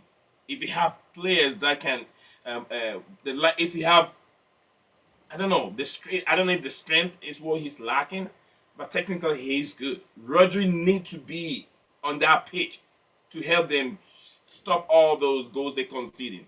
The goalkeeper is not good enough. I don't know what he's thinking. Goalkeeper is not good enough. He better keep Anderson, yeah, for one more season. Else they'll be chipping in goals every game. It looks that like they play. they're going to Clean get sheet. Donnarumma, doesn't it? Yeah, like 29, isn't it? That's- 29 million, something like that. I saw training. Donnarumma was back in training with PSG. I feel like the problem will be resolved. He said his goodbyes already, man. I saw a thing the other day. Oh, he did? was like hugging his mates on the pitch and that. Yeah, no, the thing is, the goalkeeper they've brought in has been playing for him already. Donnarumma's done, man, 100%. And I still stand where I stand with Erling Haaland. He's not a good player. He's a good goal scorer. Don't give me. He's that, not a man, good don't player. do Haaland? that. I'll take Nicolas Jackson over. I I'll tell you the hate this truth. I'll argument, take man. I Jackson hate over this Haaland argument. all the time because No! football is not just about just scoring goals alone. He doesn't help with the play. But Neen, that's exactly what a striker's for. Oh, Striker is mate, to what is score this, goals. man? That's what you Mate, paid the big mate. bucks for. Oh, He scored. mate. What was his first season? 50 something It's plus like goals, wasn't it? 52 goals, I think, man. It was like 52, 53 Because goals he in his has first season. It was no. outrageous. We forget He he scored has some 20 players. last season, I know. and when he was bad. He scored Man, I 20 know goals he's a last good season scorer. when he was bad. Man, Mate, no one I'm in not our saying he's team still got a good- anywhere he's close still to a good scoring goal 20 scorer. goals. He scored goals. Yeah, but he that's can his be job. a little bit. Now he's not getting the goal. Matt, look, he's not getting the That's his goals job. because there's no De Bruyne to be giving him those run through behind the defenders to get those balls to score more goals. He has to help. CR7 said this: if Erling Haaland wants to be like him or the He best, doesn't. those top players, he's got to know. He's got to know what to do with the ball with his feet. Also, Erling It's Haaland's not just scoring goals. nothing like Cristiano Ronaldo, man. They're When we like were polar talking, opposite when we were players. talking about Awesome, Lads, right? hold up. Sorry Save to it. interrupt I'll come you back guys. to it. Don't you worry. But we have got an update. Thank you to Aliyah Khan. We have an update from Fabrizio Romano via PYS. Fab's back. Yeah, Oh, here we go. Fermin Changed- Lopez. He's Fermin changed Lopez. his tune, has he? Yeah. Oh, he has. Oh, mate, here we go. Oh, he has. Drop it. Karma. Let's have a Karma. look. So, PYS talking about what Fabrizio Romano has just said. Direct contact today between Chelsea and Fermin Lopez agent. Yeah? Direct contact today between Chelsea and Fermin Lopez agent. Mate, Romano's in his room now. Austin tweeted the same thing earlier on. Austin first tweet said there's Yeah, communication between- but we just played a video like 10 Representative. times, where he said nothing's happened, no email, nothing, and now he's saying direct contact today between Chelsea and Fermin Lopez agent. Chelsea started asking questions. How is it going at Barcelona? Hey, Fermin, how's it going at Barcelona? How's It's the like how you contract? talk to your mate. How you doing? How's it over there? How is the contract situation? What is your salary, mate? Yeah, would you be open to leaving? No bids so far, but the conversation has happened. Fabrizio Romano, as reported Fab by out of this PYS. place. So, yeah, we just played a video 5 times, mate, 5 times, and this is Yeah. what he's saying. Get this damn man out of this place. He's thinking social media, man. Meanwhile, Chelsea remain in contact with RB Leipzig over Xavi Simons. He has to add that caveat in there, obviously. Yeah, of course, man, of course. But yeah. So I love that. I love that this is where football's got to now. Like in the news, we're like, someone says to player, "You're right, mate." Like, do you know what I mean? How's it going? what did you have for lunch? Was it nice? yeah. I know. How's your mum? Yeah. Lads, as Ayala just did, if you guys see something that we've missed, let us know. We'll bring it up. We'll check it out.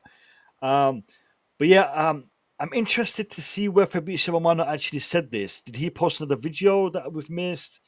Because I haven't checked any of his videos while I've been on stream. Potentially he posted a video to contradict his earlier video,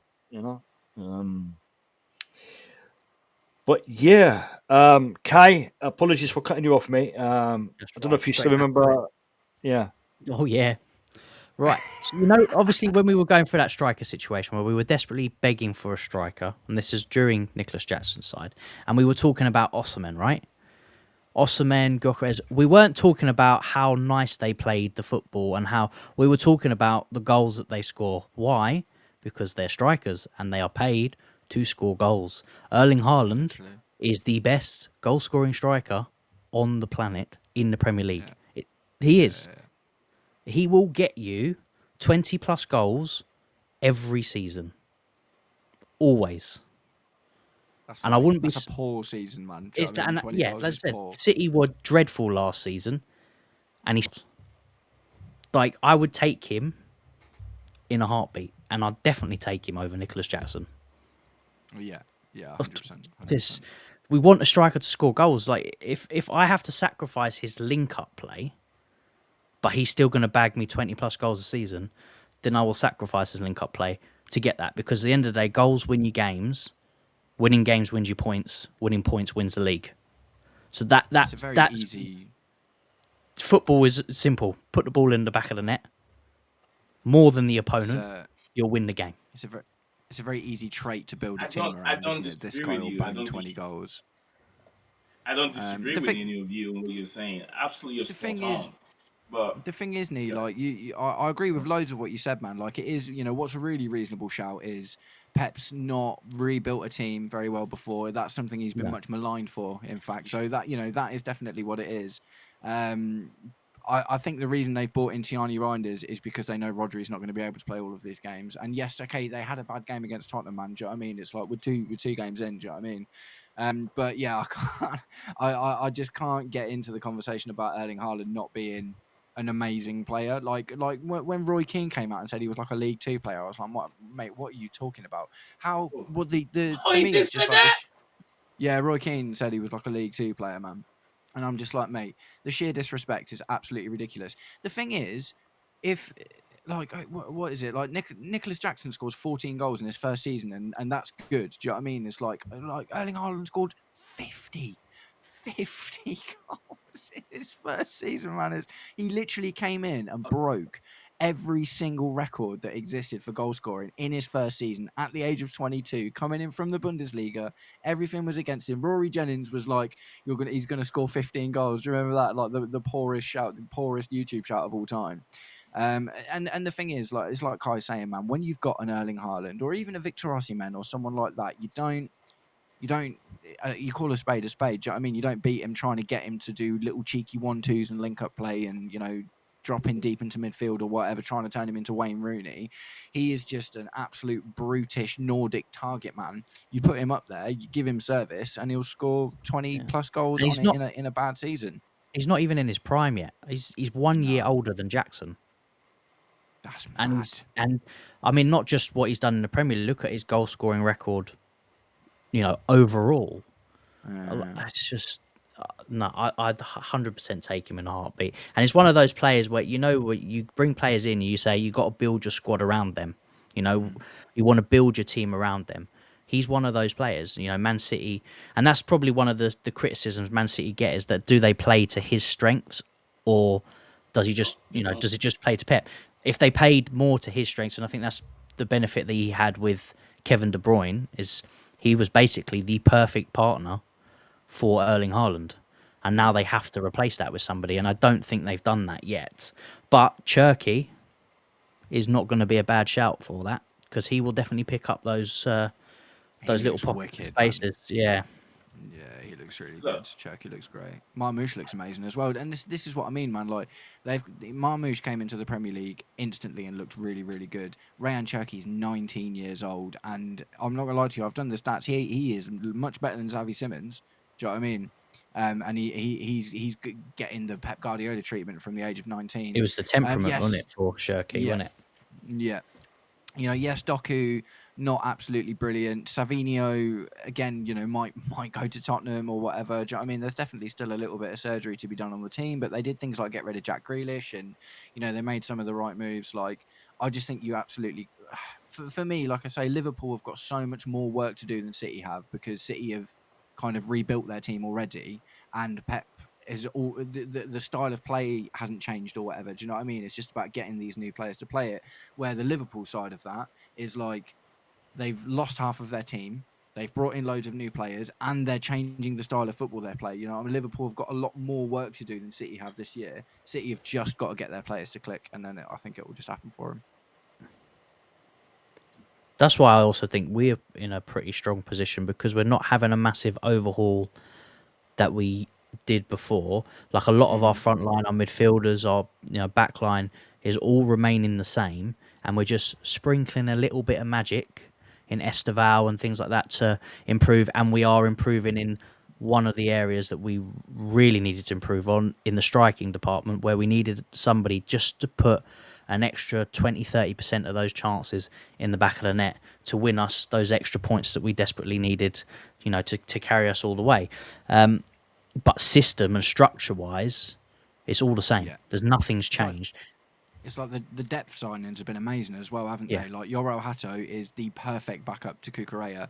Dario Asugo looks like a really good and able Moises Caicedo deputy. Do you know what I mean? It's like we are starting to now look at our absolute best players and buy younger versions of them who have similar playing styles to fill out that depth as well. It's crazy when you say younger versions of the players that we have that are young.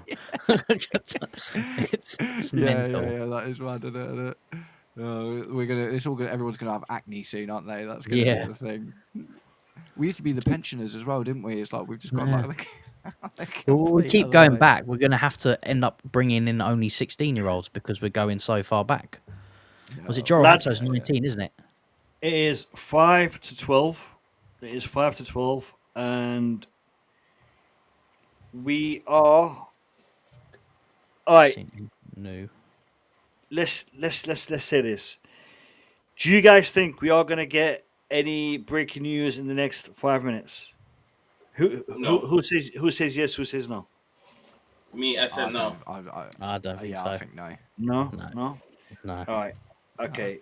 I think the Fermin Lopez has definitely pushed any deal back maybe a couple of days. All right. Probably right now. So I have a suggestion. Let's do this. So if we get here we go in the next 10 minutes, so by 12:05, I will give away a £10 PS5 gift card to one of the people who is in the chat. You have to write down the word "here we go" in the chat to qualify. So if you write down "here we go" in the chat now, or between now and 12:05, and we do get a "here we go" for Chelsea, not just a random "here we go" for Chelsea. I was quickly typing one out. I will give away £10 PSN card on the next stream to one of you guys. Courtney's in there. He wants some PSN points for FC26. I know it. So if we get "here we go" in the next 10 minutes, so by 12:05, and you've put down "here we go" in the chat, you will qualify for a PSN £10 PSN gift card, or $10, whatever currency you want it in. We will sort you guys out. So let's see if we get a "here we go," and we'll give the giveaway. At the moment, if we get a "here we go," it's going straight to Courtney because he's the only one who's put down "here we go" in the chat. And let's see. Here we go. Not today. Gone in for Manuel Akanji from City. Huh? Palace have gone in for Akanji from City. Yeah. That's a great. That'd be good. It doesn't mean Gay is going to get his move. When we linked to him earlier. Not that I've seen. No, not linked to Akanji. No, I don't think so. They got him for. Doesn't mean that McGay get his move to Liverpool. Yeah. I reckon. Yeah. If that happens, that makes him a bit more solid. He's left-sided as well, isn't he, Akanji? So he kind of slots into that. Straight in that role, yeah. Yeah. Matt, can you tell me, you and Kai, or Mo, can you guys tell me, what is wrong with Akanji? Why is Pep letting him go? I thought he's a good defender. I think What he's is candidate what is for wrong it. with Cole Palmer? Why did he let Cole Palmer go? Yeah, Wh- I Why think it's why Pep. why are they contemplating Savinho to go? I mean, But Man they've City also have moved Thingy back in, haven't they? Who played on the left? What's his name? Uh, Uh, Gvardiol. who do you mean? Guardiol. He was playing left Yes, back the now whole moving time to the last center. season. Yeah, Yeah. Yeah, to be he's fair, now he's moving to actually the a centre center, back, isn't he? left back. Yeah, Mm. center back. Yeah, Now they've got 8 Nori, then Gvardiol gets to play as a centre back, Guess so what? that's Yeah. probably it, man. And do you know and one Nori thing is I gone. do? He's gone for a while. He's injured. Oh, is he? Yeah, Is Oh, he? he's gotcha. injured. That's even worse. Why are they selling Akanji if he's injured? He's Yeah, injured. that He's is. gone for a few. I don't know how long, but he's injured. In the last game, Oh, he came mate. off. Maybe City going for Gohi. That'd be They're drama. still floating around Rodrigo, aren't they? If they get rid of Savinho Yeah. to Tottenham. Yeah, that'd be Rodrigo scary, was very man. pissed. They took him off. Alonso took him off yesterday. He was very, very pissed. And then they Yeah. brought Vinicius Junior from the bench. He was playing his preferred position, the left hand side, and things were not working well for him. They took him off, and he was pissed. I saw him sitting down, he's throwing things around, like Yeah, really. yesterday. Yeah. That's not. I've never been fussed about it. There was loads of Rodrigo links for Chelsea at the beginning of the window. I was never fussed about it, man. I don't know. I feel like I don't want Galactico signings in this team. I feel like it just upsets the balance. I like the fact that we're kind of going in for these young or kind of mid, not mid players, but like, yeah, exactly. Do you know It's what I mean? it's the experience and it's the knowledge. And again, Rodrigo's only like 23, 24 anyway. He's young, but it's the experience and the knowledge that he can pass on to the younger players. That's the biggest asset that you will get with any Galactico, regardless if they're a young Galactico like him or a bit older. If they bring in that type of player, if Got the you've winning got the likes of mentality. Esteval learning from him, Jamie Gittins learning from him, that is a massive, massive asset to have in the squad. That's why we always talk about how, if we could have the likes of Frank Lampard and Drogba to, bring these younger players through, they would progress a bit faster than they are now. So I wanted to ask someone. I've always wanted to talk about this. Actually, this is a big thing for me. I always see that whenever it would be great for him to learn from this guy and him to learn. Is that a thing that happens? Do you know Yeah. what I mean? Is it like Yeah. like how much of an influence have And that was like who influenced Eden Hazard or who did Eden Hazard influence or do you know what I mean? Just, like can you name some like times where one player had this Thiago massive Silva, influence? The one I Chalobah. remember. Thiago Yeah. Silva, Chalobah. Yeah, even okay. yeah. The one Colwell as the well. one Colwell as well, yeah. one I really remember was Suarez on Sterling at Liverpool. That's one I remember really seeing happen, but it's not something I feel like I've seen. You are 100% right about the Chalobah Thiago Silva thing. That's a great shout. Really good. There's shout. one of the things that Ronaldo had a complete meltdown when he was at United is that he was saying that none of the young players wanted to learn. And you've got a player like Ronaldo, obviously coming the latter part of his career, but what he has is an abundance of experience, and what he's done in his career is incredible. For them to learn off him, it will be little things like dietary things, training application, what he does during training, and maybe different, especially for wingers, like different ways to beat a man. And you got like Maresca will instill a certain type of way that he wants his wingers to attack 1v1. But when you bring in players like that, they will give them another dimension of how they could do it, and they can just adapt it and aid it to the game. And that's what those type of players will bring in.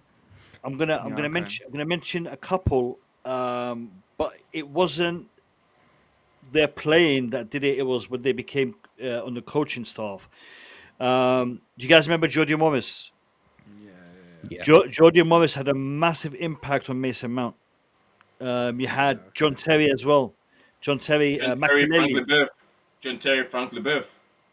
No, I'm talking about in the academy. So you had Jordi Morris, Makelele, and John Terry. They had a massive impact on that crop of players that came through under Lampard in that season when we had the transfer ban. Do you guys remember? Tammy Abraham, Tomori, Pulisic. I know he wasn't an academy player, but Frank Lampard taught Pulisic how to arrive late in the box, didn't he? Yeah. Yeah, that's interesting. Yeah, We have 2 minutes left before my here we go offer expires. At the moment, it's only what is it? Chia, Full Days, and Courtney who qualify. If we get here we go in the next 2 minutes. I am actually disappointed that 12 o'clock went by and we haven't even heard any news, regardless of here we go on or anything like that. We've not heard nothing. But as our luck would have it, as soon as we sign off, boom, boom, boom, boom, boom, Yeah, news will be flying in. guarantee. Hopefully, the here we go comes when I'm live tomorrow. I wouldn't be surprised. I'm expecting tomorrow Disasi and Tyreek George to be here we goes. Disasi and Tyreek George. You know what? Can you imagine if Fabrizio Romano has to come out tomorrow and say, Fermin Lopez, here we go? My god. If we hear Fermin Lopez, here we go, there's something wrong with Xavi Simons. Definitely. Xavi Simons will be we're over. not getting the truth. There's something really holding on to that deal that we're not getting the right truth, or none of these reporters know what is really holding on to Xavi Simons. I think it's been true that the Xavi Simons deal has been ongoing for this long. I think it's just because of the price, like the reason that. So I'm not sure if it is the 50 million euros. That's 38 million pounds. If we can get Fermin Lopez for 38 million pounds, that is an absolute steal, and they will bite their hands off for it. That is why that deal will happen quickly if it happens. The Xavi Simons one, they want 50-60 million pounds. Do you know what I mean? So in order to make that happen, we've got to shift people out. Otherwise, we're going to get in trouble with UEFA and then not be able to register any of these players for the Champions League. So I think it's just the price thing, man.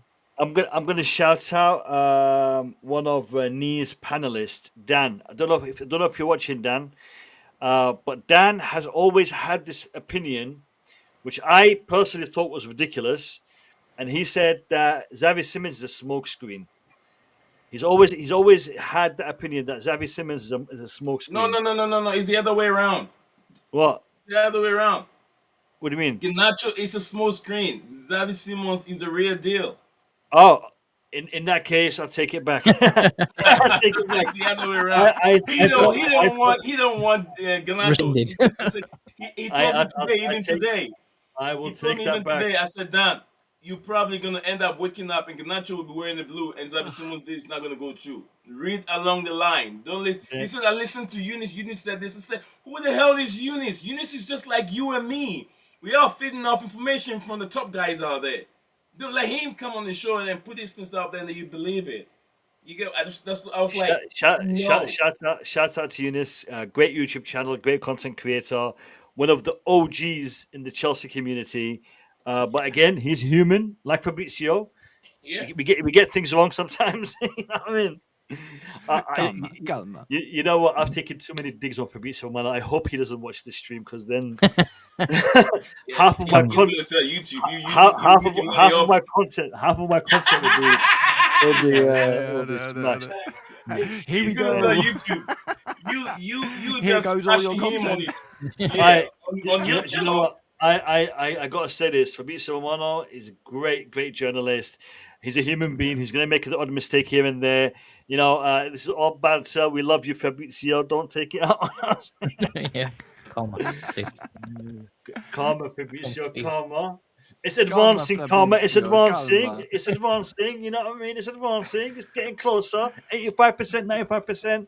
Here we go. Maybe next transfer window. If it doesn't happen this one, you never know. But yeah, no, lads, it is now 7 minutes past 12, and I am just going to have a quick check to see if we have any updates, and it's not looking likely.